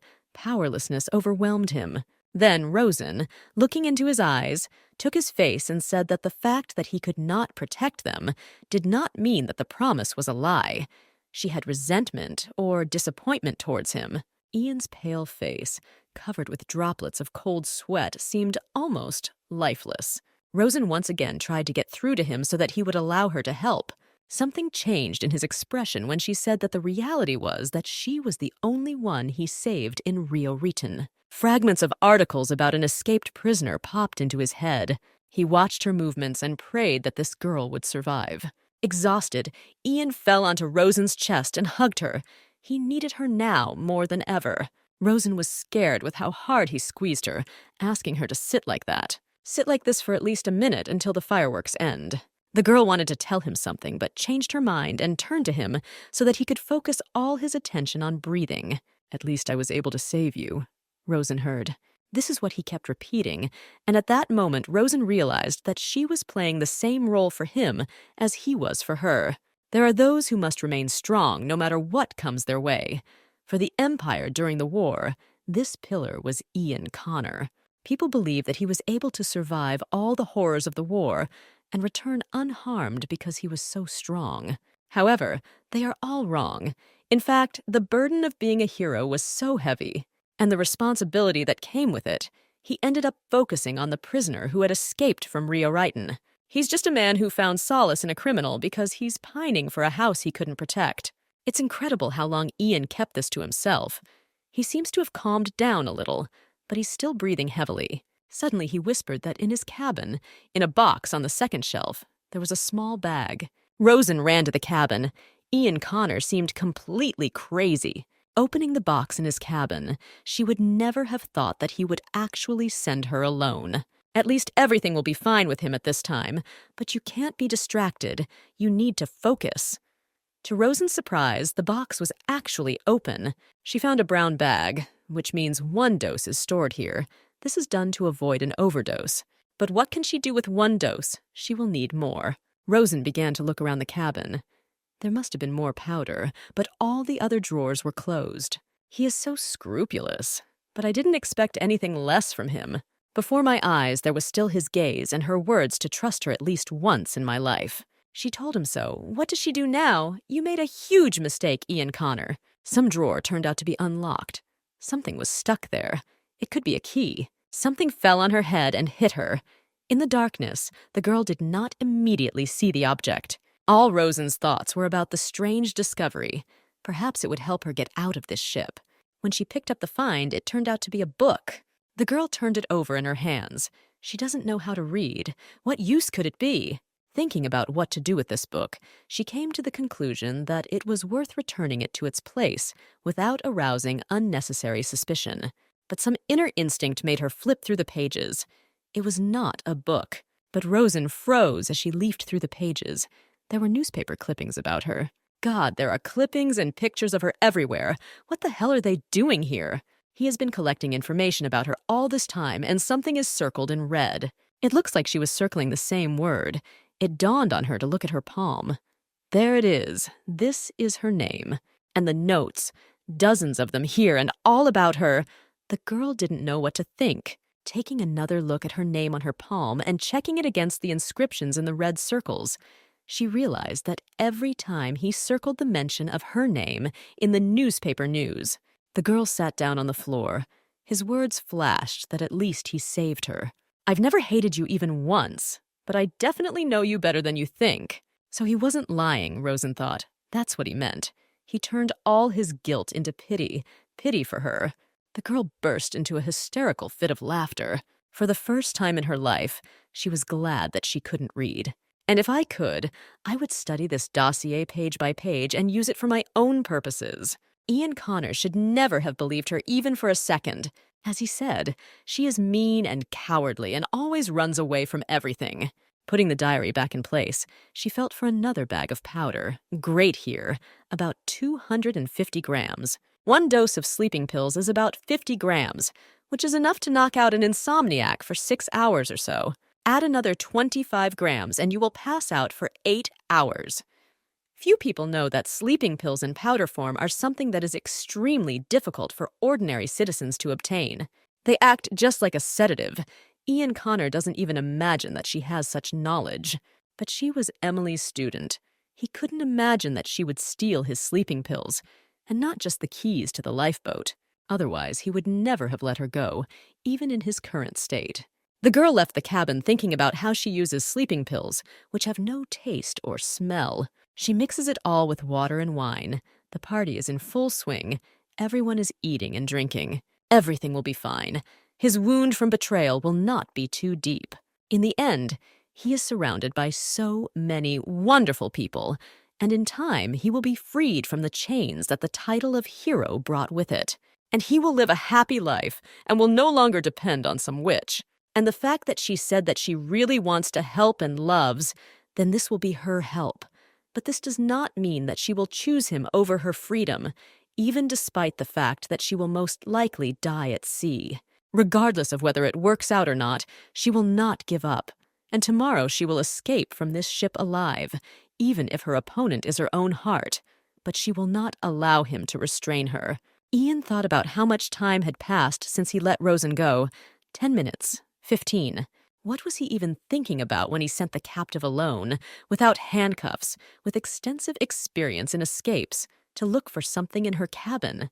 He imagined Henry's reaction when he found out everything and whether she had a chance to escape and survive.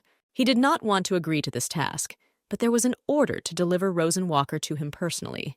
The chief said that the people of Ryo-Ryton trusted Ian Connor, and now their hometown is in ruins. It does not matter that he was forced to make this choice. He must take responsibility, Ian asked, blaming an innocent man. Is Rosen Walker innocent? Ian answered directly that yes, she is innocent. The commander is just giving the crowd what they want. An unquestioning answer came from the boss that Ian must remain with an unblemished reputation, and the witch must pay for her sins. And now, replaying those events in his head, Ian understood that throughout the war, he had been a perfectly working mechanism carrying out orders. He thought that he had completely adapted to the way the government conducted business. So why are there now doubts as to why he wanted to refuse in the Rosen Walker case? Now the whole empire considers her a lying witch, but in fact she is frank, sometimes even too frank. He remembered her words before leaving for the cabin that he could not protect everyone, and did not lie when he promised to protect. He was amazed how she could openly say what she was thinking about, or how she believed that her feelings and thoughts were not worth protecting. She believes that her words will not affect him in any way. It would be good if this were true. Committing suicide on board this ship was probably her last plan. So why should he help him? The more she does, the harder it is for him to let her die. Even if somehow Rosen gets a lifeboat, what are its chances of surviving in the ocean? What are its chances of making it to land unharmed? He remembered the day when he visited the ruins of Ryo-Ryton. Then he saw her on a notice stuck on the wall. Most likely it was glued there so that people could spit on it or throw a stone at it. And at that moment he felt saved. At least she survived, alone.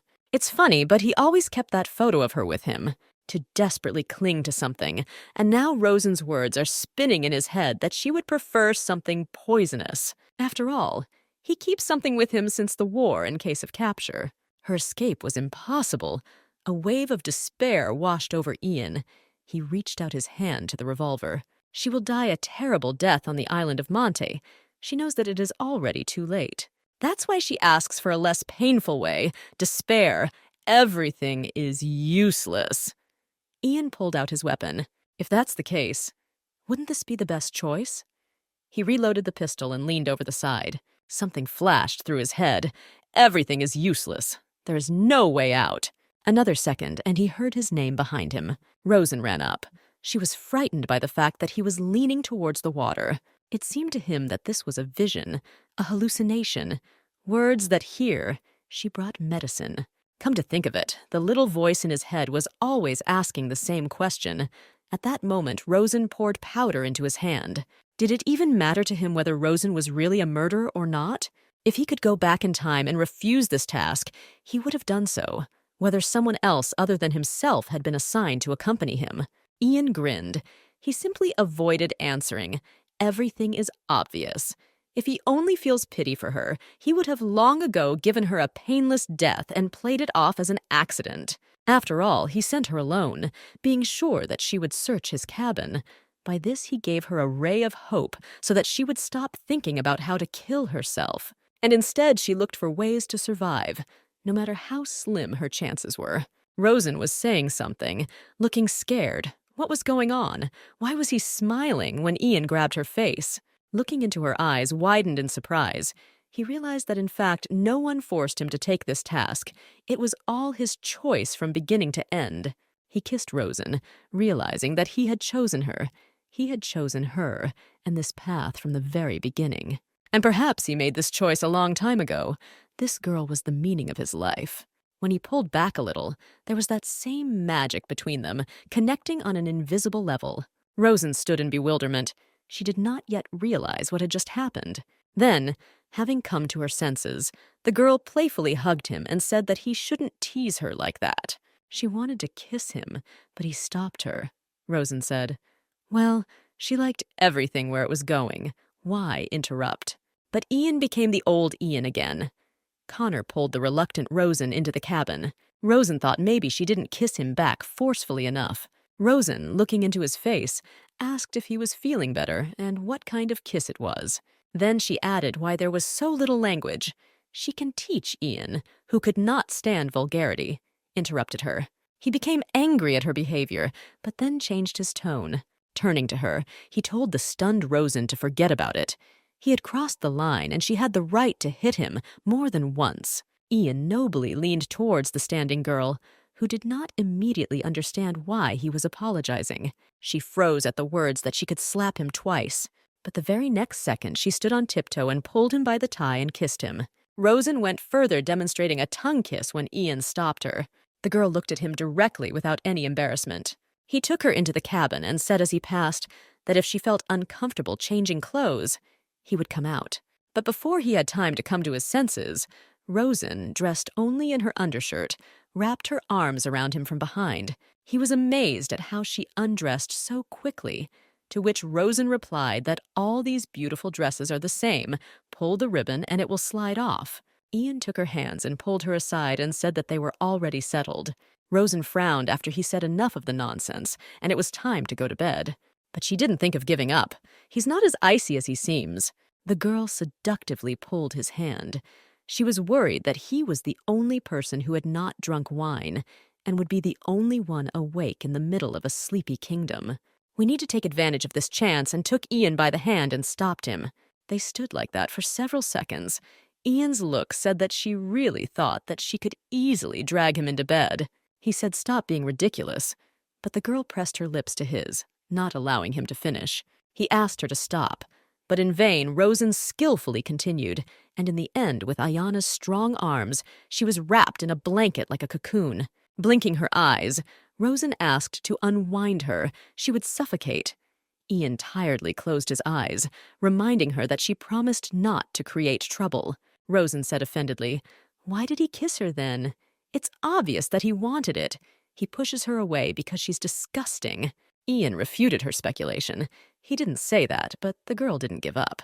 "What then? She only asks to sleep with him once, and that's it." After saying that he could use her body as he wanted, his face became distorted, became icy, and his eyes were cold. Rosen was frightened by his expression and apologized and took back her words. Seeing her frightened face, Ian softened. He sat down and asked her to come over. Rosen came up and sat on his lap. The man said as gently as possible that he was not angry with her and apologized for scaring her. Then, after a short silence, collecting his thoughts, he asked her a question. Does she really want to sleep with him? Such a question from a man put her into a stupor, since she had never received such questions from men. Then she answered that of course she wanted it. Then Ian patiently asked, like a little girl, why she wanted it. Rosen thought he had to be so narrow-minded, but she answered out loud because he had a perfect figure, and he was the most handsome man she had ever met. And she added that this was her only chance to sleep with someone like him. In the end, she got angry and said, "Let's just get rid of our clothes and lie under the blanket. Our bodies will do everything themselves." "Well, anyway, they won't know until they try." Then Ian asked if all this was true for her. She liked it so much. Rosen, thoughtfully, frankly admitted that she didn't really like it, but men seemed to really like it. Rosen became more and more confused, and her face darkened. Ian clarified whether it was she or the men who wanted it. She sobbed into his chest, saying that she didn't know. Then she quietly said that she should forget. She just wanted to do this with him. Ian was silent for a while, looking at the girl, then slowly tried to explain his refusal to her. He stroked her head like a little girl and said that she needed a man who would support her and not a man with whom she could spend the night. Gently rocking her in his arms, he spoke words unheard of for Rosen. Then she asked, "Then why doesn't he become this man, and what's wrong with the fact that she wants to sleep with a man?" What was wrong with this? The girl was angry because she felt rejected. He said that he felt sorry for her, so why shouldn't he pamper her? Unless, of course, he really was pushing her away. She started sobbing again. Ian began to reassure her. Of course he is not pushing her away. If they had met under different circumstances, they could have spent Walpurgis night together. Then what's wrong? She looked him in the eyes, and Ian replied that first of all, she was exhausted, covered in scars, and seemed used to people treating her terribly. It might be selfish of him, but he doesn't want to be just another man. Hugging her face with his hand and looking into her eyes, Ian explained what was in his heart. He felt sad that Rosen was treated in such a way that she no longer valued herself. Ian then stood up, and Rosen asked where he was going. After rummaging around in the chest of drawers, he pulled out a box and brought it to her bed. It was a piece of strawberry cake. He said that he ordered it from the kitchen for her. Rosen asked why, and Ian reminded her that today was Walpurgis night. Then he took a match out of the box and lit it, saying that he thought that this night was significant for her. The girl stared at the piece of cake. He remembered her story about how she and Emily baked the cake. I even put a candle in a piece and lit it so that she could make a wish. The girl sent her prayer to Walpurga. This time she asked the Great Witch to give her strength. She did not need more love. Rosen asked for strength to cope with the difficulties she would encounter, courage to give up comfort, and willpower to survive in this cruel world. The girl asked, and he made a wish. Ian asked not to worry about him. He would eat his piece and let her fall asleep. Seeing that he was hiding the cake, the girl asked so they would eat it tomorrow. Why did they make a wish now? But Ian, smiling a little, said to lie down, and then he would lie down next to him. They lay in an embrace, and Rosen wondered if he really had no desires or aspirations. Ian said that he would be very happy to listen to her, to which the girl replied that she told everything last night, but he was sure that she would remember something else. Ian didn't care what Rosen would talk about. He just wanted to listen to her. He just asked not to lie to him. Then the girl began the story from the moment when she decided to commit suicide. She locked the door in the bathroom. She prepared a loop and heard Emily screaming to open the door, but she somehow broke through and saved her at the last moment. Rosen was surprised when she opened the door. It was locked, and she saw Emily's medallion light up, which meant magic. Emily slowly, soothingly led Rosen away, who asked to leave her. Her friend hugged her tightly, and Rosen, sobbing, said that she could not give birth to this child. Just let her go and let her die. But Emily didn't let go. She hugged her and held her close. She whispered in her ear that she would take care of everything. Has Rosen forgotten? She is a witch of herbs. There is no reason to end her life. Looking into Emily's eyes, she assured that it was all nothing. She would do anything. She asked to stop talking about death. Rosen looked at her own face, and tears flowed from her eyes. Then the realization of the terrible step came, and Rosen burst into tears even more, begging Emily to forgive her. A friend affectionately consoled her and said that there was nothing to apologize for.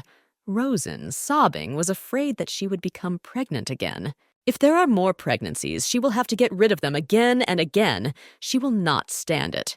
And if there is no child, Hindley will get angry, and who knows what she will do. She no longer needs such a house, and Hindley doesn't need her. She asked, begged to run away, just Emily and her mother.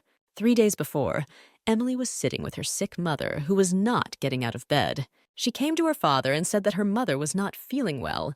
He indifferently said, "So what?" She asked for some money, because he had received a payment from the head of the trading organization. She had some savings. She needed a little more. But Hindley firmly answered no. He looked reproachfully at Emily. She had saved up some money. How could it be that when he asked last time, she answered that she didn't have a single coin? The girl screamed.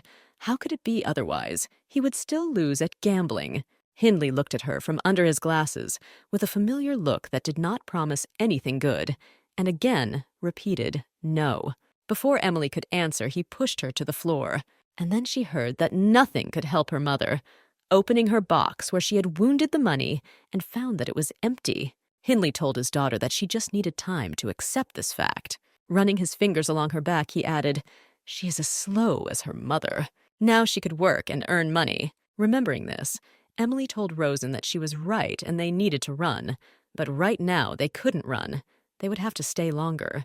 They need to save up some money, and then the three of them will run away.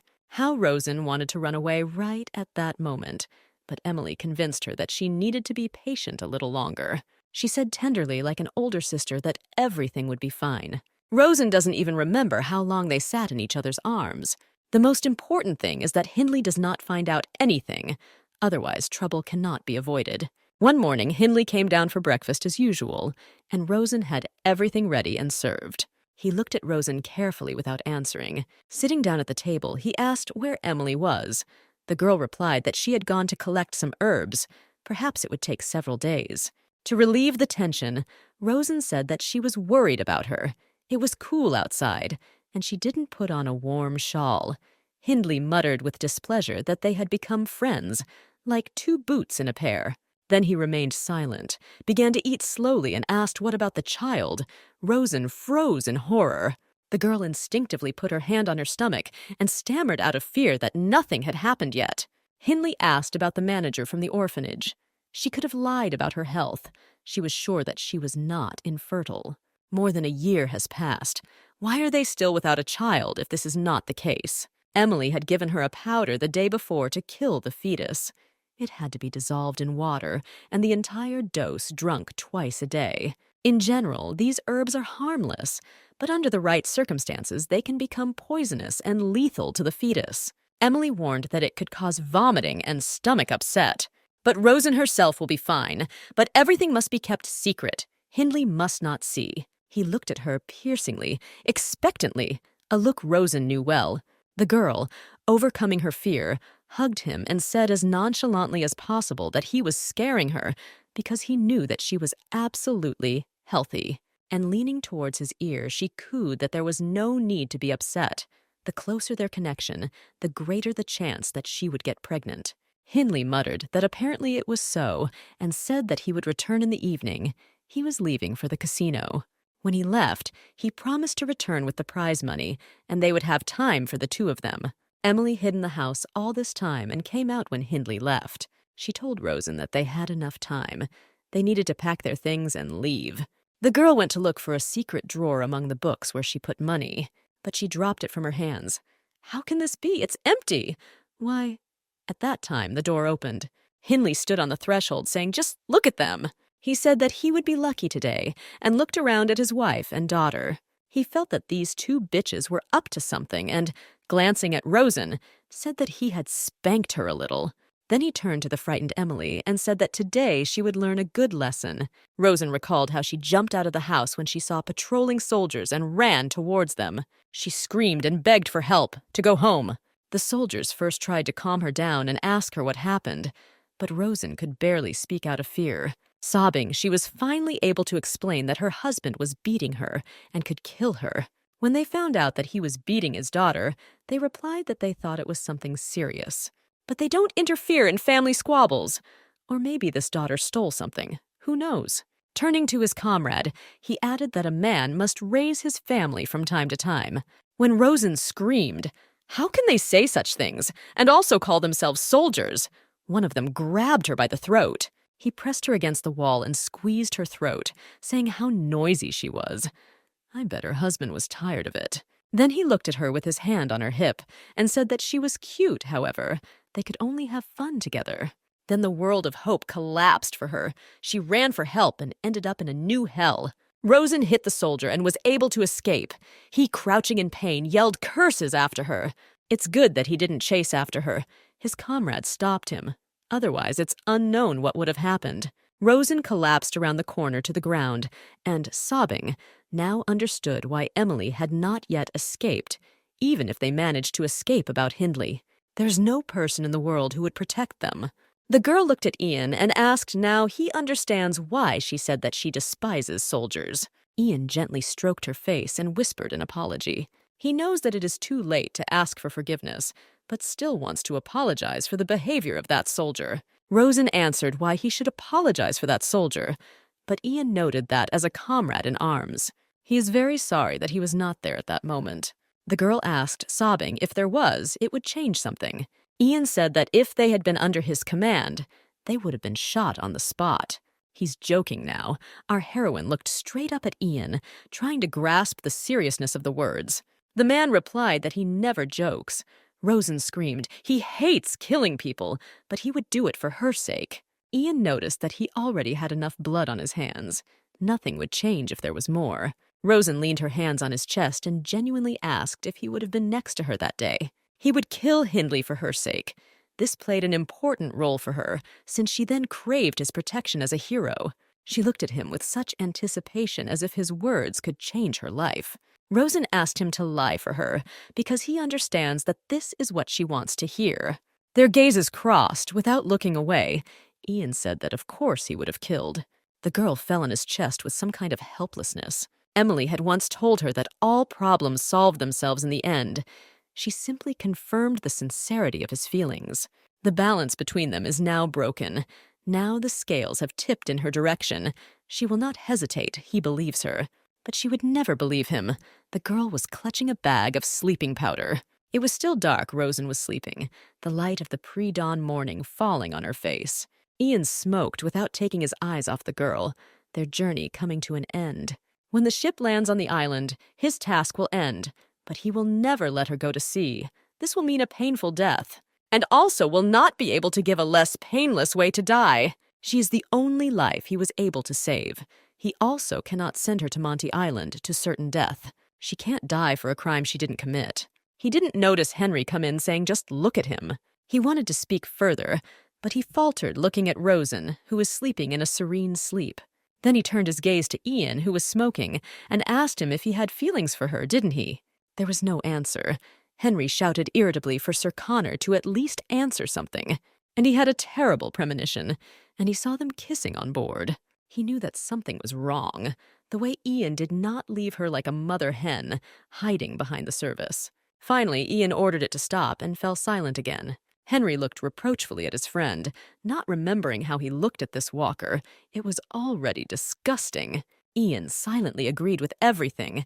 Then Henry grabbed his head doomedly. He didn't even deny it. Ian still looked ahead without looking at Henry. And how long has he had feelings for Walker? Without waiting for an answer, he himself said that it's been a long time, hasn't it? Henry literally screamed. Why is Ian like this when it comes to his personal life, going through the whole war, 10 years? And when the opportunity to enjoy life arose, he manages to fall in love with the convict. And not just a convicted person, but one who will be sent to the worst prison in the world. After a couple of seconds, in a changed voice, Henry asked if Ian would be able to kill her. He walked up to Rosen and put the gun to her head. What if he shot her right now? Ian Connor Barrett. How could it be otherwise? Wouldn't it be better for her than the fate that awaits her on the island? Then Ian jumped up in a rage and grabbed Henry, pinning him to the wall. He said doomedly to Ian's eyes, he couldn't kill her. Then he asked his older comrade what he was going to do now. Ian simply asked to say why he had come, and Henry reported that the ship had anchored because they were surrounded by sea monsters. Ian recalled that recently he claimed that everything was fine, to which Henry muttered that he also thought so. That's why he hates the sea. My father had not seen anything like this in 40 years. The passengers and crew are going crazy. They are looking for Rosen. She needs to be returned to her cell. The distraught crew believes that this is her doing. The witch sent a monster. Henry ended up doomedly with the fact that Rosen could literally be pulled out by the hair. Ian gave the order to throw a warm blanket over Rosen and take her to the cell. Now she will be safer there. Henry, carrying the sleeping girl away, asked what about Sir Connor. Ian, putting on his uniform, said that he would go deal with the crew and the crowd. If they need a witch as a scapegoat, then it's time for a hero to show up. We'll have to return to the role of everyone's adored hero. About to leave, his gaze fell on the coin in the bottle. Rosen didn't lie. It's really a lucky coin. Ian mentally asked her why she gave it to Lila. Approaching the captain's office, he heard voices arguing. It was noisy there. Upon entering, he saw that on the monitor screen the captain was shown sea monsters marked with red dots. The crew members discussed the situation. The ship is surrounded. They are unable to move it. One of them jumped up and called everyone cretins and said that they were talking about nonsense. Everyone knew who was behind it. He then accused the imprisoned witch Walker of being a witch and that she should be thrown overboard. Then Captain Revel attacked him. Passengers are about to start a riot. Stop adding fuel to the fire. But some of the crew members agreed with their comrade, and the captain was reminded that the girl saved the life of his granddaughter, which is why he protects her so much. To be honest, he had seen nothing like this in his life. At the mention of the fact that the monsters demand a sacrifice, the captain yelled, "Stop talking nonsense. How can you throw a person overboard?" But the crew member replied that she was not a person. And besides, she would die on Monty Island anyway. But the captain, full of rage, shouted that sea monsters would never sink his ship. The instigator wanted to object, but the barrel of a pistol was placed at the back of his head.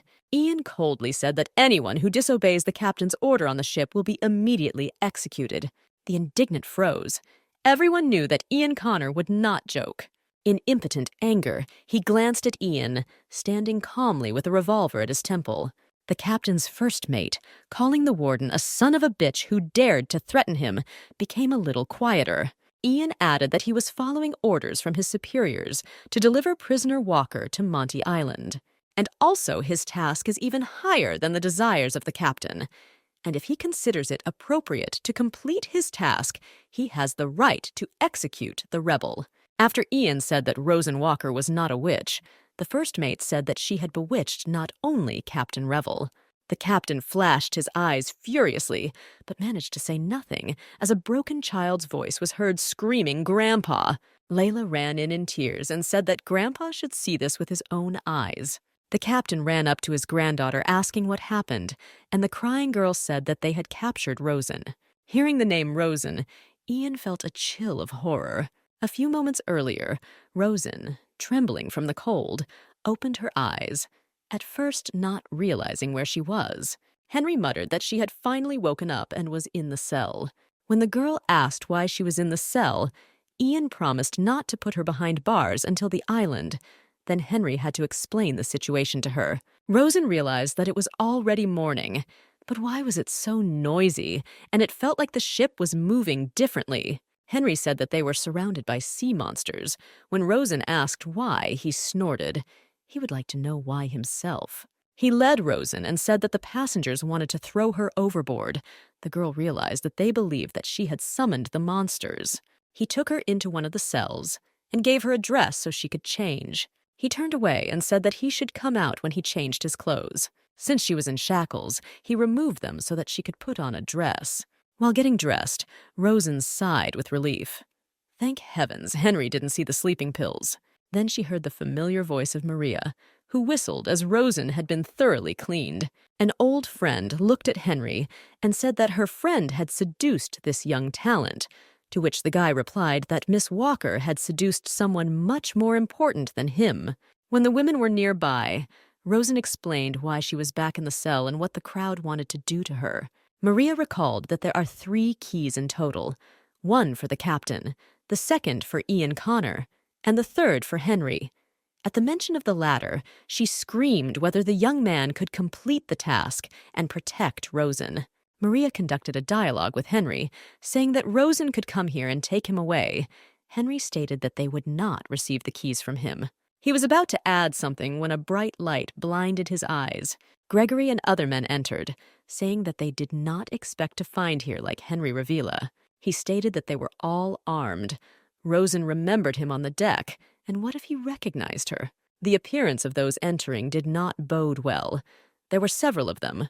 They were armed, and Henry was alone. Gregory pointed the weapon at Henry, saying that if he interfered, he would get a hole in his head. Henry said he wouldn't give up the keys unless they killed him. Rosen watched what was happening. Henry will do everything to carry out the orders of his boss. Gregory grinned at such theatrical speech and stated that they did not need his keys. They will simply break the lock, which they soon did, telling Rosen to leave without unnecessary movements. The others held the struggling Henry, while Gregory himself dragged Rosen.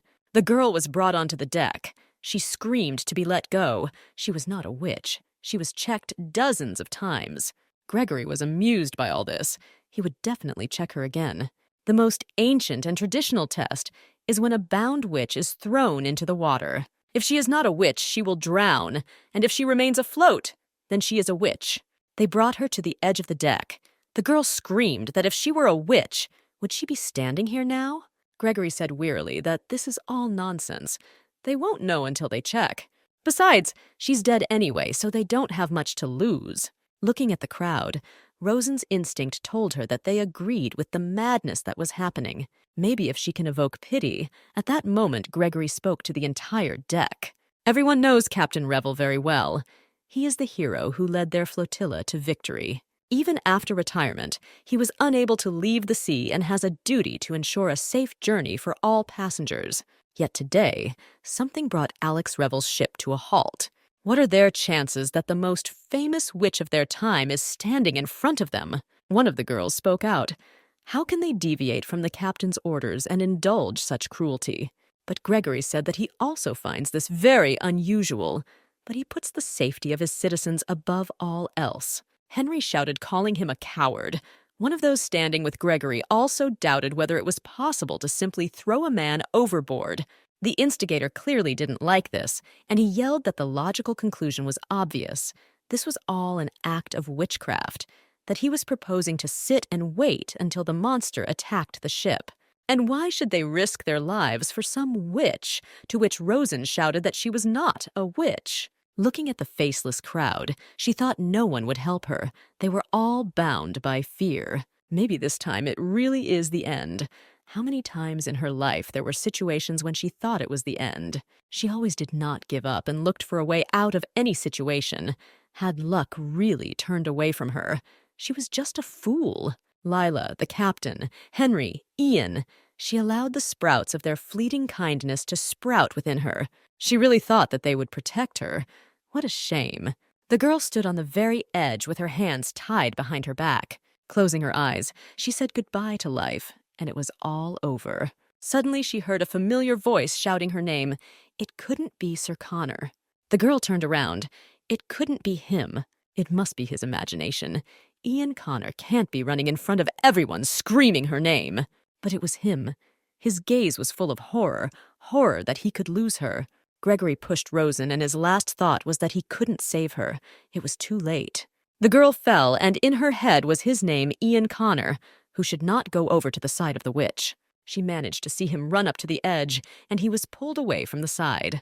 Now this is really the end. She has spent all her strength. It's such a shame that they won't see Emily again. And yet she lasted longer than she expected, didn't she? Perhaps this can be counted as a point in her favor. The cold water swallowed her up, and the girl began to instinctively gasp for air. The water is icy. There will be no quick death. But even now, she ordered herself to pull herself together. She cannot die, not like this. And if she dies, she will be a laughing stock for the entire empire. We need to stay on the water. Rosen again had a strong desire to live. But the water is so icy, she can't hold on. The girl began to fall down. Something held her back. Her consciousness turned on again. What was happening? She was drowning. A strong stream of water filled her lungs and came to her throat. She could not breathe. She saw Ian Connor before her eyes. He held her and said that she should calm down, but the girl was choking. Ian shouted for her to stop panicking, but Rosen was twitching for lack of air. He shouted for her to look at him. His voice appeared and disappeared. Then she felt his kiss on her lips and lost consciousness. When she opened her eyes, she didn't understand where she was. What had happened? Whether it was a dream or reality? The girl could barely stand up. Her body hurt terribly, and she had no strength. Isn't this Sir Connor's cabin? Seeing that he got up in bed, Henry ran up and shouted to Walker, "Don't get up!" Jumping up to her, he grabbed Rosen and, shaking her, shouted that he couldn't believe that she was alive and breathing. What to bring? Should she give her water? The girl asked whether she thought he was crying or not. Henry, sobbing, said to shut up. Henry actually teared up and admitted that he thought she would die. Rosen was very weak, but asked what time it was. Henry replied that none of this mattered. She looked like a dead person. She almost died falling into the icy water. Rosen tiredly said that stop wailing. Let him bring her something that will help her warm up and put her thoughts in order. How she wanted something hot, but she poured sleeping powder into the water. What happened anyway? Doesn't the crowd have anything against her? Henry shouted that of course not. Everything went wrong after Ian Connor saved her and took care of everything. He pulled her out of the water, pumped the salt water from her lungs, and ordered Henry to take her to his cabin. And then he told Gregory to shut up if he didn't want him to shoot him on the spot. That's when that coward calmed down. He had been afraid of Ian since the days of the academy. As Ian reminded him, his father then intervened and reassured the passengers. Henry added that he thought they were all scared when Rosen fell into the sea. So far, everything is fine, but if the ship does not follow the course, they may come after her soul again. So it wasn't a dream, but what about those sea monsters? At that moment, Ian entered the cabin. The girl looked at him. Their gazes met. Henry asked his boss how things were on the ship, to which Ian replied that it was bad and getting worse. They want to return Rosen to the cell, so they ordered Henry to go and buy as much time as he could. Sending Rosen to a cell now would be tantamount to a death sentence. While they were talking, Rosen told herself to think and collect her thoughts. She couldn't just sit there and tremble. It wasn't all over. Then, without raising her eyes, smiling, she said that Ian Connor was really crazy. Jumping into the ocean in front of everyone, he could have died. The man replied that he didn't care. She was shivering all over and had no strength to argue when Ian asked whether she wanted to live or not. She didn't understand what this question was about and nervously asked what he was saying, but Ian demanded a yes or no answer. And which answer will be the best, which will help her survive? Emotions came to her and she screamed that she never wanted to die. Then he began to undress. Rosen screamed what he was doing. He replied that if she wants to live, she needs to undress. Ian stood in front of her with a naked torso. She did not understand what was happening. Looking at her, he told her to hurry up.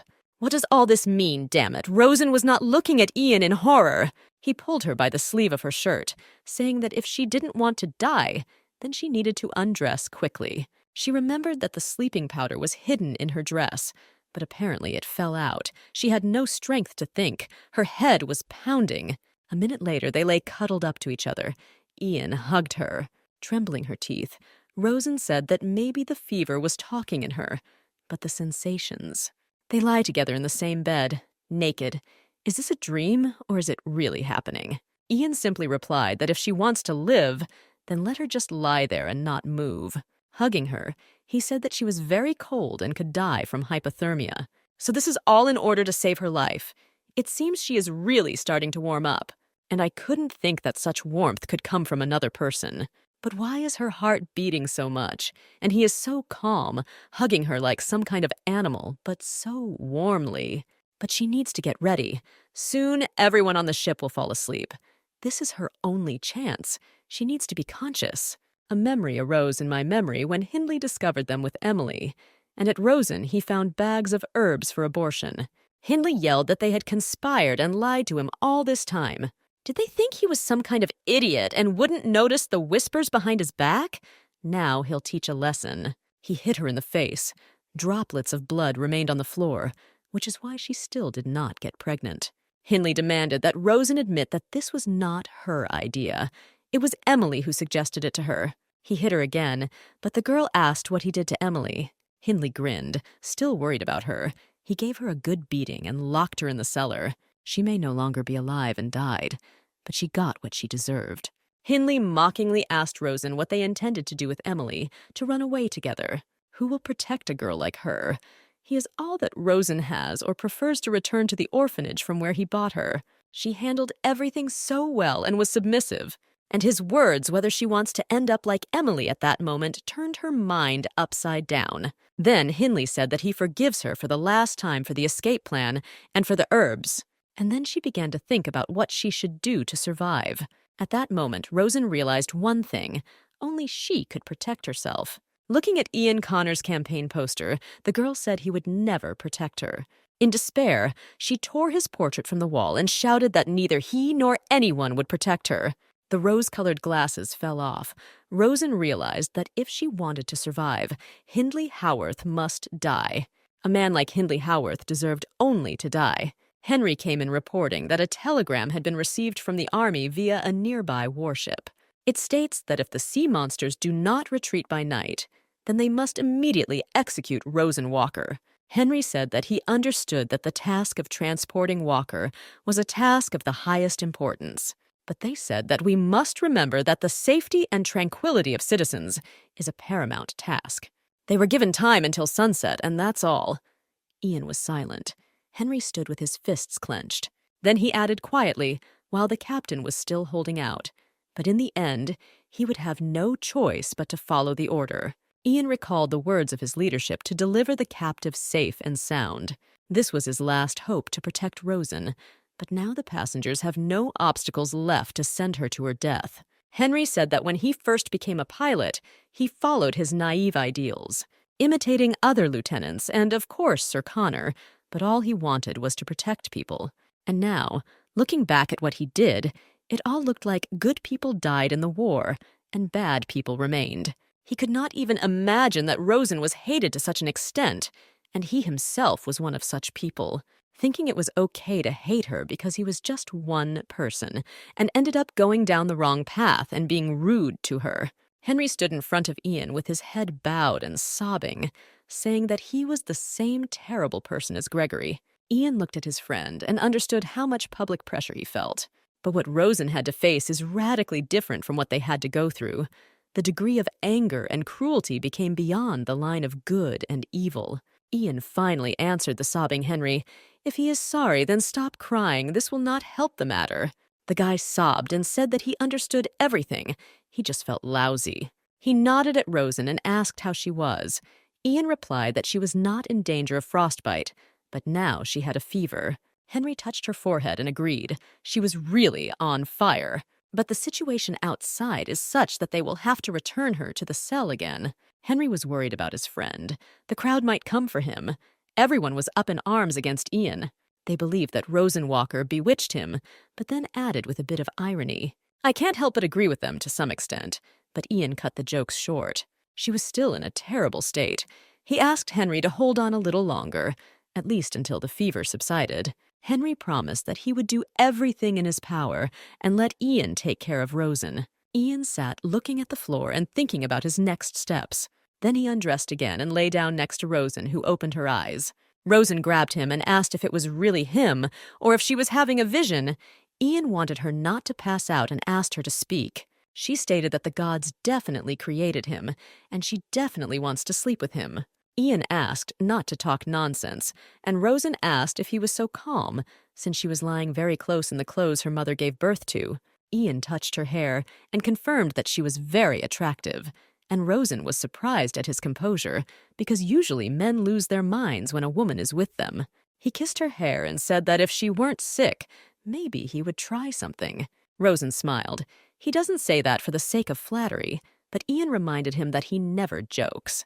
The girl whispered that people would be disappointed in him. He was too attracted to the imprisoned witch. Ian reassured her that it was too late to bother with such trifles. Besides, he doesn't care about others and what they think of him. Rosen asked him why he saved her. He was not an ordinary person, but a war hero. And what will people say? But Ian reassured her by saying that everything was fine. He never wanted to be a war hero. He just did what he had to do, that's all. What is happening now can be considered redemption. The girl wanted to ask something else, but she coughed. How much longer could she endure this fever? Ian hugged Rosen even tighter and said that she would soon feel better. She closed her eyes, saying that he probably couldn't imagine how much she wanted to live. He was hooked by her performance. She remembered the moment with Myeria, then on the deck during the fireworks. But how can he determine when she is telling the truth and when she is not? He is a jailer and should not be soft. She mentioned that she wanted to live. The girl nodded, and Ian agreed nicely. Everything else doesn't matter. Wow, Sir Connor is bewitched. Ian replied that this has not been news for a long time. She cannot imagine how he felt when she said that she wanted to live. Ian said that he carried her cutout photo with him, but then he still denied everything. He kept telling himself that he just needed something to cling to because there was nothing else left. He thought he was going crazy, but now he realized that everything was extremely simple. He just wanted to meet her. Wow, Rosen grinned. It turns out they had the same thing on their minds, so maybe we can work on fulfilling one of her wishes. When she hinted at bed, he immediately stopped it. Then the girl asked to listen to his voice, like from those radio programs that he did. Yes, she knows he didn't like it, but his voice will make her feel better, a private broadcast just for her. And Rosen's consciousness transported her to the past as she waited for these transmissions. Looking at him on the poster, she heard his bewitching velvet voice, which was the support of everyone. She and Emily, like thousands of other people, shared their strength huddled together in the basement listening to Ian Connor, who helped survive the war. His voice said how much he valued them all. They would be saved. And this ray of hope said that the war would end and their lives would become better. Ian, hugging Rosen, said a phrase from his radio broadcast, ending with the fact that you do not need to feel guilty for anything. He remembered how he entered the radio station room. There was a microphone. The boss told him to tell him about himself, who he was and where he was, that they will protect them all, say what people want to hear. And here was his first radio broadcast. He introduced himself, asked everyone not to worry. The Air Force will always protect them. You will never be in danger. Rosen opened her eyes slightly. She put her hand on his face from which tears flowed. We will protect you all. It was still dark. Henry came in and said it was time. His father caved in. There is no longer any time to waste. It's time for Walker to return to his cell. Ian said to wrap Rosen in a blanket. The fever somehow subsided, but the cell was cool. Now his long lie to the people of Ryoretan has finally come to an end. Will her lie be able to hold out now? He noticed a sparkling coin in the bottle. At this time, someone called Rosen's name. She opened her eyes. Everything was so unusual. She saw a familiar and dear face. It was Emily. The girl jumped up. It was really Emily. She was apparently sleeping. Rushing to hug her friend, she said that if this was a dream, she didn't want to wake up. Emily replied that she just needed to wake up, but then Rosen said in fear that Emily would disappear. How much she missed her. Emily, smiling affectionately, said that they would see each other very soon, just a little more. She couldn't give up. She remembers their promise to meet on the island of witches. Walpurgis, that same mysterious island whose existence cannot be said for sure. But they say that witches gather there to hide from the outside world. They wanted to escape to Walpurgis, which is not far from the island of Monte. Emily added, hugging the girl. Now she understands that she is getting closer to her, which is why she was able to appear to Rosen in a dream. Rosen asked how Emily found him, and she really is real. Hugging Rosen's face, Emily reminded them of their promise. Yes, she survived. And now their agreement to meet on the island of Monte is almost fulfilled. Rosen didn't think it was possible. The last few years have been so difficult. All she could think about was how to survive. To see Emily alive again, it became some kind of pipe dream. Rosen sobbingly asked why Emily didn't come for her earlier. She knew how much suffering she had to endure, what Rosen's life was like, so difficult and lonely. Emily looked at her friend knowingly, but explained that these are the rules for all witches. Everyone must make their way to the island themselves. But now she can join them. She has been through a lot, and Rosen is almost there, just a little bit left. They held hands. Rosen felt warmth and care. Then Emily began to leave, and Rosen asked to tell her how to find Walpurgis Island. The girl opened her eyes and heard her name. Emily was nowhere to be found, where she was. She stood up and looked around. It was her camera. Someone threw an object, hitting her in the head. It was Maria calling on her to get ready and not sleep. She couldn't be allowed to relax now. The cellmate replied that they drank wine. Rosen blinked her eyes in surprise. Maria irritably reminded him of what Rosen had pulled off and urged her to return to reality. Rosen's head was pounding. She remembered that she was in the cabin, and now in the cell, shortly before she fell into the icy water. Ian Connor then saved her. And then she met Emily in her dreams. And then she didn't remember what happened next. The girl looked around. A blanket that wasn't there before means it was all true. Maria asked if Rosen had added sleeping powder to the water, and the girl absent-mindedly confirmed. But the neighbor reminded me that the water changes every morning, so it was a waste of time. But it worked on the guards, since they drank water yesterday, and on those who drank wine.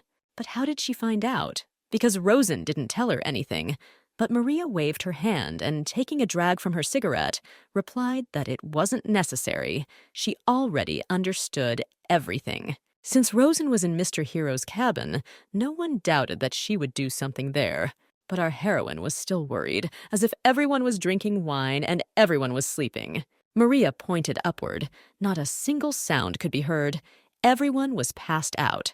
Apparently, everyone was nervous about how Rosen was thrown into the sea, and everyone needed to calm down. Then she pointed her finger somewhere behind Rosen.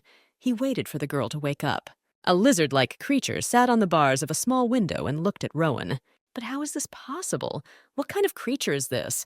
It began to descend along the wall. Rosen trembled, and the animal approached her, squeaking. What could it be? Not a fish, since it has legs, then maybe a lizard. But lizards don't live in the sea, so Rosen had a hunch. It must be a sea monster. As if confirming her guess, the animal squeaked. Maria noticed that the animal wanted Rosen to pet him. He behaved like a tame puppy.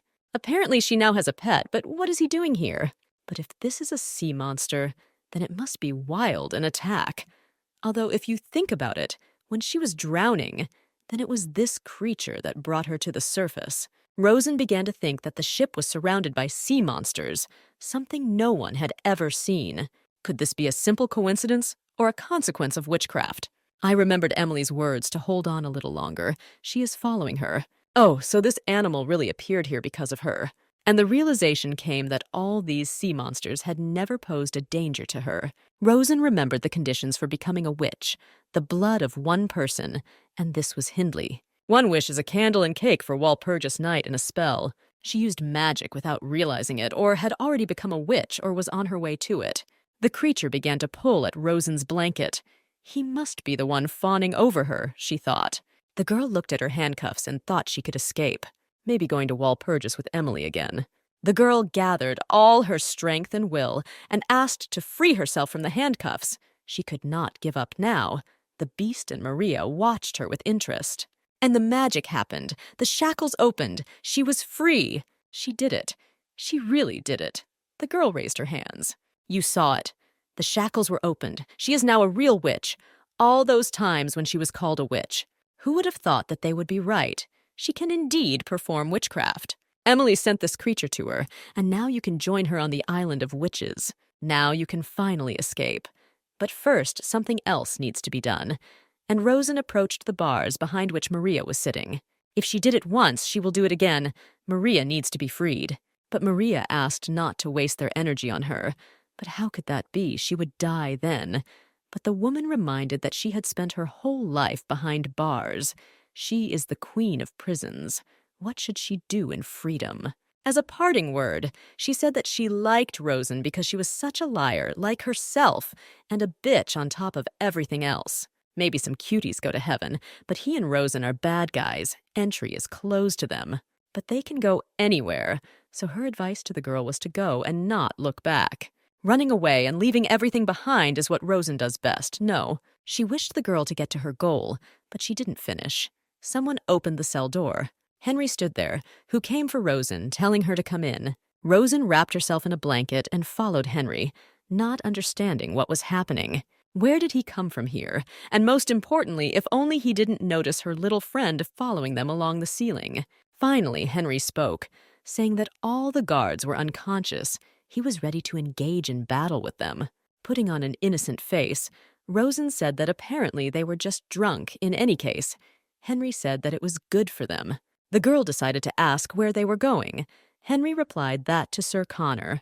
Actually, he was also locked up because they thought he was bewitched, but he managed to escape. Is it possible for him to do this? This question drove the exhausted guy crazy, but of course not. The answer is already obvious. Rosen was amazed. They were doing this for her sake. Tears flowed down Henry's face. He pointed to the door and said to follow the passage. She would get into the engine room. The guy replied that she was known for her art of escaping. The girl nodded. Then Henry said if he let her go, she would be able to escape.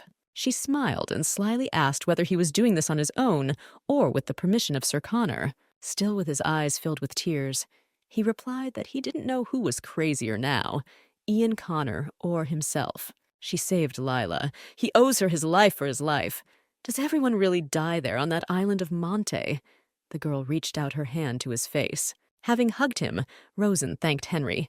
Surprisingly, he turned out to be a good and generous guy. He asked her to persuade Ian Connor. He really has tender feelings for her. The girl smelled alcohol from Henry. The guy admitted that he drank wine. But how can you not drink it? Then Roshan carefully clarified, and Sir Connor drank. He didn't know.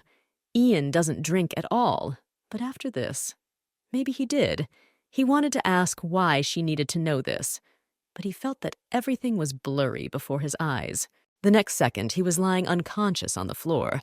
Rosen was touched by his action. She could not afford to escape by framing Henry. Gently stroking the guy, she asked him not to blame himself. There was no need anymore.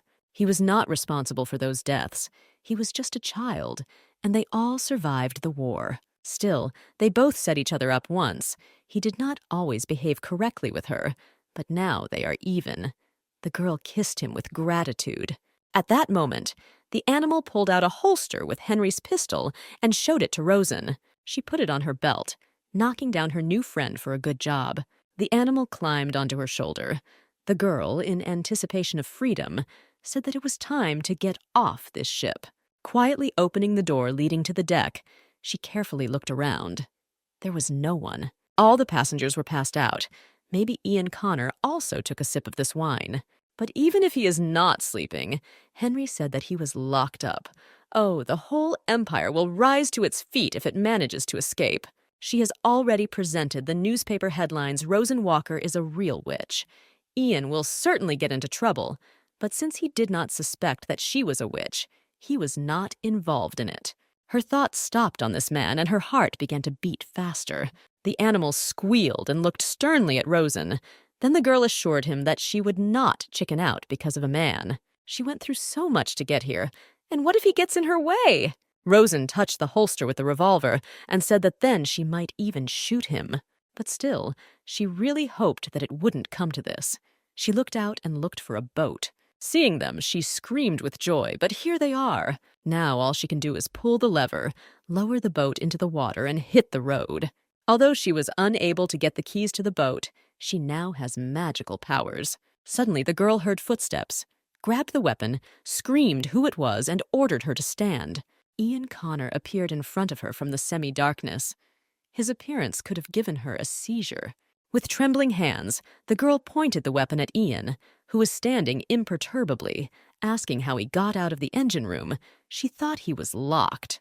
There was despair in her voice. Why was he the only one who didn't pass out? Why did everything have to happen this way? Ian came closer, but Rosen screamed that she had a weapon and demanded that he raise his hands up. The man, absolutely without fear, asked what kind of lizard was next to her, and the weapon, it was Henry's pistol. Rosen nervously shouted, "What difference does it make?" Then in the same measured voice, he answered that Henry's gun is never loaded. There are blanks. Pain, fear, and despair came over Rosen. She had been going to this for so long. Cursing in powerlessness, the girl sank to the floor. But she thought that she couldn't give up like that. She needed to use magic and knock him out.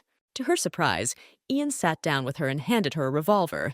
With the words that it is his weapon and it is loaded, all she needs to do is simply pull the trigger. Considering that she just tried to shoot him, I'm sure she will succeed. Screaming hysterically what he was doing, she noticed that his hand brought her hand with the weapon to her head. Ian said that if she was afraid that he would try to stop her, then she should just shoot. He just wants to talk to her, and this way she can listen to him.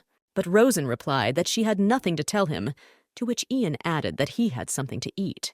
The man handed her a coin that sparkled gold in the pre-dawn twilight. That coin she gave to Lila is a real magic coin. Rosen took her and asked how he got out of the engine room. Ian refuted her speculations. He was not locked up, since he agreed to throw her overboard. The smiling girl asked why he didn't throw it away. He lied to them right. Now she understood why everything went so smoothly, why there were no obstacles. Rosen asked directly. He himself gave everyone that wine. Because you believe in innocence. You believed everything that she told you. Smiling, the girl added that he was mistaken, and it turned out that she really was a witch. Ian looked at the frowning animal and replied that he noticed this animal running after Rosen. It looks like she really is a witch. Rosen put down the revolver and asked the nagging question about why Ian Connor was doing this for her. They looked at each other, prisoner and guard. The man reminded that she wanted this. Our heroine said that if he wants the truth, he will get the truth. Ian remained silent for a while, saying that it didn't matter to him. Let him just tell the truth, whatever it may be. It was hard for Rosen. She had been lying for so long that she herself no longer understood where the truth ended and the lie began. She stated that she is a liar and a witch, but there is one truth that still shines brightly in her soul. Just one. She killed Hindley Howarth. Straightening up, the girl looked into the eyes of the man standing in front of her. This was the second day of Emily's imprisonment in the basement. In all other respects, it was the same evening as hundreds of others. Dinner was prepared. Hindley arrived. When asked where he was, she found out that he was in the cottage. Disgusted and tired, he said that he visited his first wife, who should have already played the game, and everything turned out that way. Rosen looked at him and couldn't believe that he could talk about this so calmly, how he could talk like that. Hindley sarcastically remarked that she had held out for so long, and how long she had lasted. Then she asked him, during the entire time that he was running the clinic, did he think? He displeasedly asked what exactly. Rosen said that human life is so short-lived. Hindley, in his style, ordered her not to talk nonsense, especially when he was eating. A grin appeared on Rosen's face. Yes, of course. He can kill a person by stabbing him with a knife or beating him to death, but this always requires physical strength. But someone can die from illness, or from poison, for example. Hindley, not understanding why she was saying all this, began to cough and asked what she was talking about. And besides, he once said that she was a good girl, not like Emily or her mother, and that she was not dangerous and not a witch. But does he understand what's going on? If this was the only reason why he took her from the shelter, then he made a fatal mistake. After she got here, she forgot for a long time. But Hindley, not allowing her to finish, shouted what she was talking about and coughed even more. The truth is that she has never been a good girl, because what she is really trying to say is that he chose the wrong one. She is vindictive and always remembers an insult. Hindley managed to shout that she was crazy. Rosen then took the knife and told her husband that his death would not be quick, because it would be unfair. He was lying on the floor, unable to say a word, holding his throat, and heard her voice that she didn't need magic to kill him. With a sinister smile, Rosen stood over him with a knife. She just had to decide to do it. Pressing his head down with her foot, she continued to say that she was surprised why it took so long. Hindley tried to beg for mercy. Sticking a knife next to him, Rosen reminded him how he mocked her and Emily. Didn't he promise to kill them, all because he was a coward? He needed them to mock him, but they didn't need him. She saw his horror and fear, that strength sitting in her, humiliation and pain burst out.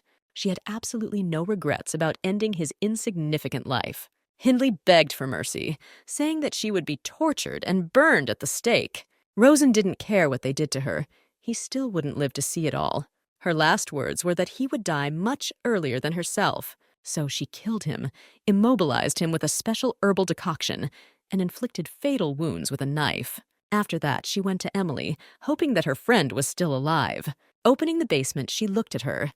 Emily had one eye swollen shut.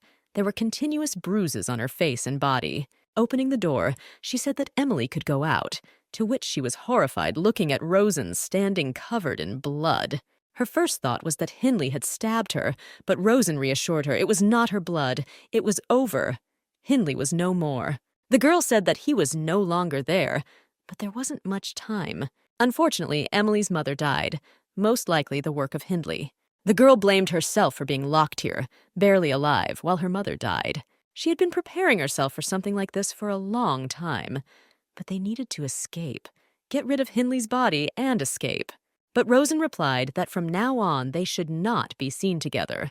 For the investigation, Emily had a fight with Hindley a few days ago and ran away. Emily, realizing that Rosen wanted to take all the blame on herself, said that she would not leave her to sort it all out alone. But Rosen literally screamed that there was no other way. Soon Hindley's creditors would be here. If they were seen together and found out that Emily was a witch, they would both execute them. Having gathered Emily, Rosen said that she should run to Walpurgis. She is a witch, so it will work out. And Rosen herself will settle a couple of matters and follow her. She swore an oath to her friend that she would not die and they would meet. Emily really didn't want to leave her friend, but there was no other choice. Hugging her, Emily said that Rosen would always be her sister, and she promised that she would come back for her. And then they can go somewhere together and live a long and happy life. But Rosen knew that Emily lied. She did not follow her. Creditors came and found Hindley's body, and she was chained in the town square, where people threw stones at her. But this was all nothing. The main thing is that Emily had enough time to run away as far as possible.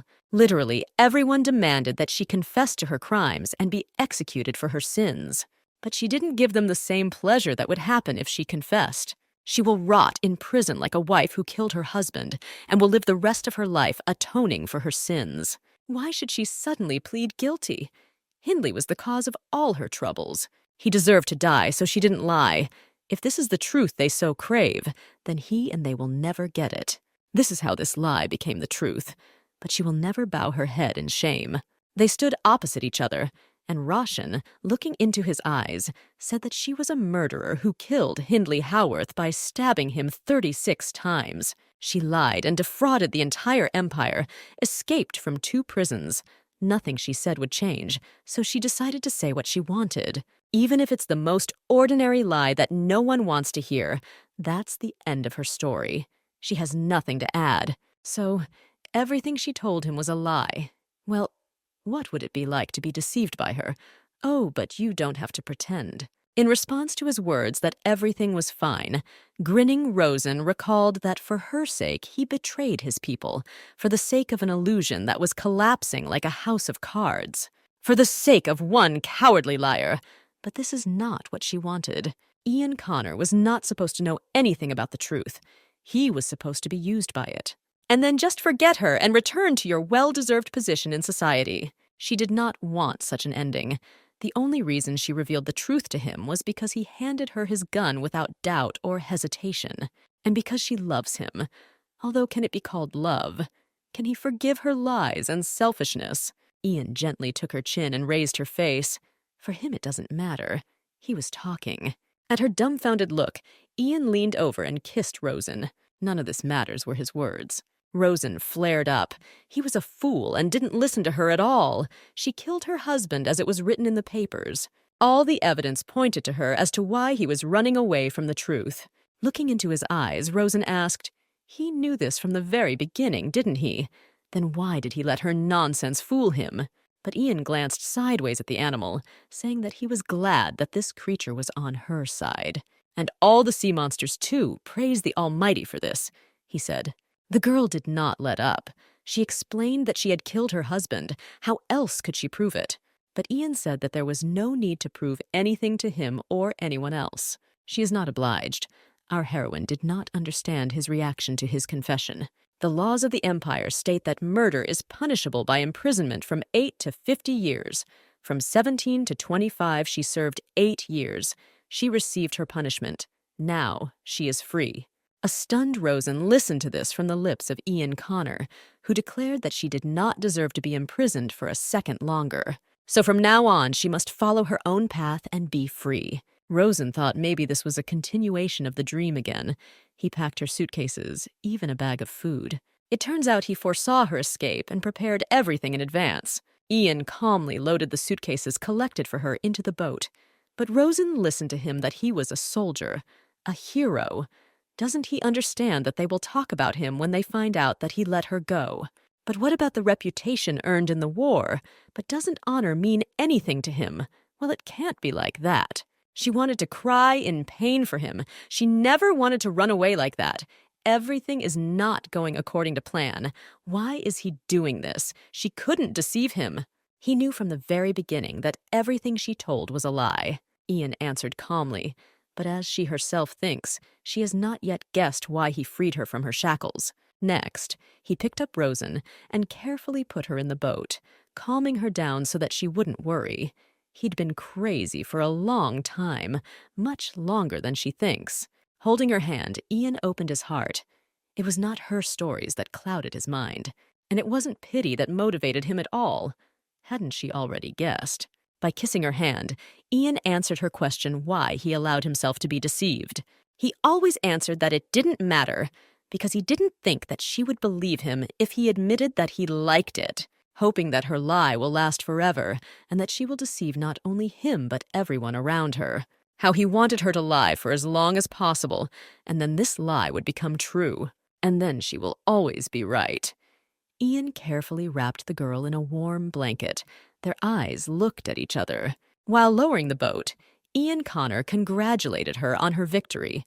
In general, Rosen won from the very beginning. Tears flowed from Rosen's eyes. This was farewell, but not like that. And smiling only at her, Ian said that he loved her. Whether she believes him or not, it's the truth. You smile at me because of me. You confessed your love to me. Rosen shouted to him that if they were destined to meet again, she promised that she would never lie to him. Her heart was pounding wildly in her chest, and she managed to shout that she wanted to tell him something else. Let him not get caught this time and smile. She smiled, and tears of love, joy, and sadness flowed from her eyes. The boat floated on the water. They would meet again. At that moment, the girl made this promise to herself. All the creatures began to move. Apparently, they will bring her to Walpurgis. A small shadow remained from Ian. She remembered her words. Let her lies last forever, and endless lies will one day become the truth. One man's blood, one wish, one spell. Now she begged Walpurga to give her the power that had always been hers, that had been taken from her, the power that had always been within her. What she felt now, sadness, no. Her heart was beating too fast for sadness. This is freedom. You must always move forward as she did. And then she will be able to defeat what will try to break her. Rosen promised that she would live until her lies became the truth for her eternal victory. A few months later, Ian arrived at the Imperial Palace in Malin. A beautiful woman sat in a chair and greeted Ian for how long they had not met. It seems since their time at the academy. Ian turned to his childhood friend, Your Majesty. As befits her title, the girl asked what her old friend wanted to say. Ian calmly and measuredly replied that he was leaving. The girl, feeling sad, asked where she was leaving and received the answer that she was coming from everywhere. There was a questioning silence. Then Ian asked that he also be stripped of his knighthood, which he did not deserve, given what had happened. The young empress repeated his words with her finger. Well, yes, the generals talked a lot about him. If he were an ordinary officer, he would have been executed long ago without a shadow of a doubt. But throughout the war, they made him a national hero. And now they will expose themselves to ridicule if he were executed. He continues to claim that it is his fault. He claims that he is ready to bear any punishment. But none of these generals could find a worthy punishment.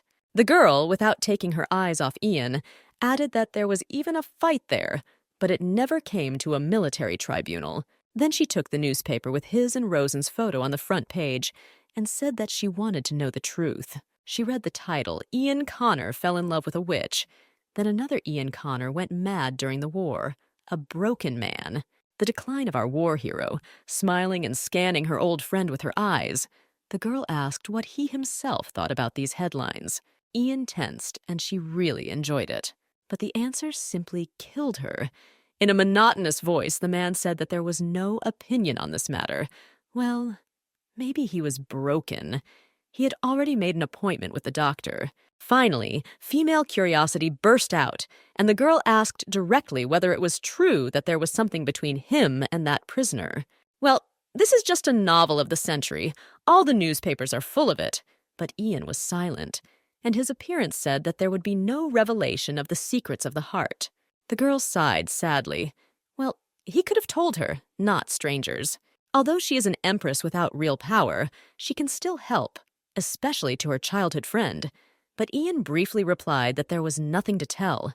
Rosenwalker managed to escape again, and he missed the captive.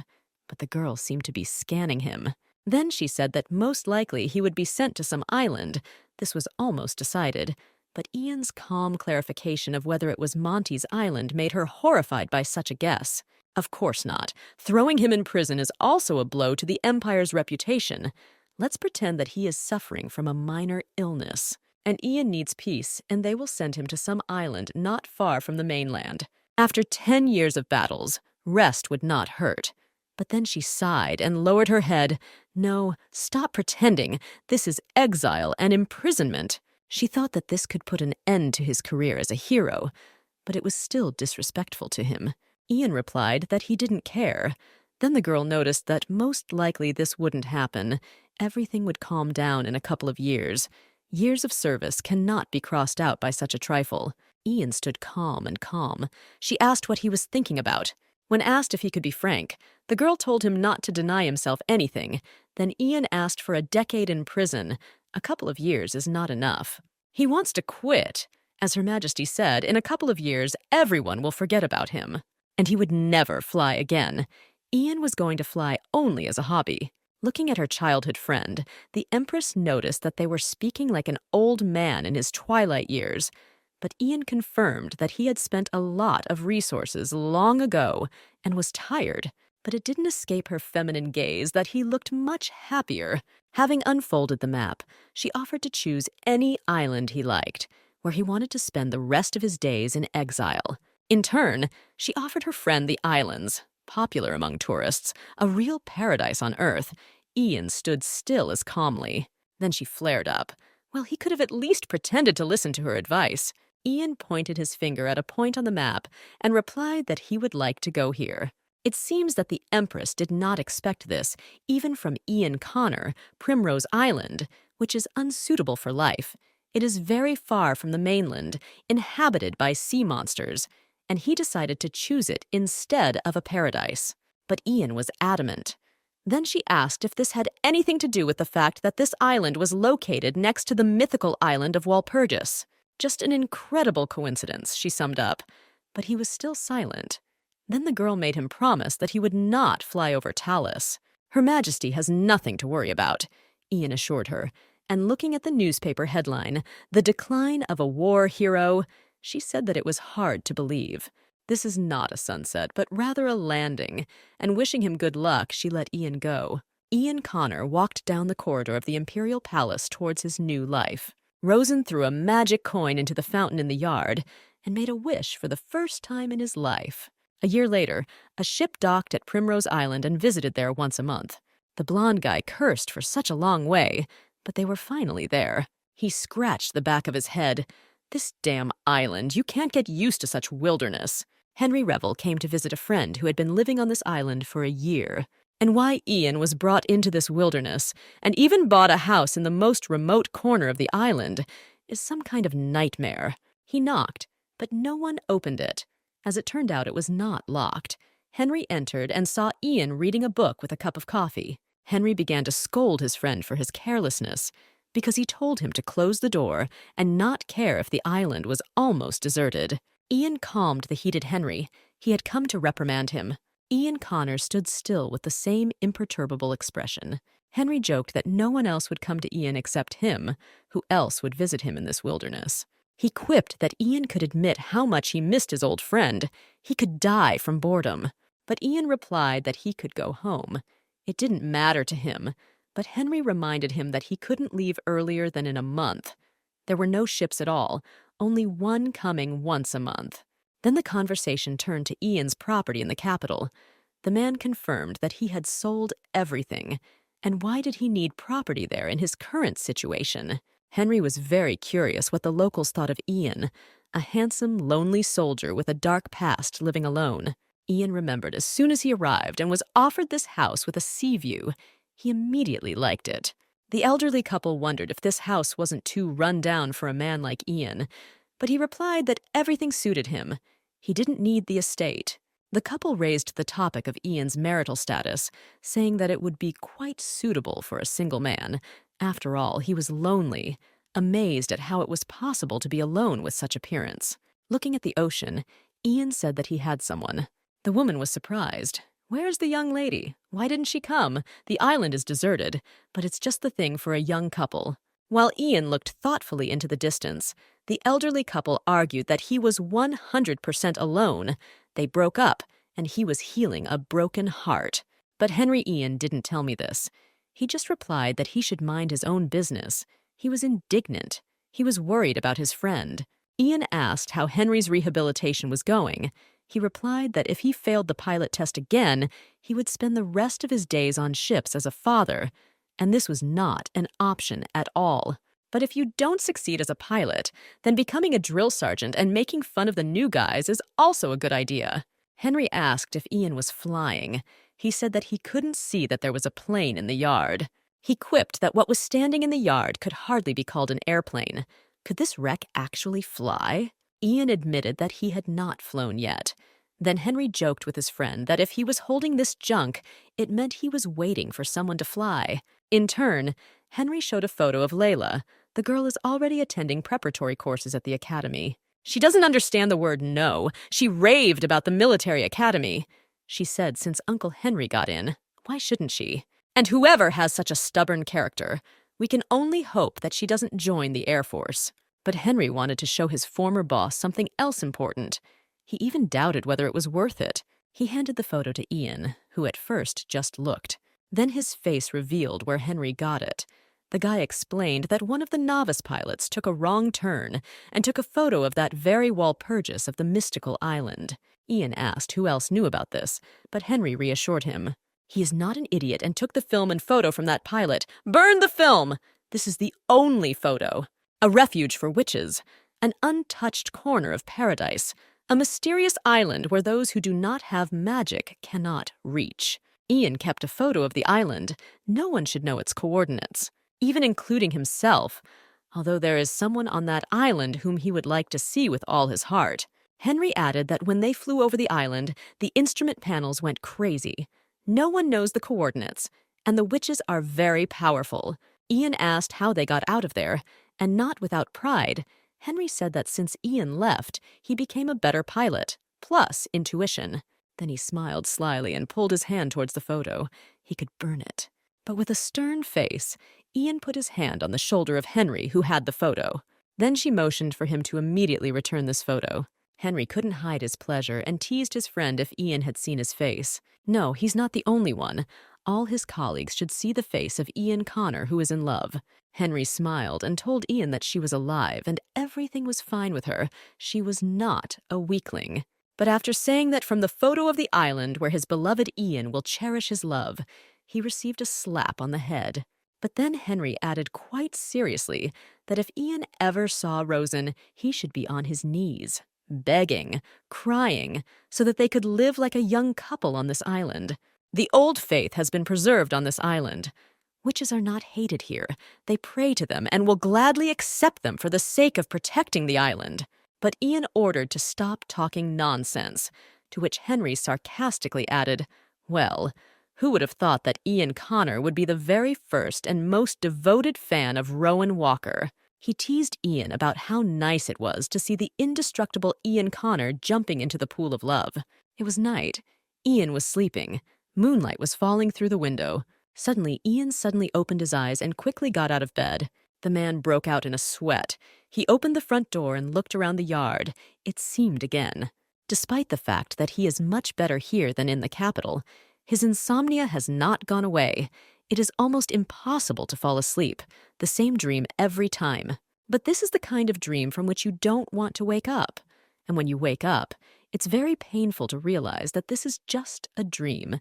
And in this dream, she is. Rosen comes up to him. He hugs her tightly. Then he tells everything that he has wanted to say for so long, how good it is to hug her. There are so many things he wants to ask her, but in his dreams she never speaks. But he continues to ask questions, even though he knows that he will not receive answers. Did she get to the island without incident? Was it cold there? Did she finally see Emily? Is she happy now? And then, overcoming her shame, asks if she has forgotten him, and if this has made her happier. Does she miss him and think about him at least sometimes? But when Ian wakes up, he realizes that the dream is just a dream, a reflection of the subconscious. This is recognition and acceptance of his thoughts. This is a reflection of inner hidden desires.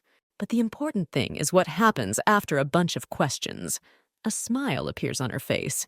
He strokes her hair. He doesn't know whether she heard him or not, but he is lost in her so much that he can no longer control his heartbeat. He presses her flesh to flesh against him. His lips greedily kiss her skin. Her breathing becomes completely unsteady and quickens, and her body simply burns. And the end is always the same, without exception. He wakes up. "You're crazy," Ian Connor says to himself every time. And so every night, all day long, self-loathing and repentance.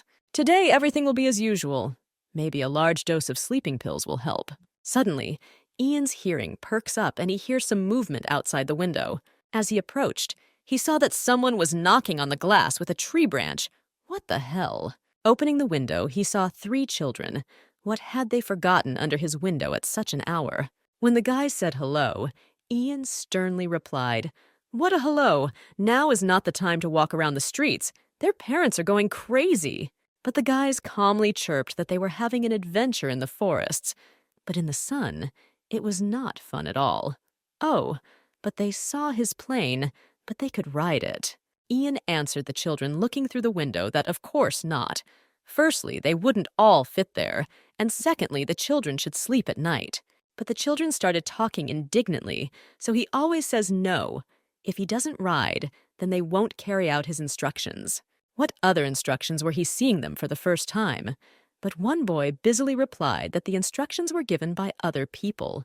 What the hell is he talking about? Ian thought. Henry sailed 2 days ago.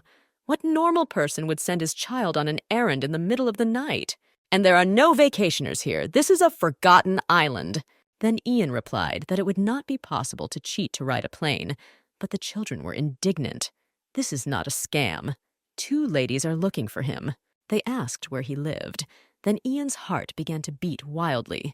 He began to ask what they looked like, but the child did not remember. The boy only remembered that one of the women was blonde. After these words, Ian froze in place. Ian frantically began to pull on his robe, and the children whispered that they shouldn't have been told this. When they said that the ladies were saying something about the fact that they had come to tell about an eternal lie, Ian ran out into the street like crazy, and the children were already scared and doubted his adequacy. He ran to the houses closest to him, where she was. If what the children said was true, then it was her. It was Rosen. He knocked on his neighbors and asked if the stranger was looking for him. But people looked anxiously at the man who was knocking on houses at such an hour and answered that they had not seen any stranger. He returned home and sat down on the floor doomedly. The children apparently just said things out of fear. But on the other hand, how could they know the details? But she is also nowhere to be found. You just need to go to bed.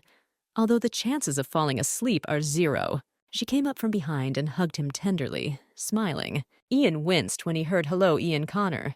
He apparently fell asleep again, but it's strange when he did, and she says, "This has never happened before." With some kind of numbness and horror, he looked at the vision without saying anything. Rosen asked in disappointment what was wrong with his face. Where was the joyful smile? She thought he would not find a place for himself out of happiness. But Ian said gloomily that if this was a dream, he would like to wake up. It hurts him so much when he wakes up, so let him go. Now she stood in complete bewilderment. "It's incredible," the girl exclaimed. Now that she is personally present here, he doesn't believe that it's her, but at least he knows what she had to go through to get here and kissed Ian as a sign of confirmation. Remember, they promised each other that they would meet, and now she can tell him that she loves him. And these words were spoken with a clear conscience. She also missed her very much. Not believing in this happiness, Ian kissed her, and Rosen remembered that Emily was waiting outside and it was cold there. All Ian Connor could say was gratitude for the fact that she returned to him. This could truly be called a landing. Rosen was really looking forward to this honeymoon, but the rules of Walpurgis made their own adjustments. A witch's apprentice is not allowed to stay on the island 2 nights in a row. And Rosen was no exception. They spent the whole day together, and the next day Emily took her away, leaving Ian with a dog who needed help and an owner. Walpurgis isn't that harsh, actually. Rosen could have stayed if Emily had allowed it. It was hard for them to part, but as training progressed, the weekends would increase. The girl was getting dressed, and Ian handed her the bag he had packed for her. Rosen asked if he was really okay with this. 1 night is enough for him, but Ian, kissing her, said that he didn't say that it was enough for him. He was just able to wait, that's all. Emily yelled at Rosen to hurry up. They had to go. Rosen shouted to Ian that she would be back soon, and Emily glared at him with a derogatory look. Oh, it looks like Emily is still wary and doesn't trust him. Ian smiled as he watched them go. It looks like she really is like Rosen's sister. But he did not expect that Emily soon appeared at his house. Rosen wasn't there, and Emily was looking at him with a piercing gaze. Ian could not have imagined that Emily would come to talk to him so soon. Entering the house, she said that Rosen would not appear for some time. She sent her for a walk with the dog that lives in his garden. And Rosen really stands up for him and keeps telling him to be gentle with him. Still looking at him suspiciously, she offered to talk face to face. Ian had just prepared dinner and put it on the table. They sat in silence. No one knew where to start the conversation. The tension increased. Finally, Emily introduced herself. Although she was sure that he knew who she was, the man bowed politely and said his name. She said that she had heard a lot about him. He was something of a celebrity. And then Ian thought that probably for the first time in his life he missed Henry so much. If he were here, there would definitely be no awkward silence. This disapproving look of hers, as if she dreams of finding a flaw in him. But Ian understood everything, knowing how Rosen had suffered at the hands of men. Then Emily, in the tone of an inspector, asked if it was his plane in the yard, and he bought it with his own money. Ian confirmed that he was receiving a pension after his dismissal, and also inherited a small inheritance.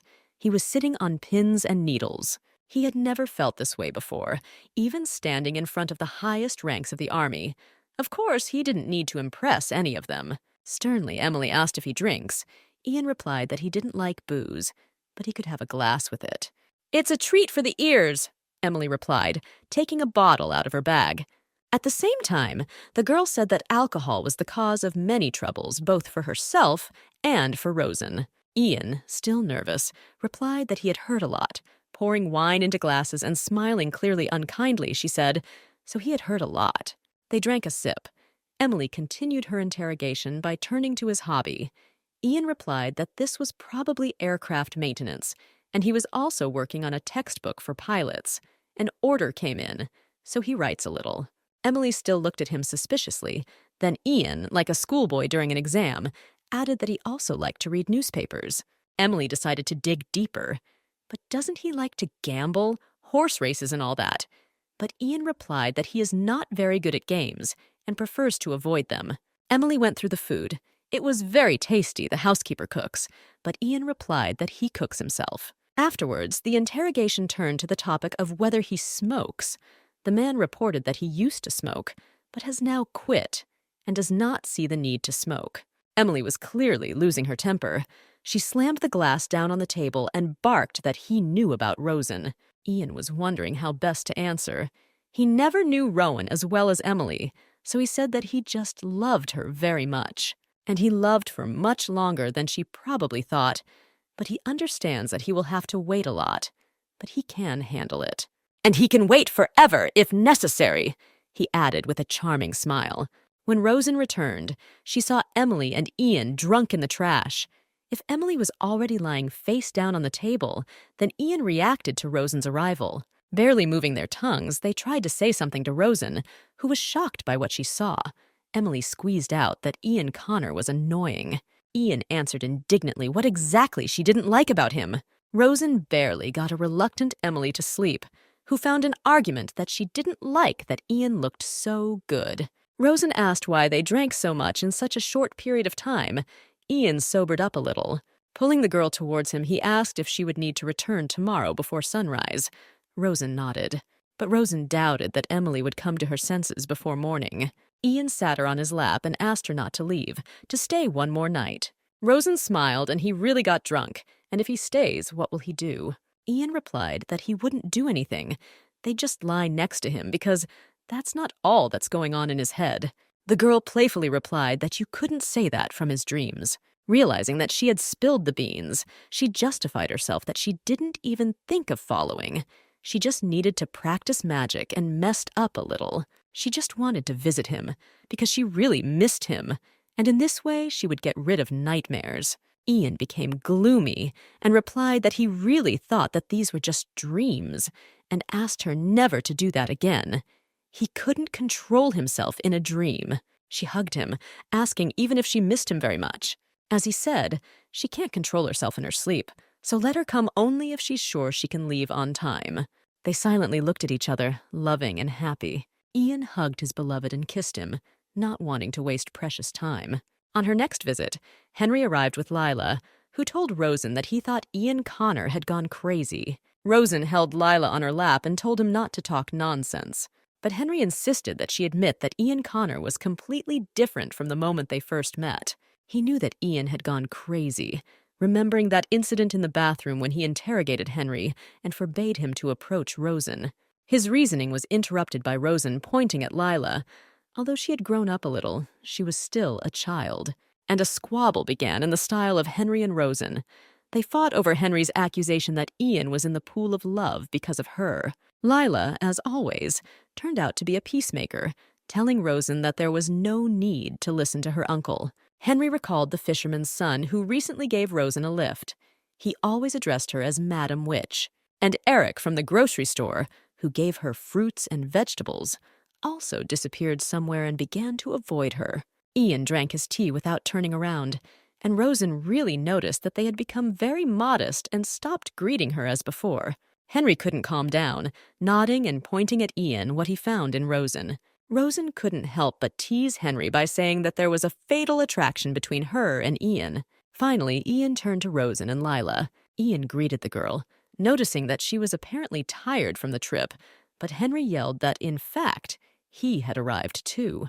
Ian replied that he came too often, that he had no work. Then Henry was indignant, but as soon as the tongue turns to say such things, he brought Lila, to which the girl interjected that she could ride alone. Rosen and Lila started talking about the plane. It would be great to ride. Pointing to Ian, she noticed that no matter how she begged him to ride on an airplane, but so far he only forces him to learn all these rules and procedures. Apparently, these are all excuses. But Ian denied. He's just afraid that an accident will happen. Of course, he will never let her get into it. But he is still afraid. This means he still wants to take her on a plane, but if he's not ready yet, then he may not rush into it. Ian assured her that this plane was originally intended only for her, and if he didn't want to take her for a ride, he would have immediately said so. They looked at each other with loving eyes, and Ian chirped how he wanted to show her what it was like to fly. They were interrupted by Henry's voice, who indignantly noted that he and Lila were actually still here. Then he grabbed his reluctant niece, declaring that it was time for them to leave. Ian chopped vegetables and fruits to prepare a snack. Rosen quietly came up behind him and hugged him, smiling. Ian said that we need to be patient a little more, and everything will soon be ready. Suddenly, Rosen pulled out a black box from her pocket and showed him it was a gift. She opened the box. There was a ring. The girl showed the stones. Not that they were precious, but these were the frozen tears of a magical creature. Putting the ring on his finger, Rosen noticed that these stones were very rare, so only a witch could give such a gift. But she noticed that Ian's face couldn't tell that he liked the gift. Or maybe he wants to pretend to be lonely while she's not there, so everyone on the island knows about them. But the man denied everything. That's not the point. He's just too handsome, Rosen noted, not without pride in him. Ian assured her that she had taken his heart, so she had nothing to worry about. Ian began to kiss her passionately, but Rosen stopped him. He had not forgotten anything, reminding him that they actually had guests, to which he objected that they had left. They can come back at any time, Rosen retorted, his argument being the fact that he locked the door. And if they have even a drop of conscience, they will go to spend the night in a hotel. All he wanted was to be with her and not be separated for a minute. She couldn't hold back her laughter. Ian asked why she was laughing. Then the girl said mysteriously that maybe Henry was right, but she would never admit it to him. When Rosen woke up, she did not immediately realize that it was already deep night. Rubbing her eyes sleepily, she realized that her finger was somehow unusual. When I looked closely, I saw 2 rings on my finger. The dream disappeared instantly. So beautiful. And why there are 2 of them, and most importantly, where from. Ian was no longer sleeping and admitted that this was his gift, and that this precious stone was mined not far from the island.